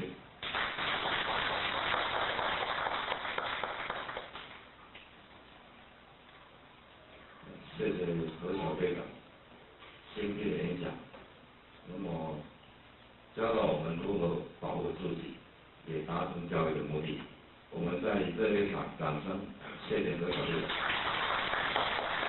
OK， 那我们这里是英文课嘛，那英文课就我们会选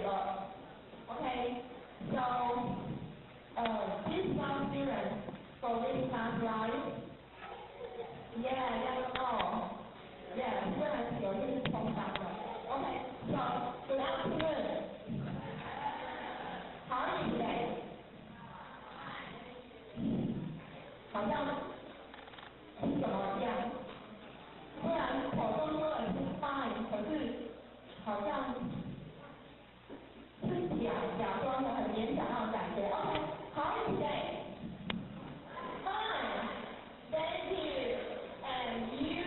Okay, 是你是 fine 就是蛮欢喜的 fine。如果你觉得是很不怎么样，那该怎么讲？普通都过得去吧。那如果说我今天非常不好。Oh, today is not my day. Yeah, great. Okay, you can say again.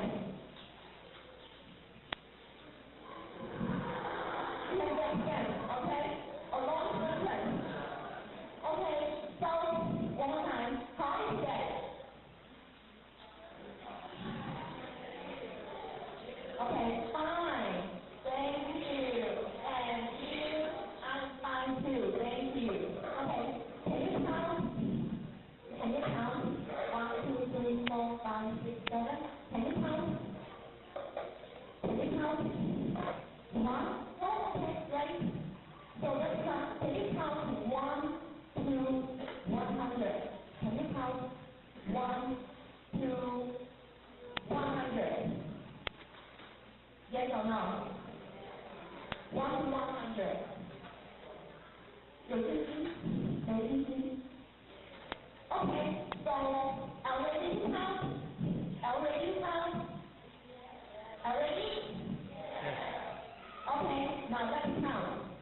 1, 2, 3, 4, 5, 6, 7, 8, 9, 10, 11, 12, 13, 14, 15, 16, 17, 18, 19, 20, 21, 22, 23, 24, 25, 26, 27, 28, 29, 30, 31, 32, 33, 34, 35, 36, 37, 38, 39, 40, 41, 42, 43, 44, 45, 46, 47, 48,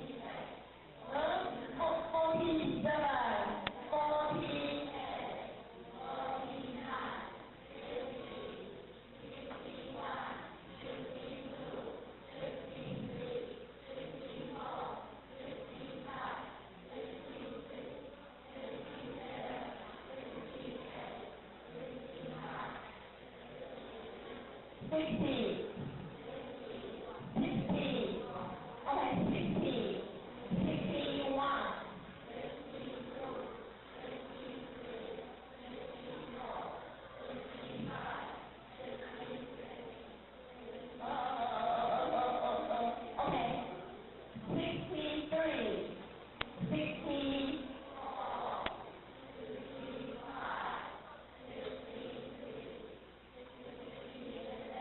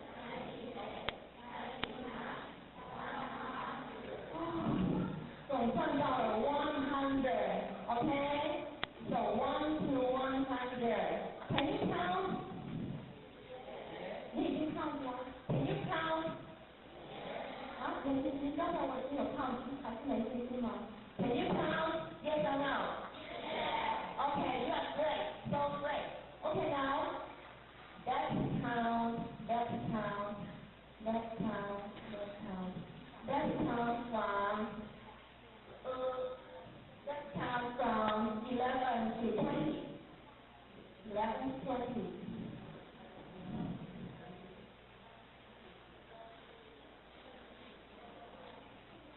Okay, now that's okay. Next line.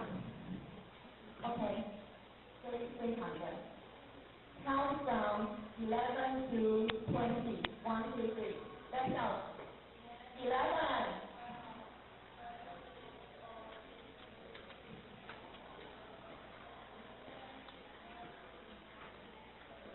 Okay. So 11 to 20. Is that okay? 看看 OK 吗？有没有通过 ？Okay, can get them. Okay, now let's count. 1 to 5. 1 to 5. 1.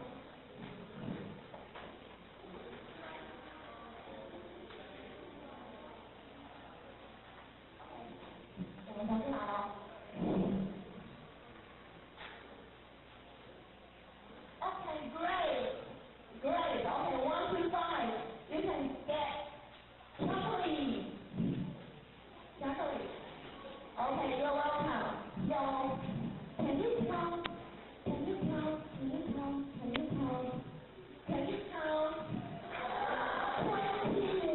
to 26?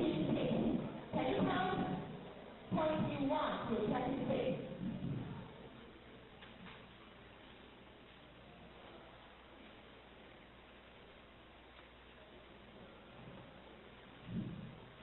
Teacher again, 21 to 26. 他想继续表现，我们要不要给他加油，继续念下去 ？Okay, so 通过。Okay, you can get another kind of space. Okay, 1 to 10. Welcome. Okay, now that's 1 time. Can you count?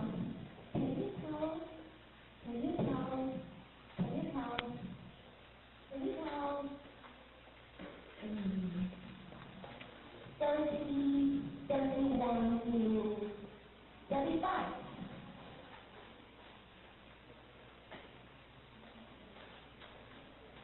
Yeah, you got it. Okay, very good. Wonderful. Okay.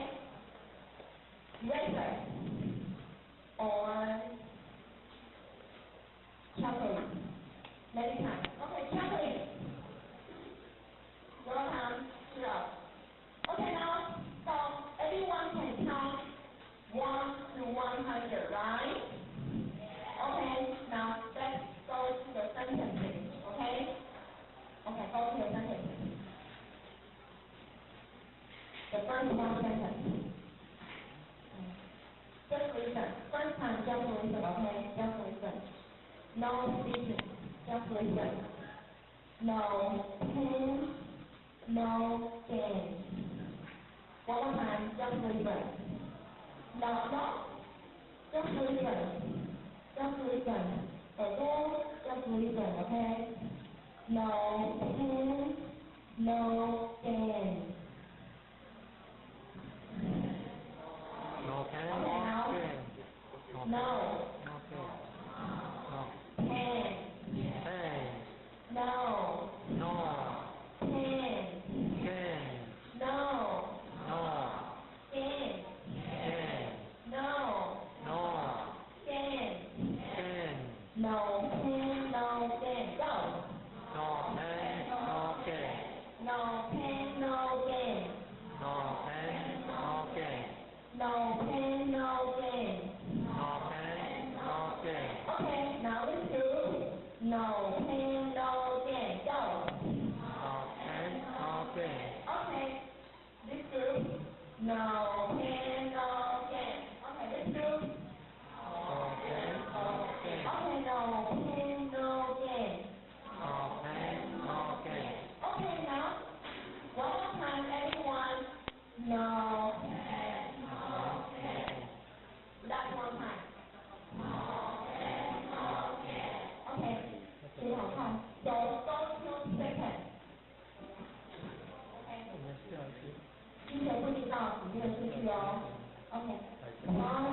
一下，加速一下，加速一下。One wrong step may bring a great storm. 加速一下 ，OK。One wrong step may bring a great storm. Okay, now one wrong. One wrong step. One wrong step. One wrong step. May bring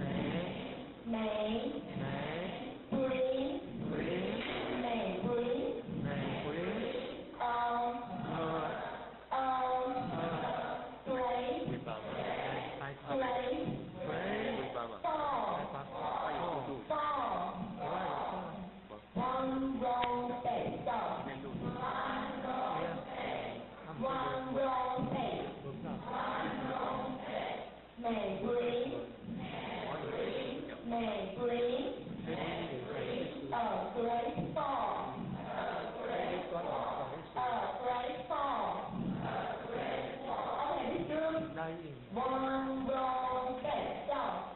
One wrong step. May bring a great storm. Okay, this group. One wrong step, stop. May bring a great storm. Okay, this group. One wrong step, stop. May bring a great storm. Okay, this group. One wrong step. May bring a great storm. Okay, 连起来咯。One wrong step may bring a great storm. Everyone, one wrong step may bring a great storm. Okay, now boys stand up please. Boys stand up please. Boys stand up. 如果你是男孩。Boys stand up. 有人不承认自己是 boy， 他是不是当女孩 ？Okay, now one wrong step may bring a great storm. Go. One wrong step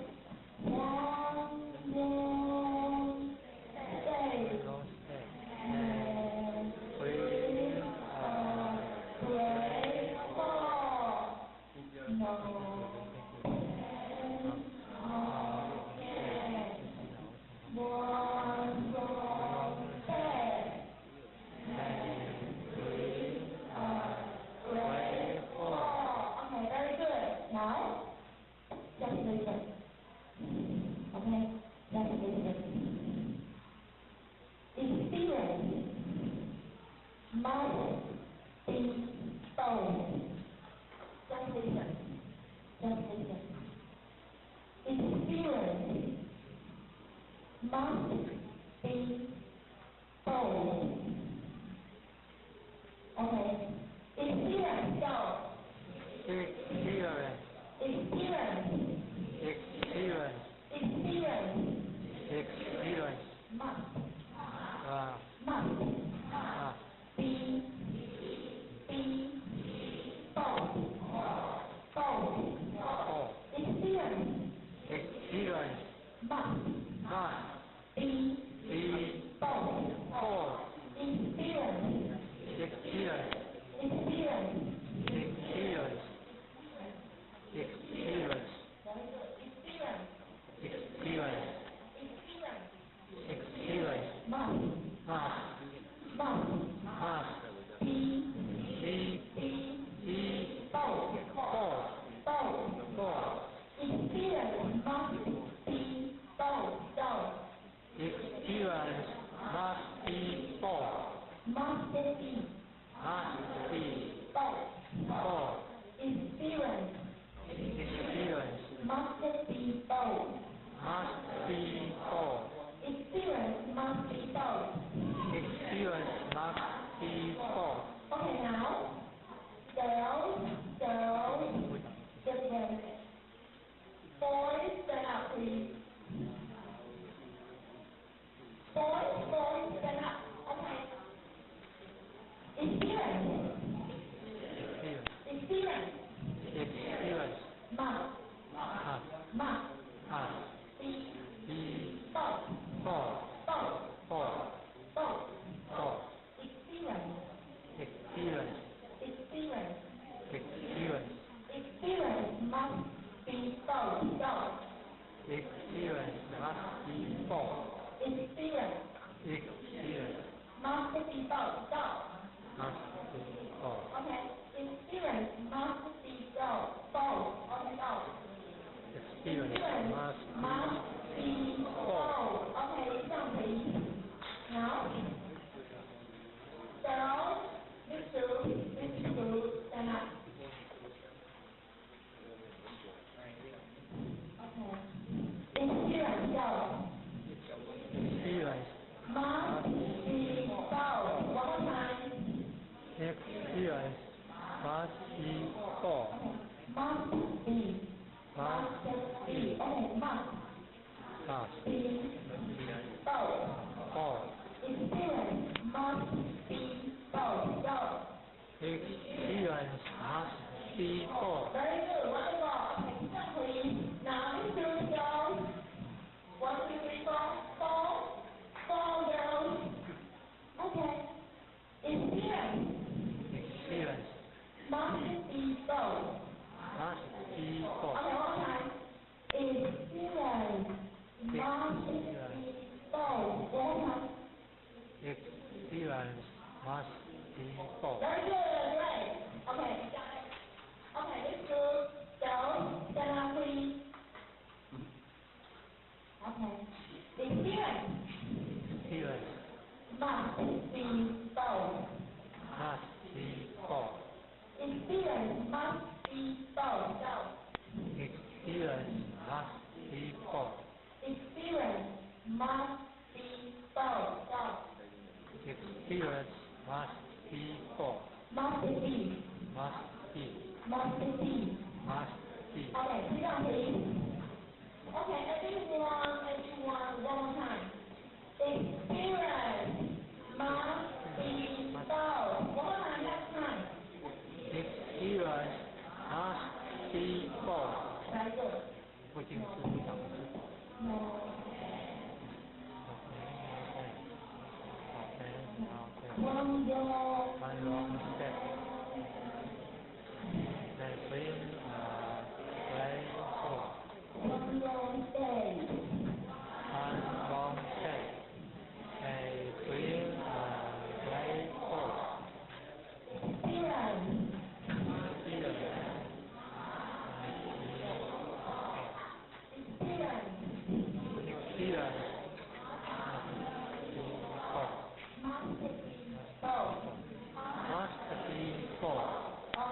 你也没关系，That's OK，OK，我们先这样前面最前面一次一口气 ，OK，No。Okay，不知道。One long step，ในthree four。Must be four. Next. Must be four. Okay.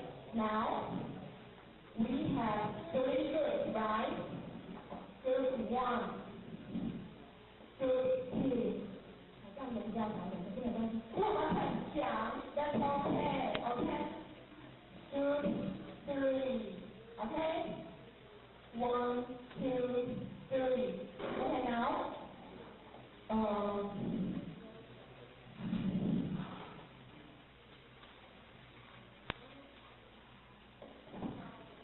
tell me, what color? Red, okay. Now, what color? Orange. What color? Blue. Very good. What color? Green, okay. What color? Yellow. Okay, you're smart. You're wonderful. Okay, now. Okay, now. Yellow. Okay. 那一人现在哦，一个例子代表 one color, okay? Okay, yellow color. No pen, no pen, no pen, no pen. Okay. Green. Okay, green 代表什么呢 ？One wrong step. Make green a great ball. Green. 记住了，listen. Okay. Now. What color? Red. That's nice. You got it. Okay. Red. 要代表什么呢？Experience. Must be bold. Okay, now. 现在有了 OK， 跟他拼 OK， 跟他拼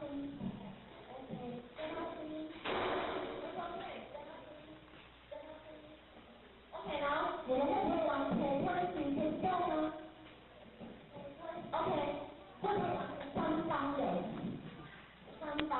就是我们学校是不是有2个，我们要玩3对3的 OK，Are you ready?Ready, okay now.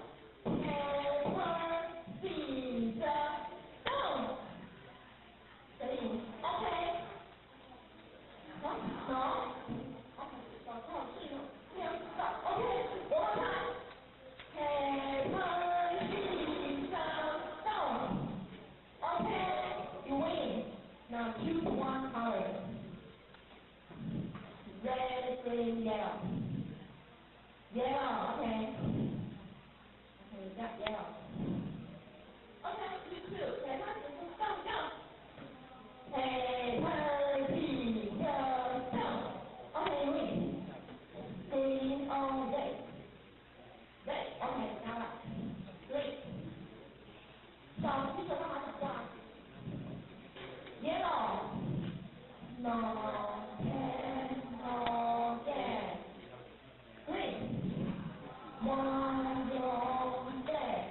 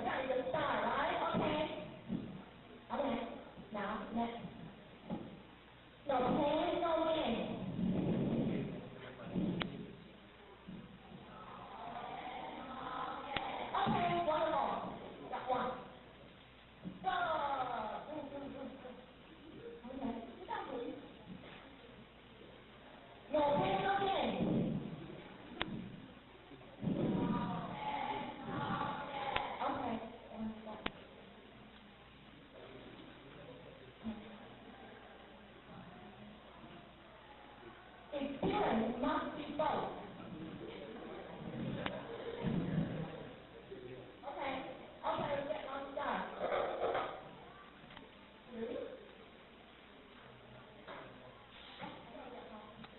Oh, okay.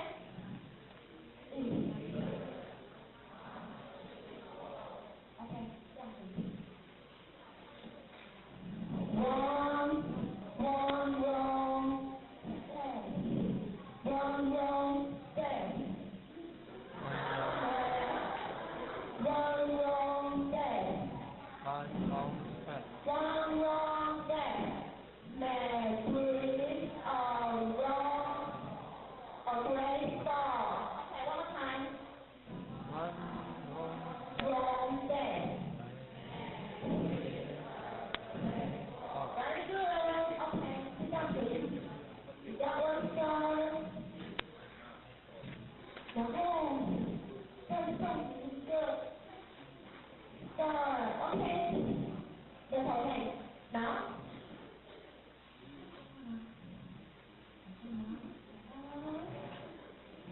记住，然后旁边的人，你能听什么？ Okay. Are you ready? Okay. No pain, no gain. Very good, fine. Okay, get one star.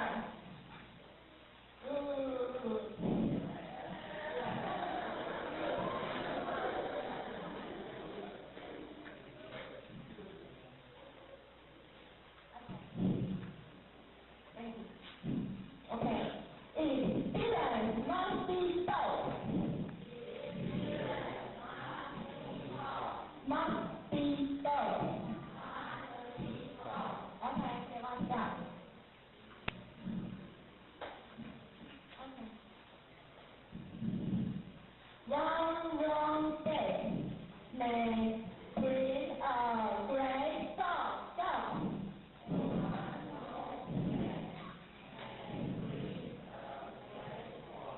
Great fall.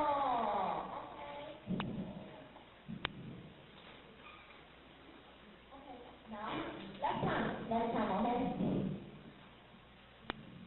One wrong step may bring a great fall.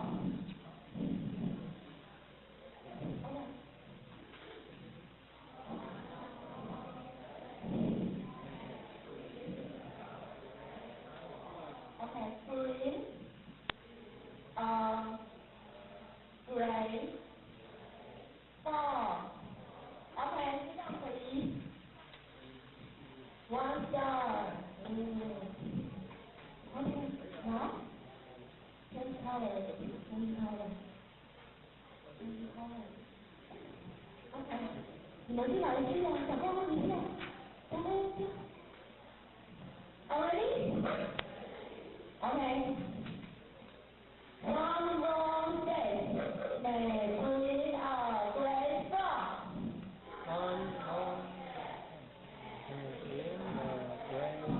Okay, you won. Got one star. Okay. No pain, no gain. Okay.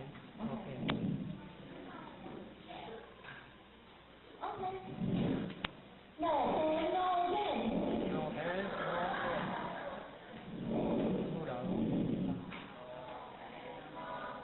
Okay, one star. Experience must be both. Very good. Mark. Okay. One wrong step, they're doing a great fall.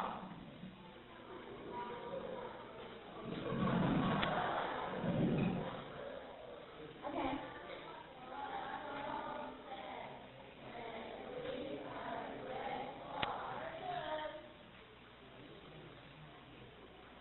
Okay. Last time, okay? Last time. Listen. Okay. No pain, no gain.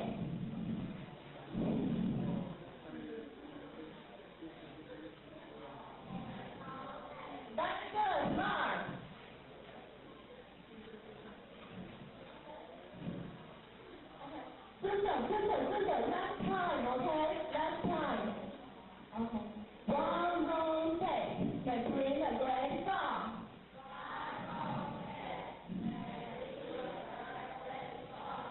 Okay, one song. Okay. Who can give me yellow card? Who can tell me? Who can bring me? 给我 yellow card. 可以拿到这边来给我。Who can bring me yellow card? Please give me yellow card. Okay, thank you. Yellow card. Okay, please give me green card. Green card, thank you. Okay, please give me red card. Okay, thank you. Now, let's count how many stars you get, okay? Let's count. Group 1. Okay. 1, 2, 3, 4, 5, 6. 6, okay. Group 2. 4 stars, okay. Group 3.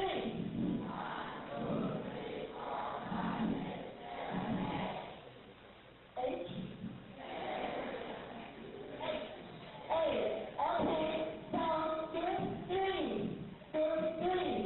Win. Okay, 看一下吧。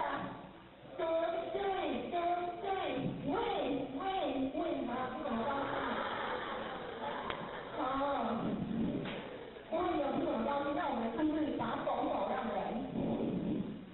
要不要 ？Okay. Group 3. Win. Go. Group 3. Win. Okay, 那其他两组呢？都对 ，OK， 要相信，我们很强，等一下非常重要 ，OK。Both groups, go, okay. Now.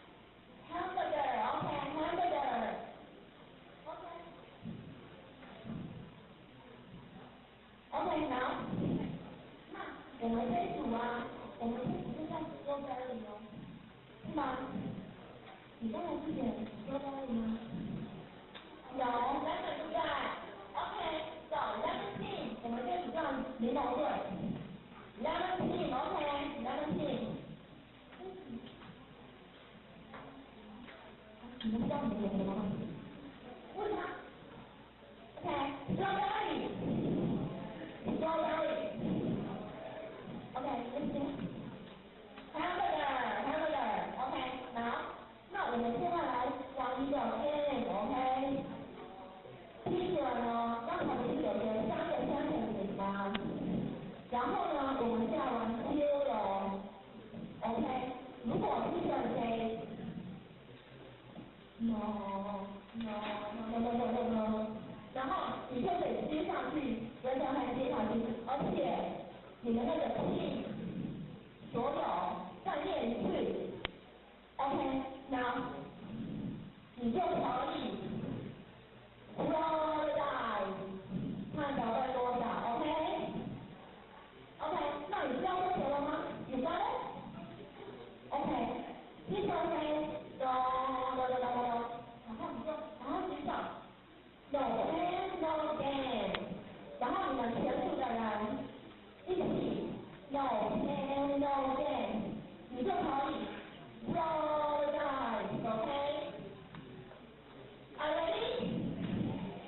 好，在这之前呢，我们要充分表现我们的士气，所以让个对呼 ，OK？Strawberry, strawberry, go,来吧 ！Strawberry, strawberry, OK， 然后不能听他们，我们人出位 ，OK，lemon, 看这些人脚都软了 ，OK，one more time, lemon, go,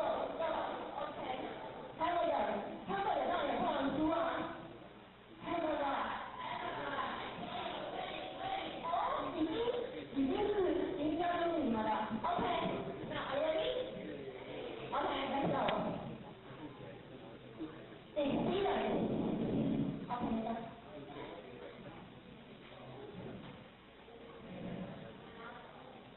OK， 你看roll dice, go。你会在想要在后面。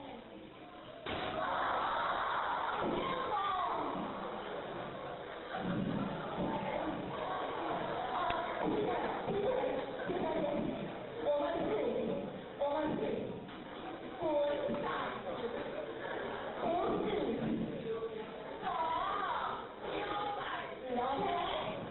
OK， one more time， go。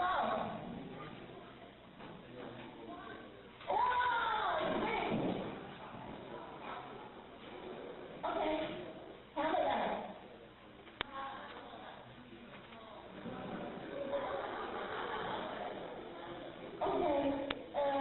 strawberry。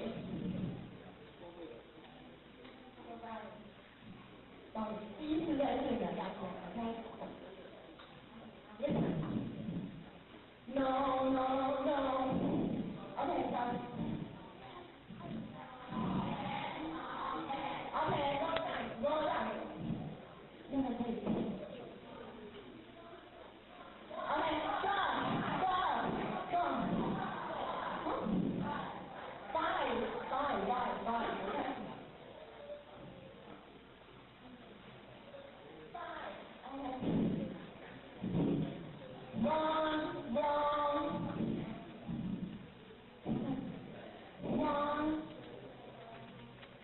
你们这组两个举手，两个一起讲 ，OK？One。Wonderful, you got it, OK。roll dice, go。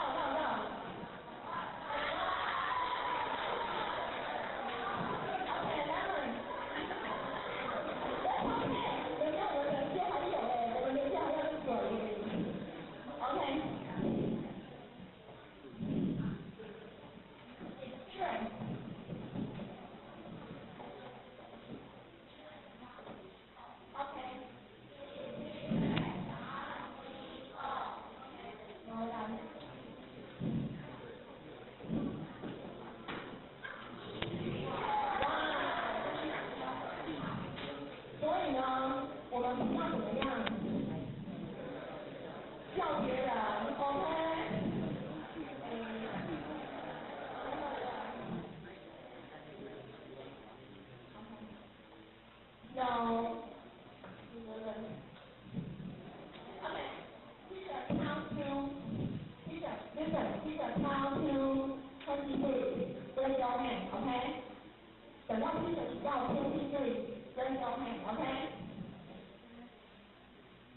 No.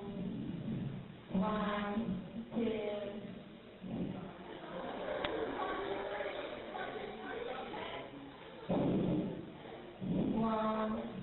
1, 2, 3.他也要对了呗。你要听哦，对，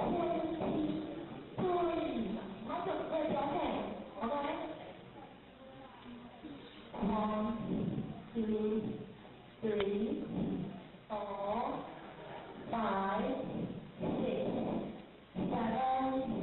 No. No.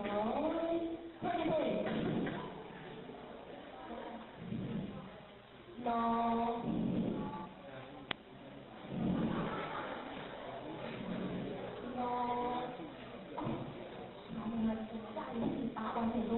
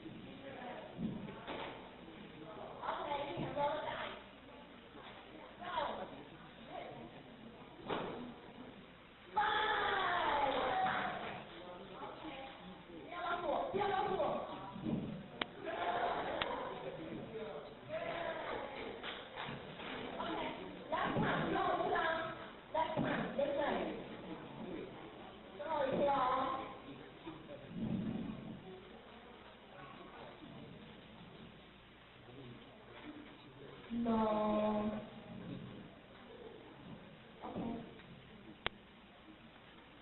Okay, you roll the dice. Go.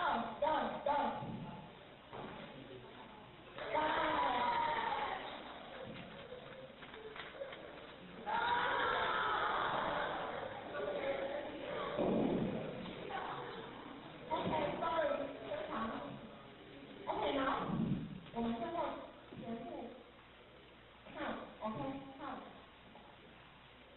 看的来啦 ，5, 1, OK，11.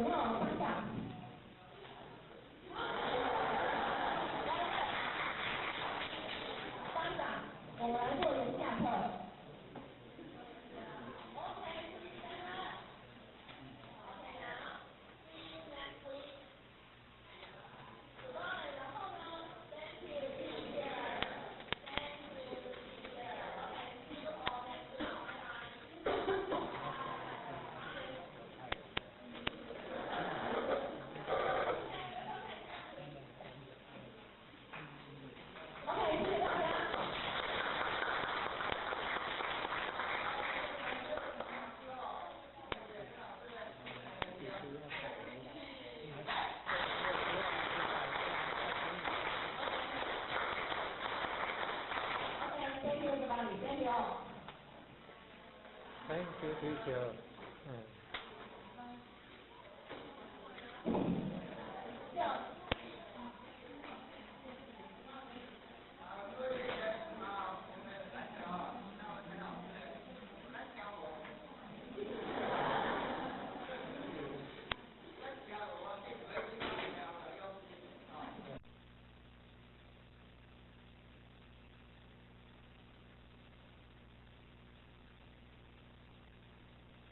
到啊！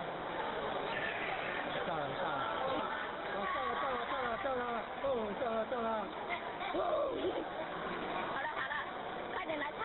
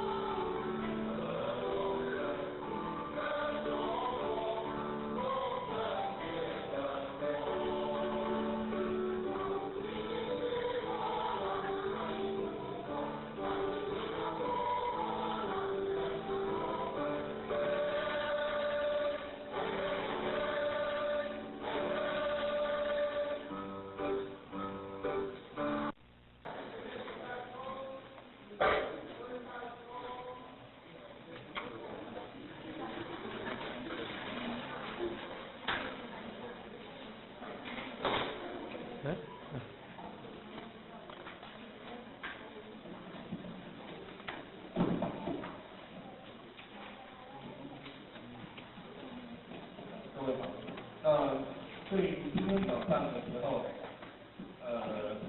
我所谈的内容，各位有没有什么样的疑问想要发问的？现在我们可以，现在这个时间可以。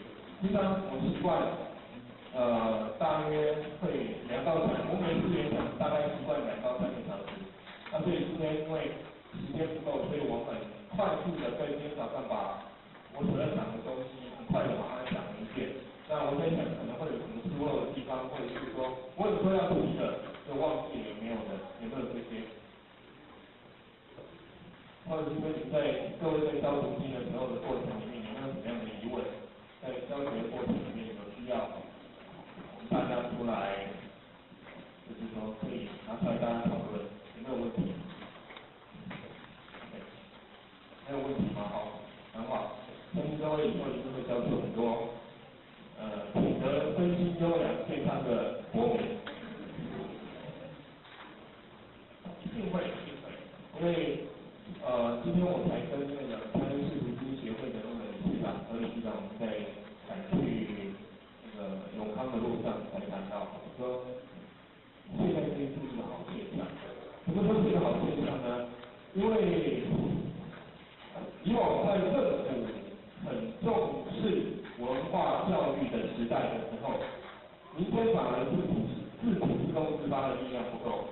可是现在在政府，对于这种就是这种读经教育不是真的很重视的时代里面，竟然有这么多人愿意抛头颅洒热血，没有那么夸张，谢谢，没有这样的，愿意就是说奉献出自己的时间来为这个读经教育来努力，表示我们民间怎么样自我觉醒、自我觉悟的能力已经够了。我相信这种力量才是真正基层的力量，才是真正基层的力量。而且如果支持以后如果政府有这样的政策的时候，民间的共识才够强。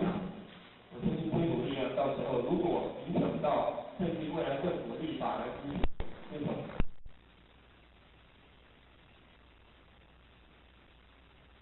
之一的时候，一定对整个它的未来的延续性、它的时间的长、它的深远、它的深度跟它的宽度一定会更够。因为包括到我们现在在座有很多小朋友是读经上来，然后有很多是在教小朋友读经了，好，所以怎么样？民间已经先接受这些教育的思想，然后才有政府再来推动。我们难是难在什么东西？难在例如说像交通法规啊，政府推出一个新的法规出来，然后民间根本都不适应，然后政府还得要来强制执行。例如说，有一个比较成功的例子，我们最近不是郝龙斌郝组长，那个卫生所郝龙斌郝组长叫我们这个推动的政策禁用塑胶袋，有没有？民间的反应的力量就很大哦，对不对？因为为什么？因为大家对于环保的这种已经都有了一个概念了，这长时间的民间10年、20年的酝酿的时候，政府一旦推动这个政策的时候，怎么样？就推动的非常之成功。我说为什么会成功啊？因为很明显的，当农会跟渔会都被撤除的时候，农民一上街头的时候，那时候农委会的这个主管就要下台。可是为什么当要启用塑胶袋，一个程度限用塑胶袋的时候，这些塑胶业者10几万人上街头的时候，卫生署长没有下台？因为实际上这只是真正的变成了少数人的声音而已，对不对？所以这个政策的推行一定会又深又广。OK， 来，我们今天就先直接开始我们的诗经。诗经我一直觉得说，我们在教儿童读经的过程里面，很多老师喜欢教唐诗。我觉得唐诗没有诗经来得好，唐诗没有诗经来得好。为什么？因为那我个人的观点，因为诗经是你可以看得到上古时代那种民风淳朴的一种现象。好，上古时代民风淳朴的一种现象。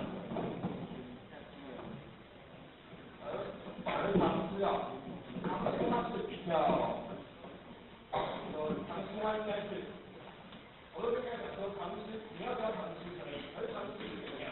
唐诗是这些人作诗的这些人，他经过4经5经长远的熏陶之后，然后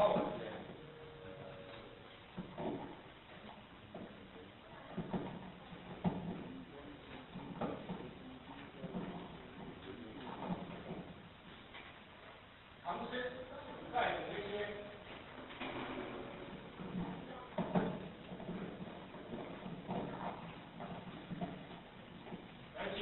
麦克风听不到，我讲话声音还是够。因为以前在部队里面是当教育班长的我还在救国团里面带过思想活动，所以说那种几千人的场合，麦克风突然间停电了，我还是有办法讲话让各位听到。后面听得见嘛？好 OK。所以唐诗是一个人他在经典的内化之后，到达一个相当高的层次之后，他反映出来的。所以怎么样？你今天要去了解唐诗它整体的意境的时候，你可能4书5经的基础也要够。但是诗经是怎么样？诗经只是纯粹上古时代的民间的风俗的反应而已。那我们可以看一看上古时代那种道德还是很淳朴的时候，人们对于情爱、对于自己父母的、对于那种7情6欲的看法。所以我比较赞成那个老师来教诗经。那教唐诗的话，也可以，教唐诗也可以啊。不过我还是鼓励大家教诗经。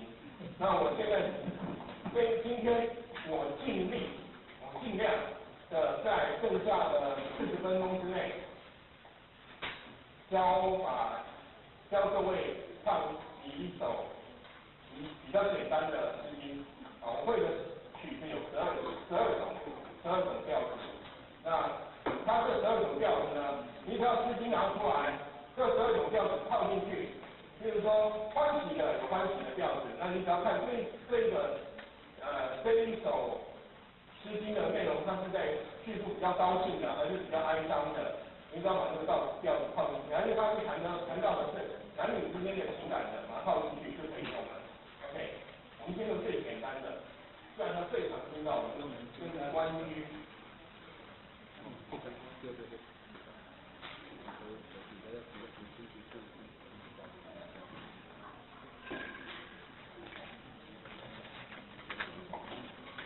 说的很简单哦，常听到、常看到，对不对？现在唱一遍，然后我唱一句，各位跟着我唱一句啊。关关雎鸠，在河之洲。皎皎淑女，君子好逑。曾子行采，所有留之。皎皎淑女，无为求之。求之不得，无为之故。有才有才，三端反舌。曾子行采，所有采之。皎皎淑女，清则有之。曾子行采，所有留之。皎皎淑女，中不乐之。关雎。关雎。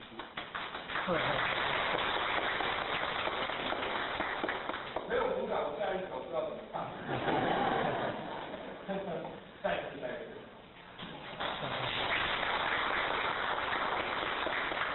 这一次的鼓掌是为了先民祖先的一个智慧所鼓掌。为什么？因为没有先民祖先们的智慧的话，我唱出来就绝对没有这么好听了，是不是？所以说实际上你看我们中国人的东西实在是内涵非常的深厚。这种对于男女情爱的叙述，它非常感受非常的丰富，有没有？可是怎么样？就像孔夫子说的，怎么样？关雎怎么样？淫而乐而不已嘛，对不对？那种就是他快乐，他那种让人家觉得很快乐、很舒坦，可是怎么样，却没有那种邪淫的感觉，就是这样子。OK， 来，我唱一句，各位跟着我唱一句啊。关关雎鸠，在河之洲。皎皎淑女，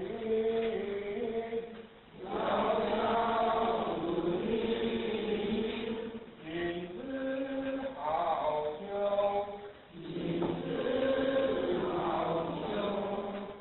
曾子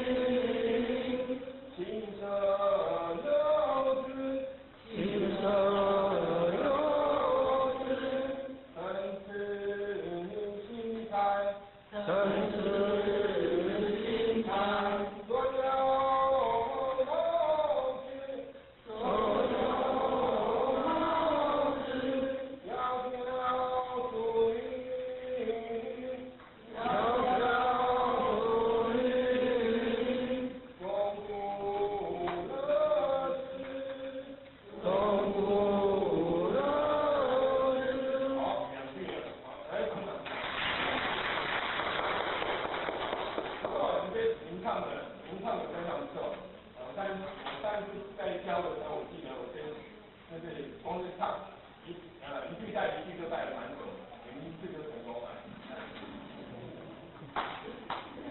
可以啊。来，我两句啊，这个唱的时候要把情感放进去，这种你看他这种男孩在追求女孩，然后这种感觉哈，看追求的那种情感表现的恰如其分，有没有？表现的非常。所以我说，小孩子他小的时候开始启蒙，情感开始要启蒙的时候，教他们这种男女的情感哦，很好，其实我觉得很好。现在不是在强调说，小朋友要讲性教育或怎么样？其实我觉得那还其次，反而我们应该建立他一个正确的男女的感情观。像《诗经》里面，还有这个野狗慢草真味，都是一个很正确的男女的感情观。所以我鼓励各位教小朋友。OK， 好，来，我们两句吧。关关雎鸠，在河之洲。唱。关关雎鸠，在河之洲。等一下，唱错了。我是错误示范，唱得看好不好听啊？果然是不好听。我带的不好。关关雎鸠，在河之洲。唱。关关雎鸠，在河之洲。窈窕淑女，君子好逑。窈窕，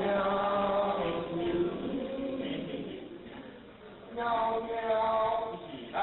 窈窕淑女，君子好逑。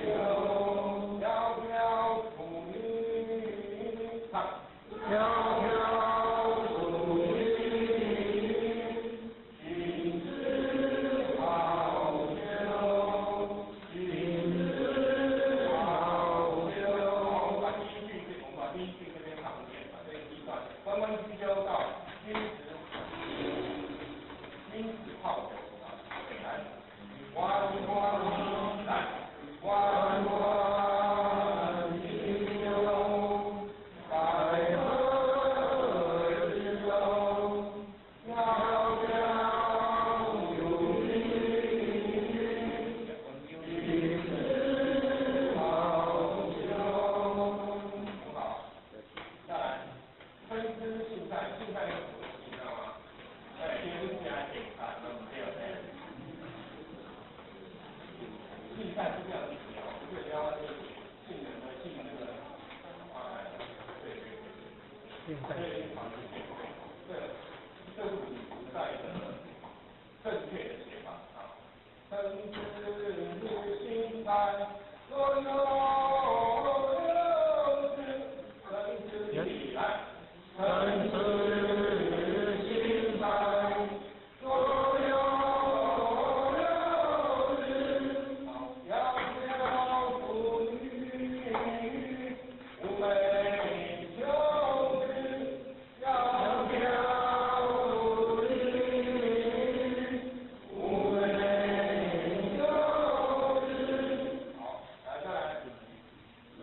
来，同样从分支性菜这边开始唱，唱到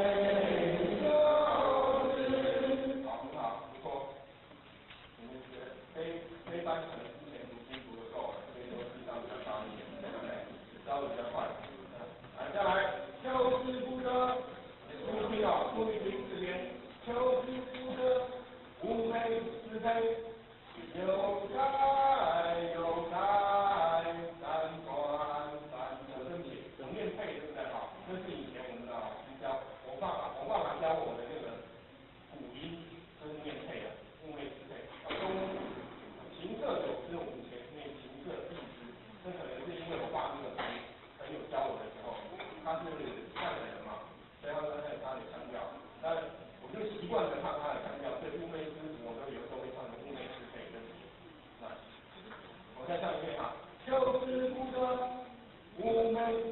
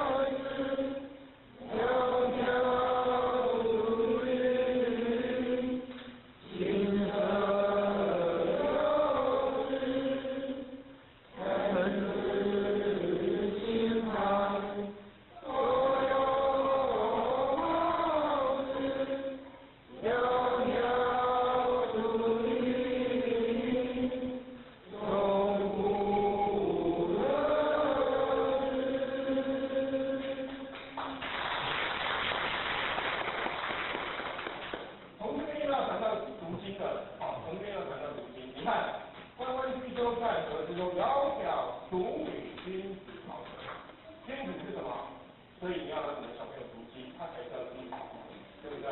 否则的话，他只知道说这边是经史而已，对不对？那还有要让你们小朋友怎么样去欣赏音乐，好的音乐，交响乐或是国乐，否则的话，他怎么知道琴瑟友之和钟鼓乐声的感受是什么样子，对不对？所以中国的教育是怎么样？读经教育是一个全人的教育，全人类的教育，包括他的精神，包括他的精神的层次，包括他的音乐，包括他的，对不对？包括他的音乐欣赏的能力，包括他对于人生价值观的认定，都是必须在同一个时间去建立起来的。OK， 来，还有要不要在上面？要不要？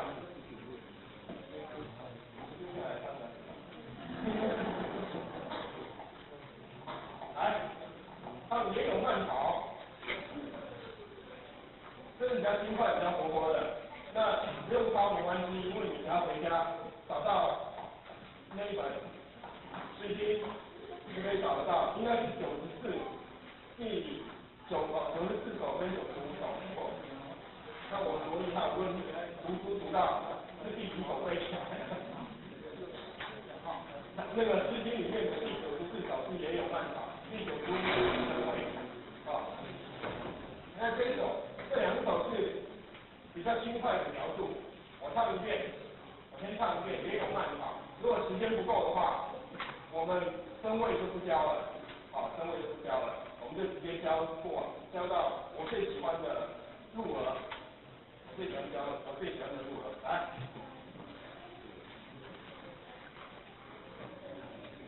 我要唱歌了。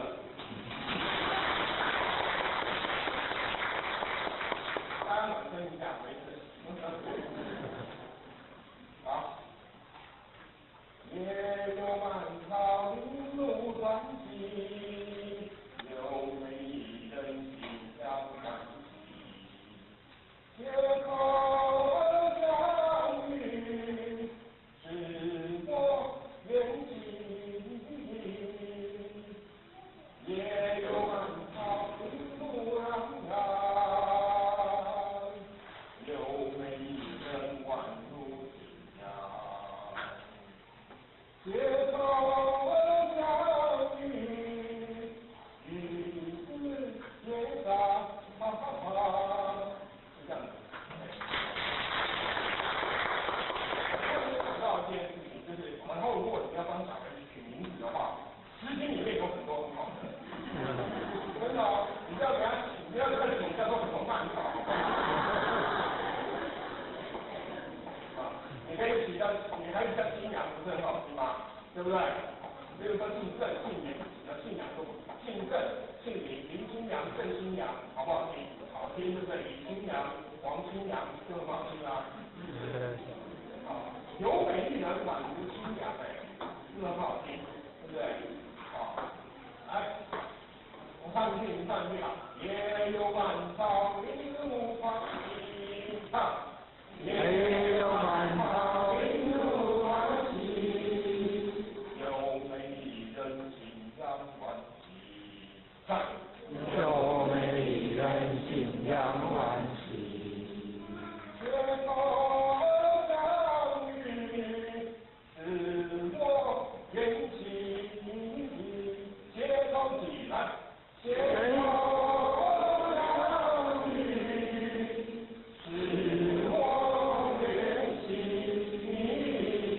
后面一样，第二段一样啊。来看一遍啊，也有从头，第二段开始，这边这里也有慢跑。再说真的不要给你小孩子提到慢跑正慢跑。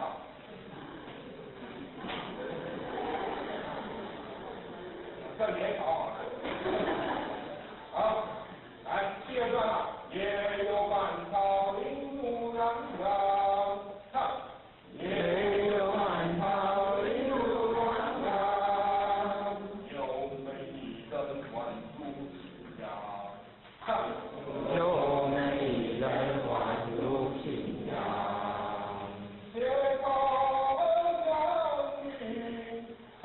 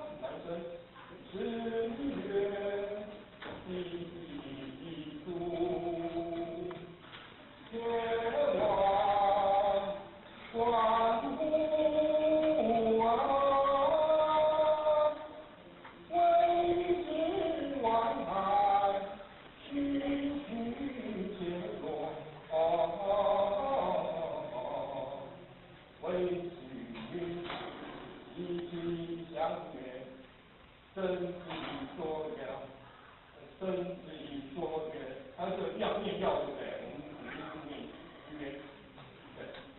但是我不知道这样对不对，但是我太习惯了。然后以后你们要唱调，唱调，不要跟着我学。然后第二段也是一样啊，也是一样。正与为了平静是应尽女儿万物啊，是月的前往万物啊，为之外循序渐入，为此一起相学，生死所愿，生死所愿，各位。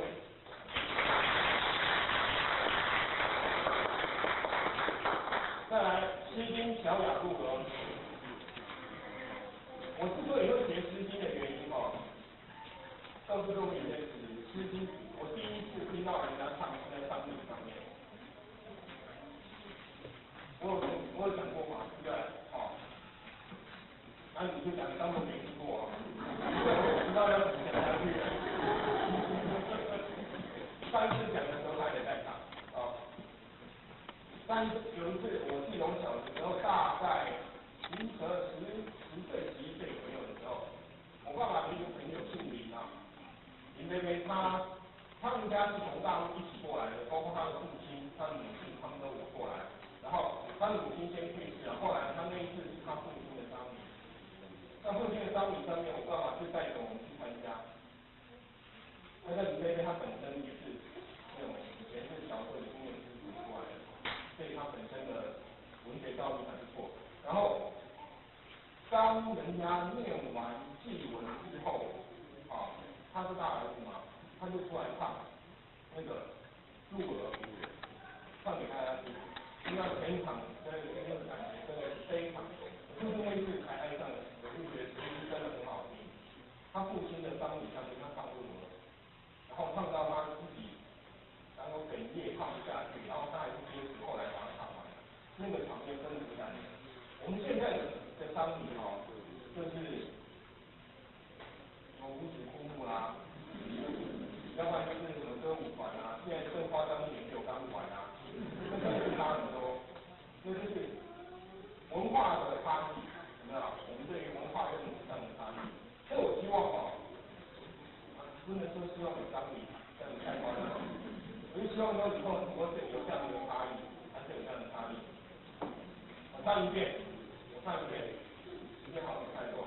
来，路者飞蛾一号，爱慕什么知道？路者飞蛾一为，爱慕什么老孙？明知其为对之事，先民之人，不如自己就义。无父可母，无母可知，出者先居，入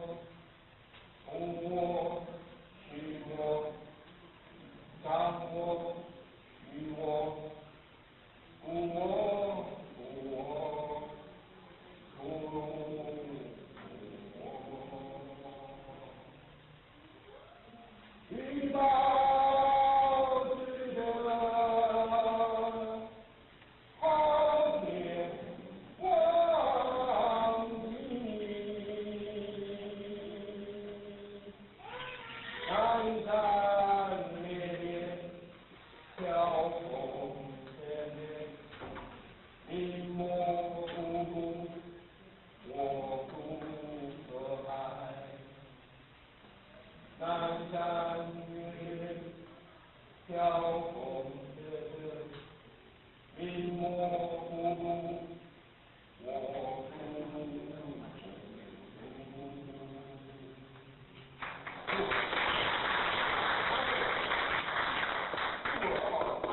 他让人家觉得，我觉得很好的地方是在对于那种回到家里面，他这种就是从那边什么，父亲跟我，母亲娶我，父我去我，当我遇我，父我是我，夫我预报之德，昊天往极，真的是预报之德，昊天往极。那个时候，那个时候看到他这样子的这种表现的时候，我才知道，真的可能父母亲那时候没有看见什么大的1岁小孩，你知道说好，你要强迫我。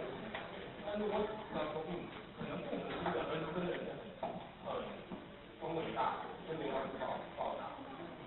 所以后来我父亲去世之后，我才很认真的去，我又很认真的去想过这种路，让我觉得真的是非常非常棒的一种。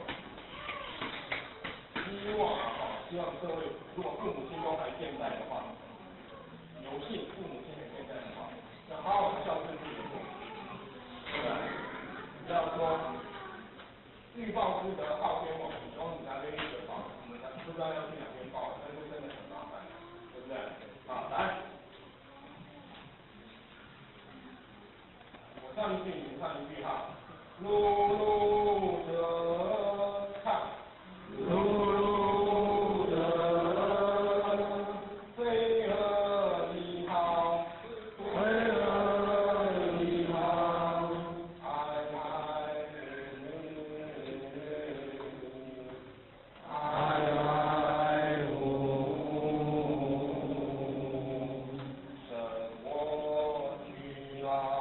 生我去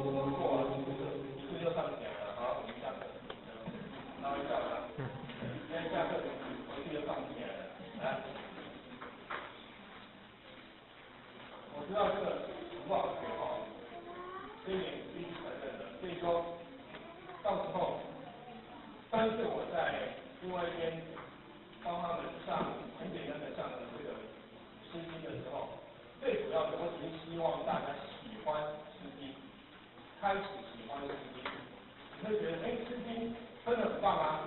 比你唐诗来讲，诗经不会，那唐诗可以唱诵，诗经其实也可以唱诵。那我这边有那个录音带，录音带 CD 啊 ，CD 诗经的 CD， 到时候我在这边的地址，我到时候再寄过来。那如果你们有需要的话，再来这边，那个是有版权的，所以我们就私底下大家被流传就好。那是我爸爸的那个朋友，他是之前的那个高雄师范学院里面的中文系的教授，他找他们学校里面的国乐社跟合唱团，然后他把他的调子唱给他们听，他们国乐社帮他编谱，编完了以后合唱团帮他唱，这样子，所以唱得很好听，比我好听多了，我这破我想，所以说到时候我们喜欢的，开始喜欢的这个诗经的时候，我们再来听这个诗经的CD，然后再一首一首。那主要的曲子有12首曲，希望以后我们的读经班里面大家还能够教，除了唐诗以外，还可以选择诗经来教。OK， 好不好？好，来，那这样子就算了，就不用再唱了。好，我们唱一遍啦，这个时间已经到了，我们这一遍唱完就下课，好不好？好，来，噜着起来，噜着。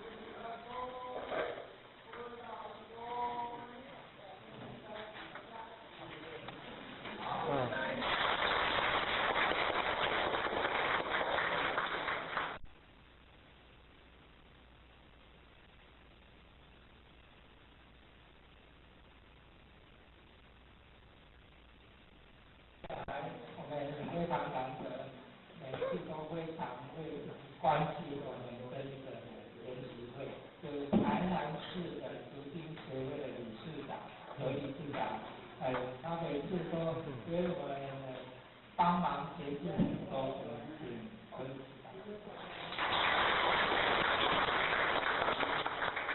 各位同学们，大家好。理事长，我们这个地方有没有大？有啊，挺热哦。人讲打不过到起来用哦，人家都不菜哦。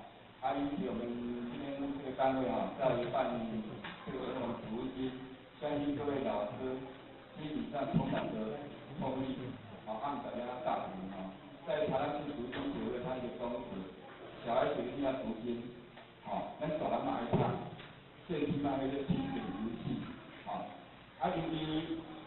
因为讲我是一个家长，那我在带我的孩子的话，只有送一科室而已。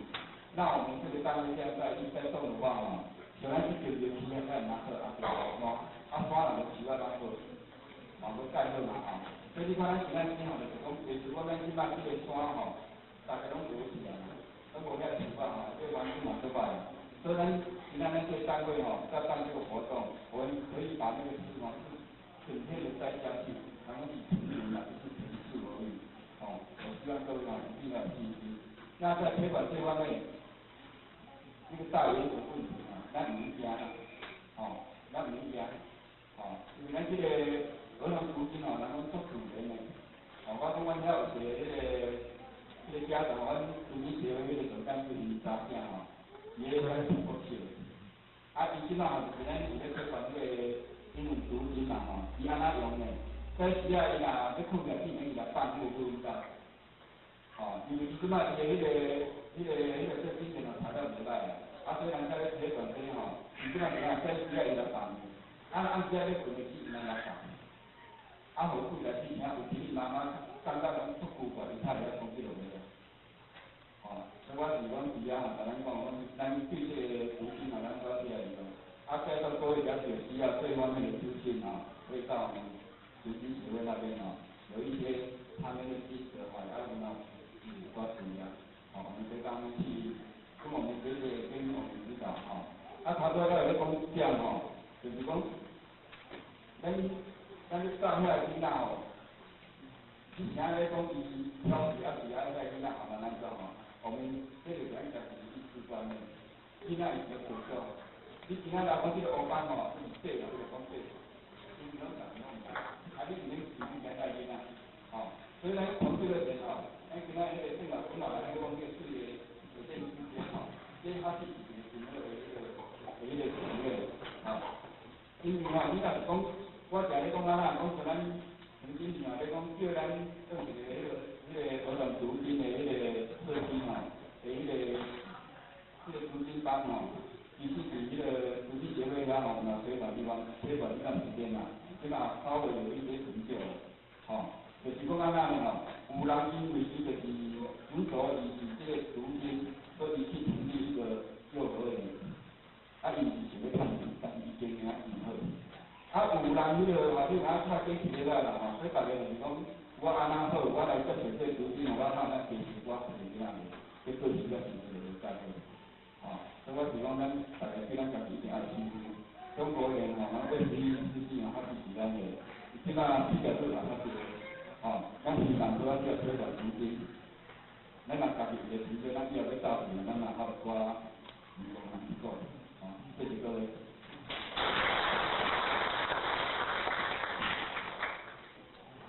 现在杨老师再请杨老师给我们提供最后的一个宝贵的结语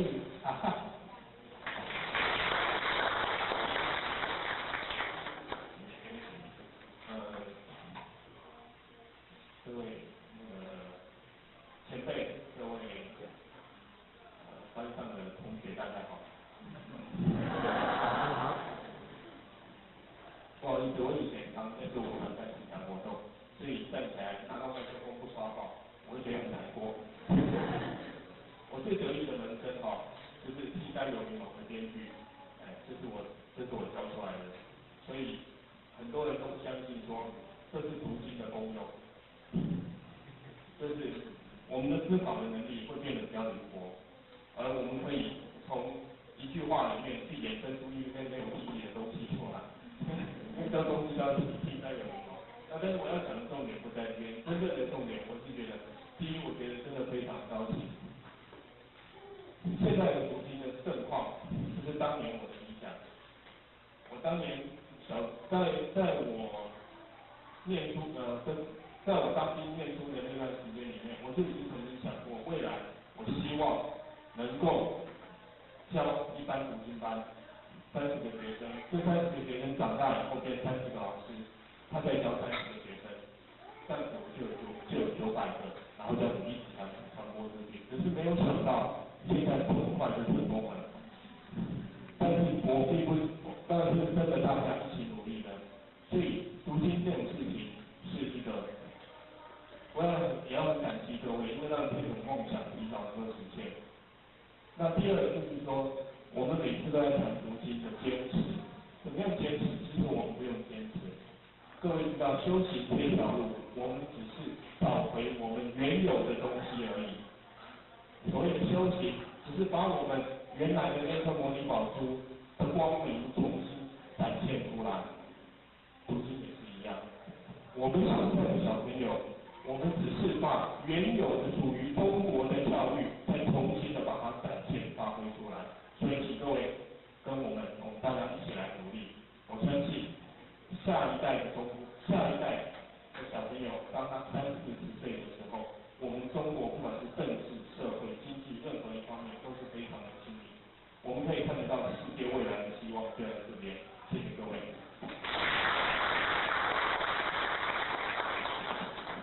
由以上各位老师的一再的提供他们宝贵的经验、心得，还有智慧的结晶，会受大家一致的肯定。每一位在座的人也是一致的认同，对不对？你肯定，我肯定，大家一起肯定。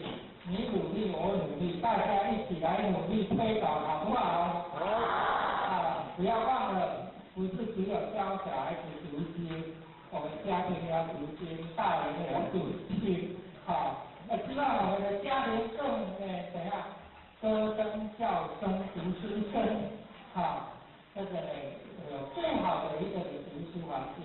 回去呢，家里不止儿童读45经，也可以音乐读经，啊，也可以呢，父慈子孝，修有弟恭的读生活道的经，这个是不是最好？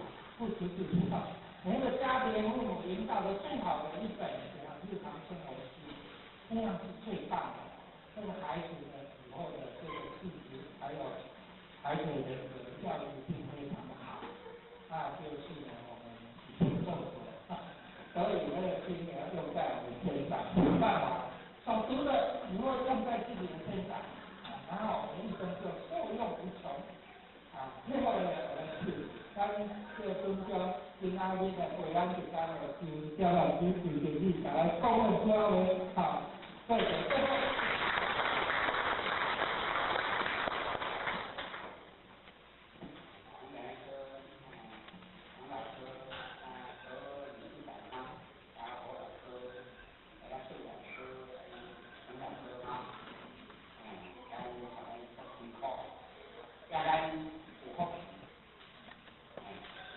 因为呢，家里那作为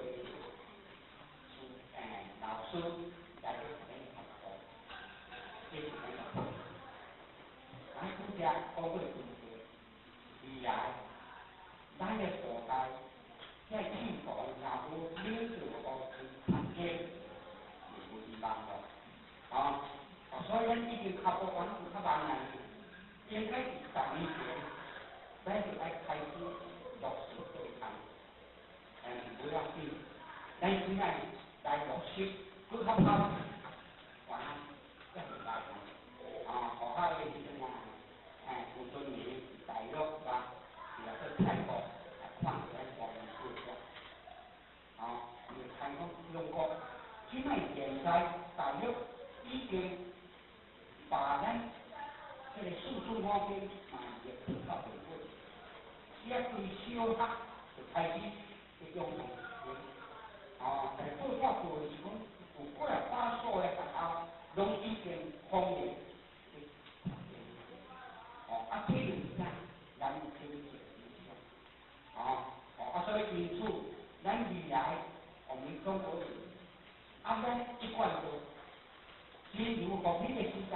这是这很重要，对吧？哦，所以咱唔通看见大事实，哦，咱未来充满了希望。咁呀，咱今日来到中国，这届中国人几乎是叫天国的方式，咱中国人绝对袂输啦。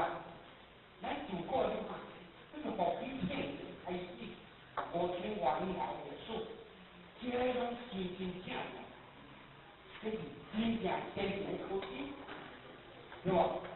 先进的科技，咱无爱去发挥出来，唔敢去发挥出来的原因是啥？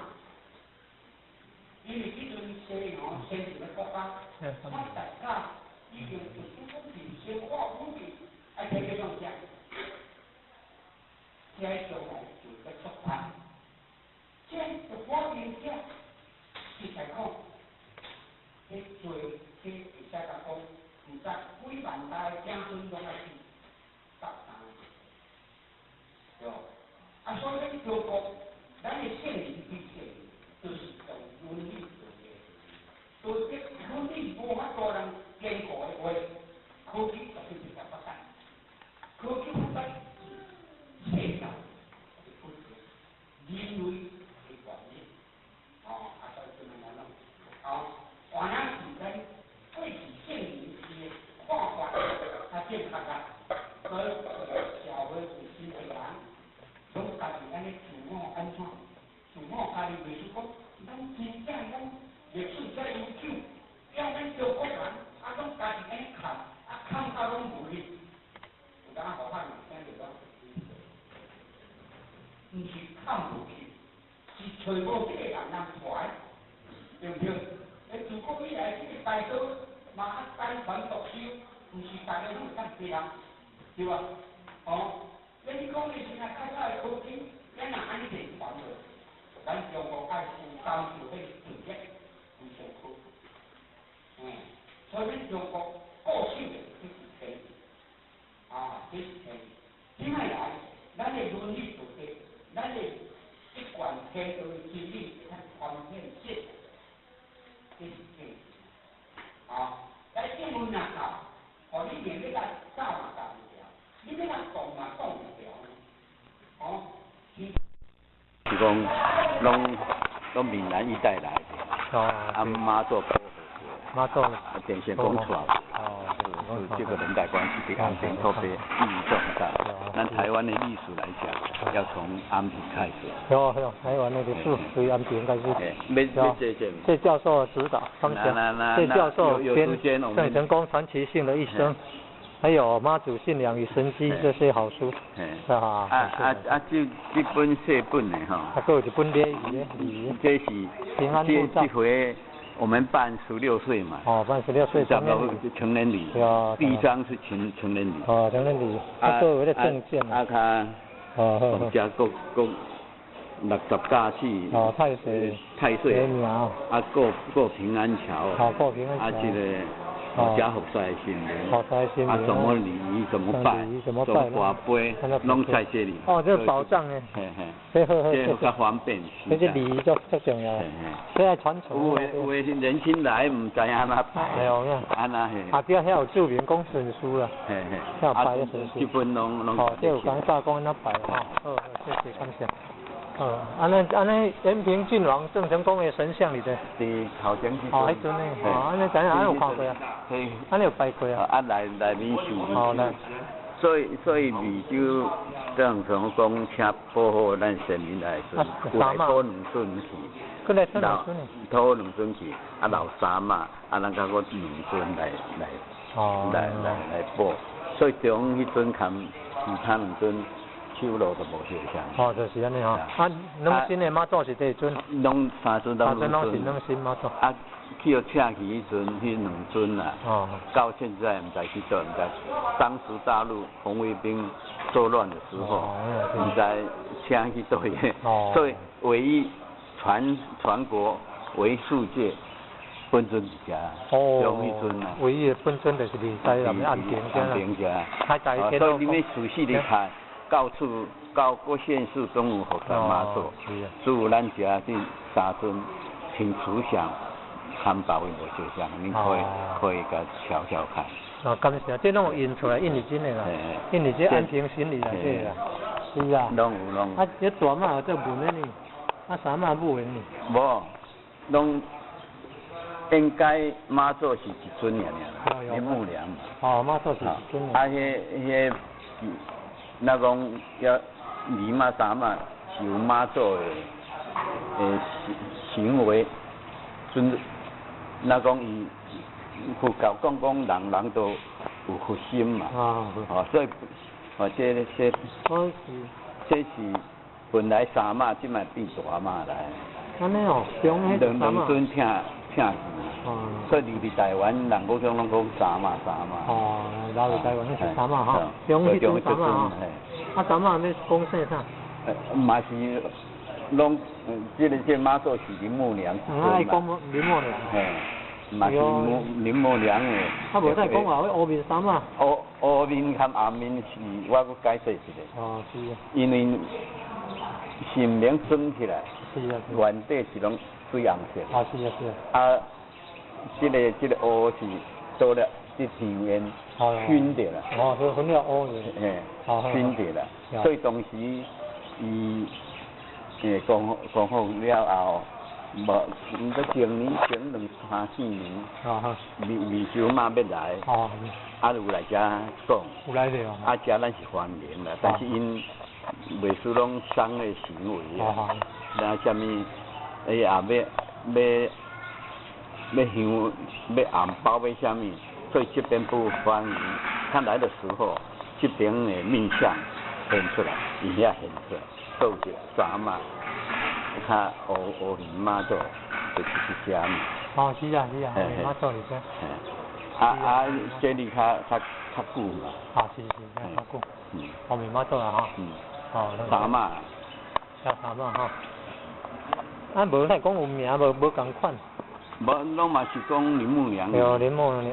对啦。毋是三尊，就是有伊的行为，有伊的模范，他起来像妈祖。哦，像妈祖。有呢，较咧帮忙大马。对哦，啊无伊早电视咧做乌面衫嘛，他名他无共人。毋共迄个名嘛。共迄个名。哦，讲过啊，分文咧舞诶。服务生咧讲啊，这是乌面衫嘛，但是加郑成功来帮忙郑成功咧，保护郑成功咧。请三尊来。请三尊来去啦。三尊，啊，因过来讨2尊证。哦，啊，迄是去地梅州遐请的。梅州妈祖庙。嘿，梅州的定点嘛。哦，定点嘛哈。哦，请三尊来。因为当时郑成功是一个王嘛。哦，是个。啊，要甲请因唔敢撇嘛，所以我们请来。请来了后，台湾收复了后。台湾收复了。伊郑成功过身去，迄边的人知影，就要来讨回来。啊，这有个典故啦，啊，要讨的时阵。咱内地就食人讲无，啊叫找着，较用盘杯解决嘛。有讲有一典故，讲盘100杯用半来拨，较要请上。啊头一盘100杯去，这边佫反晓讲，那么100杯就是大嘛，200就佫拨。啊2马大100杯，伊拢请落去，啊剩3马，拨到99杯，第100杯去调治。中心营啊，天宾馆哦，咱庙中间迄个中心营嘛，迄个中心，较因遐看讲啊，你们这里有人遐虔诚，啊转老三嘛就对啊。哦，是啊。啊，因加个再个装2尊啦。是。变是3尊妈祖。后来装的2尊是遮安平遮的人，台南市的人装的呢。哦。这尊来换去。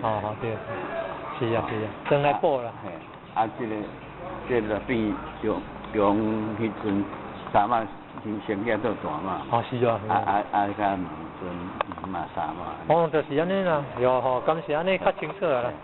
所以这里那讲，咱台湾拢是闽南来的，祖先啊，台体是拢讲是讲300年前，就是这个电线讲1661年来啊，拢是讲迄个时阵来，所以300几年前，啊妈祖啊，假是有经就是电线讲请来，但其他只请来讲叫做护军嘛，保护军队，啊其他遐有呢先做请来啊，是地船或者船阿嬷，啊再分布到各地方。有大哥，这发展到对大家去。啊，咱多数的祖先拢是信仰妈祖。是啊，多数祖先信仰妈祖，对福建都个，有关的，谢谢哈，感谢。时间在仓促啦，我多聊一下。谢教授啦，吼，感谢啦，吼。啊，你赵将军是要称呼做啥？这赵将军，赵将军是要称呼是有做啥？拢称呼赵将军。称呼赵将军，有啥物典故的啦，吼？典故。感谢。这个讲了长啦。哦。这个满清接下台湾的时候，以台湾本来版图是这个满清来开归中国的版图，以前还没有。康熙帝所带来。啊，伊康熙迄阵满清的时阵，是拢派只有一个什么营吼，拢派来遮，咧驻安治安嘛。你当讲守卫偌久，就等于换一批人。是啊。啊，所以伊来的时阵，拢是男人来嘛。男人来，我们没有女人来。对。那么可能啊，也有一个，伊也未肯定的资料啦。但是可能当时来的时阵是男人嘛。是啊。啊，真侪拢是遮土著结婚的。是啊。啊，所以你甲看这两尊啊。两尊。迄边拢是看土著较相像啊，这边就是看你看讲真这个郑成功来，兵马俑差不多，所以可能也安尼的，迄个时阵当时这两水是在伫这个天惠宫向台南岸边的。守保护神啦，安平的守护神啦，可能也有这个用意，这个解释啊，有这个，有这个结合的。感谢。本来讲后世是啥物宫？天惠宫。天惠宫是第二惠啊。天惠的惠嘛，天后天惠。对，本来妈祖是天惠嘛，后来讲做妈天后。22年来的时候才成就，他个尊称为天后。对了，帮忙修台湾啊，这就比较，今嘛讲了讲这个庙的历史啦。感谢朱比啊，时间他来了。感谢朱比，谢谢啊，好，谢谢教授帮忙，感谢啊，先拜拜啦哈。好，感谢，好。我有炸账，炸迄个做摇铃的，谢谢啊。我该处理了，我还搁去巡一抓咧，爱去海山馆，爱去延平街。海山馆我就是延平古堡咧。海山馆就是当时所谓的兵马，拢兵营就对了。兵营。无个呢，5个馆呢。伊一遐就分做5个馆。剩几个馆？嘛是。迄伫啊，拢伫啊。海山馆上出名。一间是兵营就对啦。是啊，海山馆上出名呢。无太拢我要去找海山馆。海山馆就过去啊。海单镇。天兵派来咧，拢住伫遐。兵营。好，感谢啊，谢教授，好，谢谢。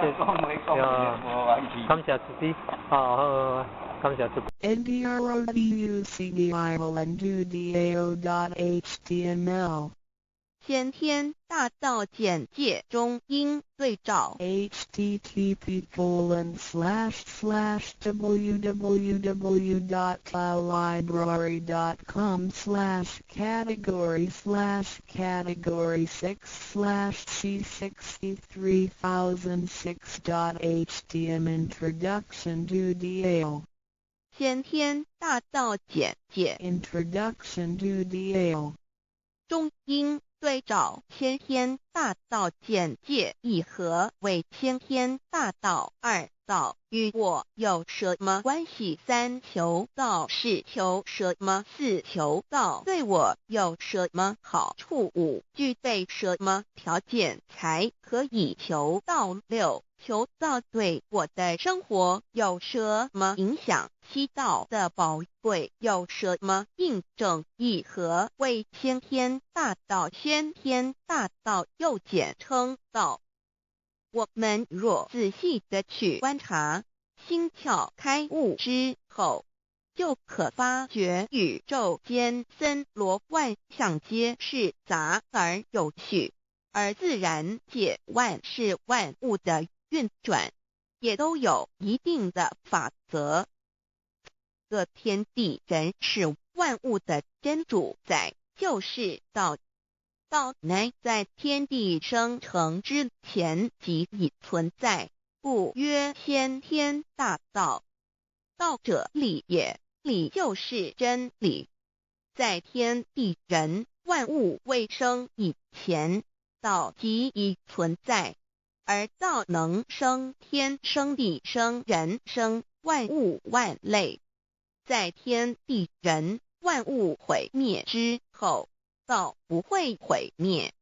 道因为无去无来，不生不灭，乃代表着宇宙间亘古不变的真理。道的本体，也就是宇宙自然的本体。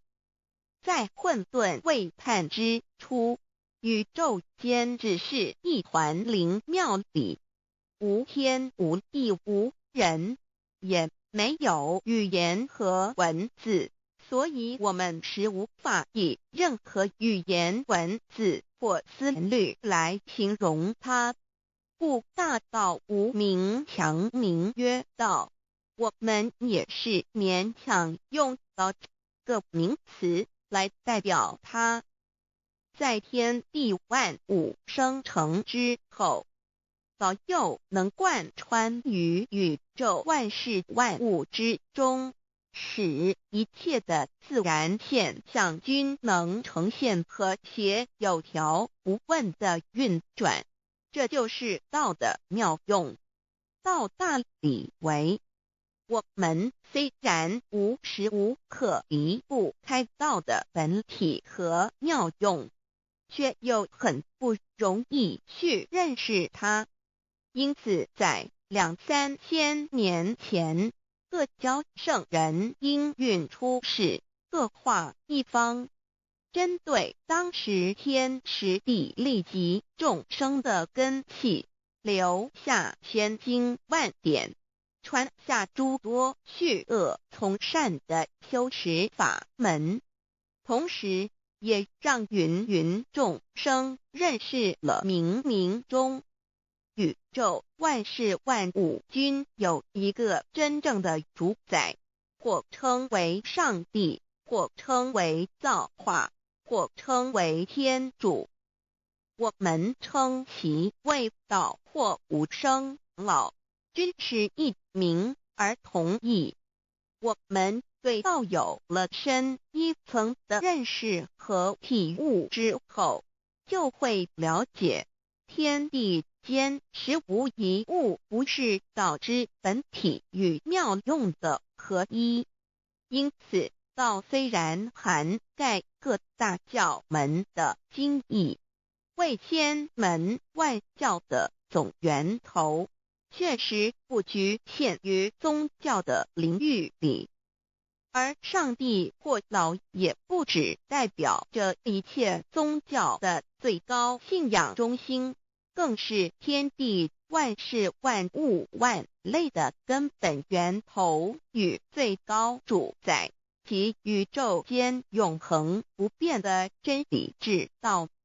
所以我们今天有机会了解什么是先天大道，不只找到了各大教门的最高信仰中心，也找到了宇宙的根本源头与最高主宰，更能对宇宙至高无上的真理有一个初步的认识。道之真义，在先天之先不为先，在后天之后不为后。即大上有可量，即为上有可指。为道即大不可量，即为不可指。不所以大无不包，为无不入，无所不贯，无所不通，无所不彻。贯彻了天地人万物万类，贯彻了33天外，贯彻了千经万典，贯彻了千法万法，贯彻了千教万教，贯彻了千佛万祖，贯彻了我之一身。此乃显天大道宝贵的真义，人人必须知真觉，亦即是人人与我与人人良心之行也。此乃万众一心，万国一家，世界大同，此先天大道之宝贵也。二、道与我有什么关系？道的宝贵在于它大而无所不包，细而无所不入。天地生成之后，道贯穿于天地万物万类，使得日月星辰之运转各有其时，4时之交替，万物之消长各有其序。而最宝贵的是各天地万物的主宰，同时也是我们人一生之主宰，曰性理，使得我们不学而能看，能听，能吃，能动。因此我们不只要探求天地间的治理，更要回头认识我们身上固有的真理。故先天大道即是性理真传。道的宝贵并不在于它有什么神秘稀有或特殊之处，而是在于它平时，但我们却时时刻刻离不开它的本体与妙用。我们反观一下自身，就会发觉我们身体的结构是非常精密和奥妙的。我们轻轻地握一下手，就算是这么简单的一个动作，其中所牵涉到的所有关节物理作用、能量、化学反应、神经系统资料讯息之传输及脑部分析、判断和命令之下达，以目前全世界的科技知识和文明水准，也无法一一表达出来。但是我们做出个动作的能力，却完全不因个人知道上了程度的差异而有任何影响。无论是学识多丰富的学者，或是目不识丁贩夫走卒，无论是成人，或是刚出生不久的婴儿，都可以轻而易举地做出的动作。人人与生俱来，不学而知，不学而能，无增无减的良知良能，就是主宰我们一生的道。我们有学习而得到的知识和才能，有忘记的时候，有疏远的时候，而道的本体和妙用，不用学习，不用思考，大而能主宰宇宙的运作消长，小而能主宰我们一生之视听言动。我们有而不知其有，用而不知其用，却又无时无刻不能缺少它的不增不减，本自具足一切我们身上固有的道，因为就在我们身上，又称作自性老。我们了解了个主宰天地万物的道，在我们身上就有，它的作用不应受到我们赞美或否认而有任何增减。